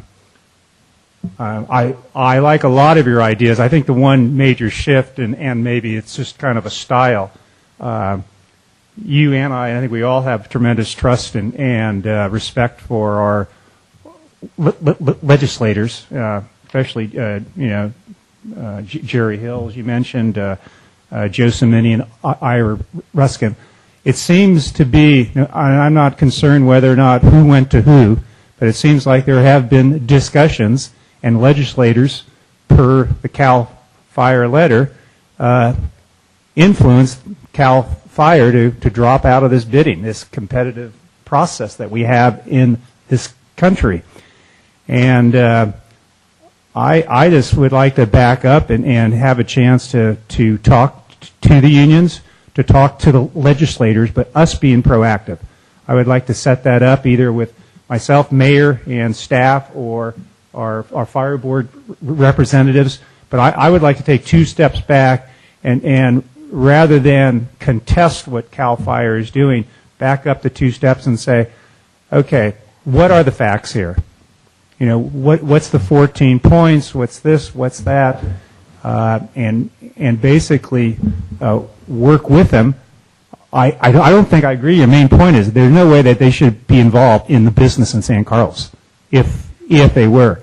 But if they're going to get involved in San Carlos, I want to make sure they have the facts. And I think they have a role, if they did get involved, to stay involved and understand and get all the information out and help the process. Because we have a process here. We have to provide good fire protection to our citizens. If they've jumped into it, let them help us jump around and get the best things done. So, again, like a lot of your thoughts, a little different, softer approach with communication. But the unions will talk to us. I think, I know Jerry Hill will talk to me. If I call him right now, he'll talk to me. So let's do that. Mr. Mayor, I agree a lot with what you said and what Mr. Almond said. You speak with a lot more respect about the state legislature than I will. Stuff like this truly does bother me. I believe we did something and we did it in an open process, and somewhere that open process got muddled. And as we've always said up here, we want to explore all of our options, and it's on us to remove those options. It's not on us. It's not on someone to go to Sacramento to exert pressure and never even discuss it with us, to never even get a phone call, or to never even get, by the way, I'm going to remove these options, and here's why. I could care less what you think, but here's why. At least I'm going to do you the decency of telling you this is coming. To get this sort of surprise is a little startling, and a great deal of my respect has been hit because of that. I believe that we are adults. I believe that we have basic principles that we go by, and the best thing you can do is, if you are someone's elected official, give them the heads up if you're going to remove something from the table, especially as something as important as this, as exploring all the options that we want to explore. There's a great deal of things to be offered, and there's one of 2 possibilities. One, CAL FIRE is wrong. There was no union pressure. There was no legislative pressure. That's a hard stretch. I mean, it really is. It's hard for me to imagine that a government agency is going to put in a letter something of this magnitude and it not really happened. I don't see where the advantage in that would be. I was blown away when this letter came in and that verbiage was put in there. It really says something, the fact that verbiage was put in there. So the other option is what exactly happened. It really doesn't take the Hardy Boys to figure this out, but you're probably going to lean towards the fact that there was a lot of meddling by assembly members who possibly aren't even from our district. And that really bothers me. But more so, it bothers me that people are trying to paint us into a corner and give us one option, and we're getting, it's like telling someone you can buy any car you want as long as it's a Toyota Prius. I mean, that's just ridiculous. We have done everything legally. We have done everything in an open process, and for people to do this to the citizens of San Carlos and to go to Sacramento and try to block an option from even happening is incredibly troubling. We haven't made any decisions. All we want is all the facts and all the options.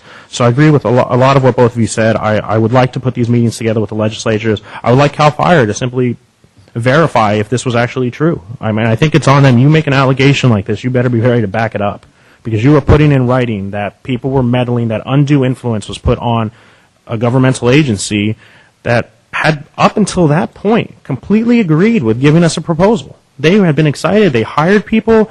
We filled out we completely fit into what they expected out of an agency who was looking for a bid. We fit their 14 points. We did everything we were supposed to do, and then this dropped on us. But worse than that, they never even called us to ask about all of these questions. This letter came out. There was never calls to staff or anything. So giving us a chance to refute this, it was simply like, well, we have to do this because of political reasons, and that's it. The letter very much read like a Dear John letter, where you spend 3 paragraphs talking about how it's not you, it's me, talking about how you're a great guy, and then that fourth paragraph comes out and says, but you're a drunk. So that's how it reads, and that's exactly what I'm taking from this. It's the 4th bullet point that changed the whole situation. Everything changed in 2 weeks, and it changed very quickly. So I would like to push for us to make these meetings happen, and maybe it would make sense for Mr. Ahmad and I to do it, to meet with these legislators and get them to put the genie back in the bottle, because if they're not going to give us the option, well, then I want the $1 million, and I want the county to get the $500,000 that we're going to be an option, and if they want to earmark it for us, that's fine, we'll call it a day. But I don't think they're going to do that. I think they're willing to take money off the table, but they're not going to be willing to put it back, so they need to fix the situation and make sure the process goes forward the way it's supposed to, the way it legally worked, and the way it was going to work in 2005, and the way it should be working now. So what I see us doing, of course, we need to extend the deadline, or there's a proposal to extend the deadline to January 7th. There's already 2 council, and Mr. Klein and myself talked about, let's go talking, is what I hear. What do the other 3 people think about that last item, and then we could move into the proposal for extending the deadline? Other thoughts? Well, I certainly agree in extending the deadline, but you can't make somebody dance with you. I mean, regardless of... I'm pretty charming. You can't... You may try, but it's real hard to do that. And whatever this gentleman, and maybe it's his fact that he's only been on the job for 19 or 20 days, wrote something that I can't fathom that anybody ever write. As I agree with you on that, but he wrote it. But regardless of that, you still can't make him dance with you if he doesn't want to dance. So it's the same thing with, we've sent out a number of RFPs, and we haven't gotten any other back from some of the other folks, too. Hopefully the extension will allow for that to happen. But at the end of the day, we may find out that nobody wants to dance with us, for whatever reason. So, I mean, let's realize that we're still moving forward, and we're trying to still get as much information as we can, but we still want to have a partner that's willing to work with us. I'm not denigrating anything that's been said here, or possibly some of the stuff that might have happened, but let's look at keep our eye on what we're trying to do, and make sure that we get, hopefully, well, I can't say we can't force it. The key is to get people that hopefully will bid on it. If people want to talk to people like you gentlemen, that's fine. I mean, I have no problem with it. The big thing for me is extension, and to me, let's go talk to some of the other folks. I mean, if quite honestly, I'm not saying bended knee, or as Mr. Grocott said, but what were the issues I'd like to know the issues that maybe Menlo Park had. I mean, what were they? I mean, same type of thing. They're closer to us than wherever. We haven't heard anything from Redwood City. I think San Mateo may, with the extension, possibly give us something. Mm-hmm. But I mean, I think that's real important too. Yeah. So let's not confuse this, and make this so politicized that we're gonna end up standing there going, holding the bag with nothing. That's the only point I want to make. Yeah. Mr. I didn't vote in favor of going out on this to begin with. On an extension, I can go ahead and vote for that, even though I didn't vote originally for it, just because I don't have a problem with extending. There's the holidays. There's lots of reasons you might want to have an extension. I think you guys are reading a lot more into this letter than you ought to. I agree with Mr. Grisilli. If somebody doesn't want to dance with you, they don't want to dance with you. Menlo didn't want to dance with us either, and we didn't. Yeah, I don't see anybody getting too excited about, what went on there and reading things into the chief's letter from Menlo Park. And I think part of this that is not being realized is, the state is in a financial situation, one could argue, worse than we are or any other city is. And when I read this, that's one of the things I see them saying is maybe we've done contracts in the past, but that was the past, different times, different economic conditions. Now we really have to be concerned about how we provide resources to those we are already committed to. And, they may be facing budget cuts, and they may be thinking, we can't be contracting with somebody when we're going to be facing budget cuts. And, what's that going to do with those contracts that we have to provide service? That's what I see when I read this letter. I think you're seeing a conspiracy where there is none. Mr. Mayor, I would, just in the interest of time, move to extend the deadline to January 7th. Have a second on that? Second. Any discussion? Well, to clear up, and from what I heard from Mr. Ahmad and Mr. Royce and Mr. Grisilli said, kind of do what you want, there has been some direction on City Council for there to be some discussions made. And Mr. Grisilli, I don't think he came out in favor of it, but you kind of just said, whatever. Talk to whoever you like. Yeah. I mean, I do. So, under that thought, Mr. Ahmad and I will definitely go out and have these meetings with the legislatures and get some sort of explanation, because, I completely disagree with Mr. Grocott. Well, not an explanation, but we want to say a proactive to see. Get a good discussion going. Yeah, a good discussion of where we can go, see what their concerns are, and see if there's a way for us to rectify this, because I believe that the more options we have, the better we are, the better we're served. So, as long as that's understood, I'll be voting for the extension. One additional point of discussion, Mr. Mayor, is that I think I went out of my way to disclose my ex parte communications, who I've had discussions with. Regardless of how you feel about this issue, the contract is worth millions of dollars. And who people are talking to and the transparency of these transactions should be of high priority for everybody on this dais. So I would like to see some reciprocation around the ex parte communications from my colleagues. Well, that's not part of my motion, but that is. I can simply jump in. In the past year, most of this was over 6 months ago. I met with Chief Belleville from San Mateo. I met with Gary Jacobs from 2400. And that's it. So, roll call. Ready? Councilmember Ahmad? Yes. Councilmember Grisilli? Yes. Councilmember Grocott? Yes. Councilmember Klein? Yes. Mayor Royce? Yes. Through the chair, I'd like to extend the meeting to 11:15. Make a motion. Well, second, is that going to be enough for closed session? This is redevelopment agency. We haven't gotten to closed We still- session yet. This is for 10A. Oh. Have a second? I second. Yeah. All in favor? Aye. Aye. Opposed? Okay.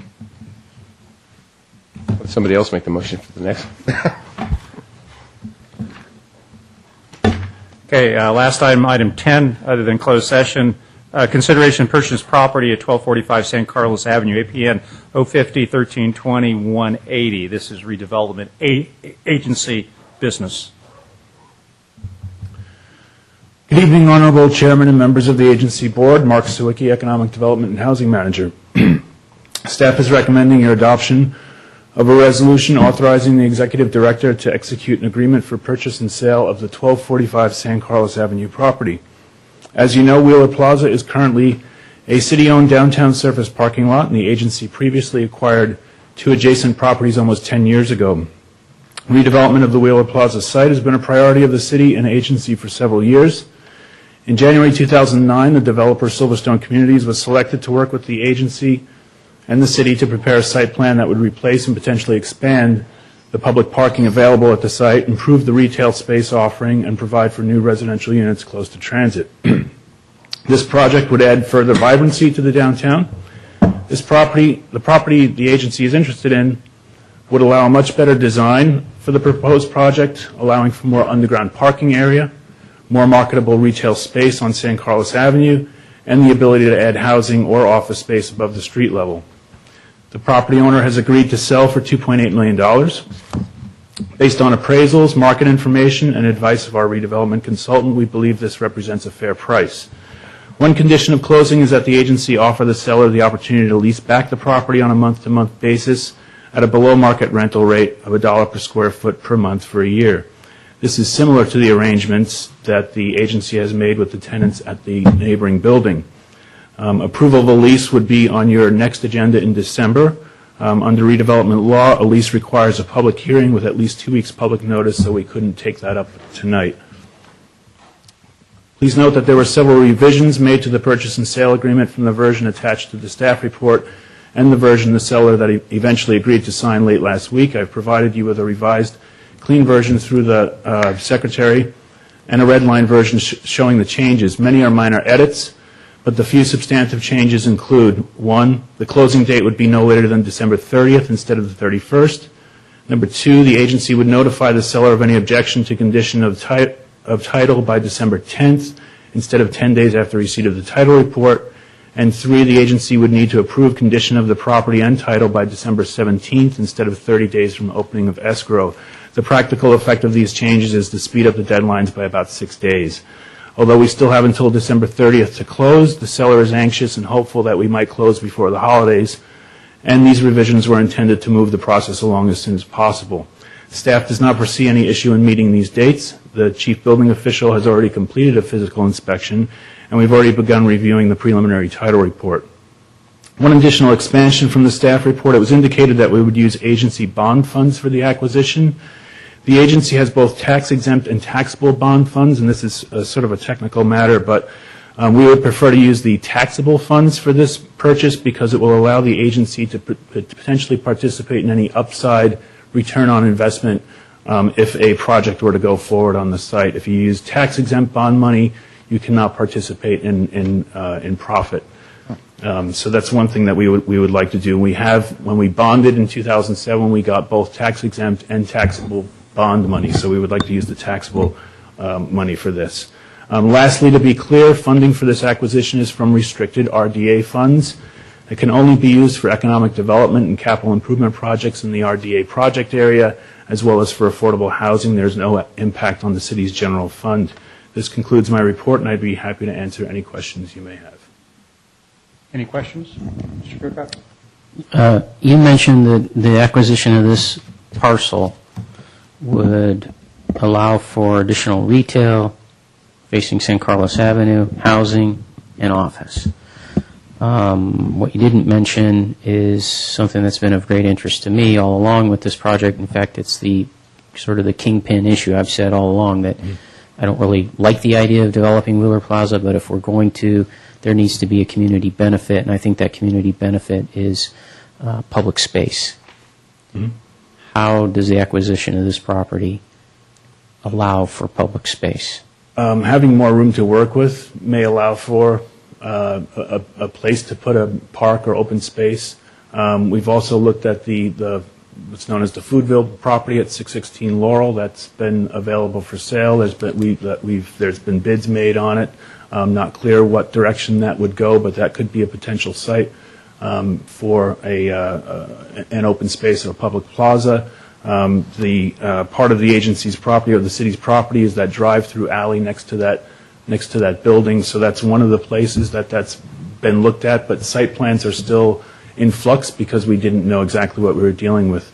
This particular property, though, gives a rectangle, if you will, of the site. Since we have the building next door, adding this gives you something that's much easier for a developer to work with, that you can do different things with. There's been some preliminary sketches and drawings, but that's something that would probably come to the community in January. Knowing that we have this property, then we can work with that. So remind me, we've seen at previous times site plans and sketches and so forth with different properties, but I don't think we've ever seen anything with this configuration. In other words, right now we don't know about the Foodville, so we mark that out.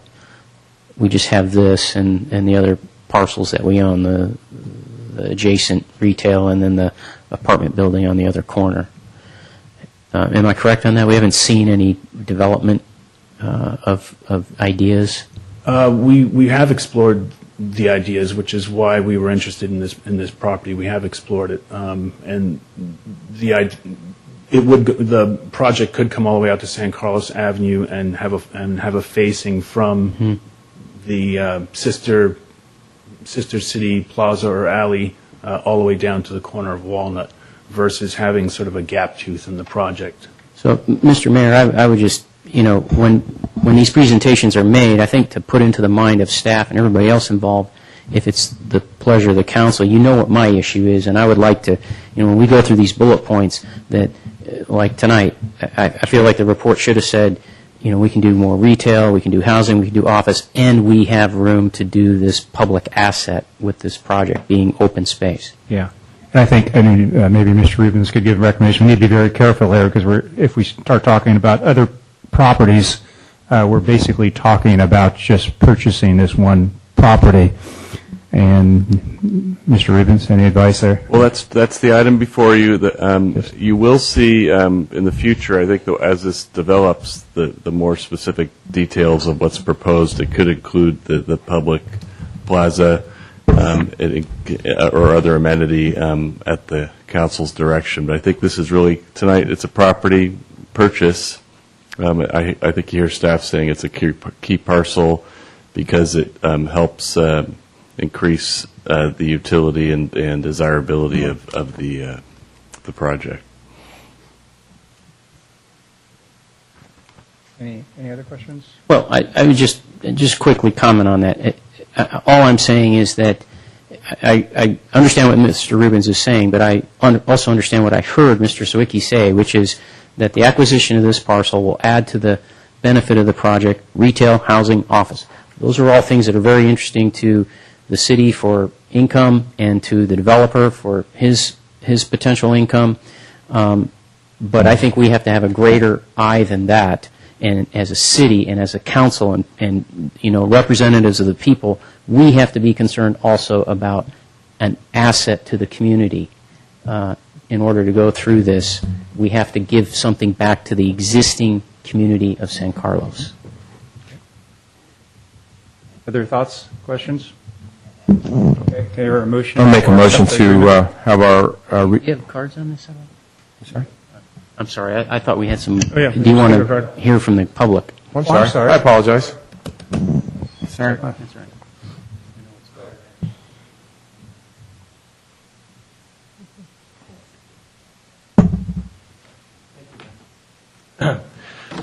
Chris Wuthman, San Carlos resident, also a San Carlos business owner. I'll try to make it very quick, given how late it is. I just wanted to say that I would applaud this idea of the city through the redevelopment agency acquiring this Keystone property on San Carlos Avenue for 3 reasons. This will enable an opportunity when combined with the adjacent properties that the city already owns on San Carlos Avenue to finally transform this block into an attractive and lively destination rather than just a zone to mainly pass through. So it's more than just about this property. It's about this block on San Carlos Avenue. Secondly, it will open the possibility for development of Wheeler Plaza to be better connected to San Carlos Avenue, which will contribute to its success by increasing its pedestrian character and connection with the larger downtown community. And finally, the city, by virtue of stepping up and acquiring the property, will be able to ensure that it gets what it really wants and what is really needed on behalf of its citizens and businesses, which may diverge from what might otherwise be planned if only commercial considerations were taken into account. I'd like to say just a very quick word about what I would suggest be considered for the ground floor in the redevelopment of this property, and this somewhat is along the lines of what Councilman Grocott was trying to get at. I think we need to have an intergenerational space downtown that meets the needs of youth who'd like to come and hang out downtown once they outgrow the youth center, and also meets the social gathering needs that maturing folk seek who are looking to move downtown. We don't have any spaces like these currently other than street corners and small coffee shops, and an arcade with services and businesses that seek to invite spending time and gathering, and that connects with a pedestrian paseo running from Walnut to San Carlos Avenue behind these buildings and Wheeler Plaza development would provide the kind of connections and European type, if you will, public space and community asset that people desire. A final very quick word comment, which is a financial one. While part of the rationale of this acquisition, I believe, is to enable additional economics from improvements on the property to support the construction of replacement parking in the Wheeler project, the ability of a developer to finance the Wheeler project will be helped but not determined by this acquisition in this property. A developer's financial capability in this environment that now exists and will for a long time can and should be determined somewhat independently from project specifics and should be assessed before and not after planning. The decision that you're going to make with regard to this property tonight will most importantly ensure that planning can work out much better. Thanks very much for the time. Thank you very much, Chris. Okay. Anybody else? Okay. Motion, Mr. Griselli? I'd like to make a motion, agency resolution number RDA 150. I'm sorry. 150. 150, resolution of the San Carlos Redevelopment Agency approving the purchase of real property at 1245 San Carlos Avenue, San Carlos, APN 050132180, pursuant to an agreement for purchase and sale of real property, and authorizing the executive director to execute the agreement and take other actions necessary to effectuate the purchase. Second. Okay, roll call, please. Director Ahmad? Yes. Director Grisilli? Yes. Director Grocott? Yes. Director Klein? Yes. Chair Royce? Yes. Mr. Mayor, move to extend the meeting to 11:45. Okay. Next on the agenda will be adjourning to closed sessions. Mr. Rubens, anything to report there before we move? Yeah, on the labor item, we're going to have myself and Brian Moore in addition to those listed. Okay.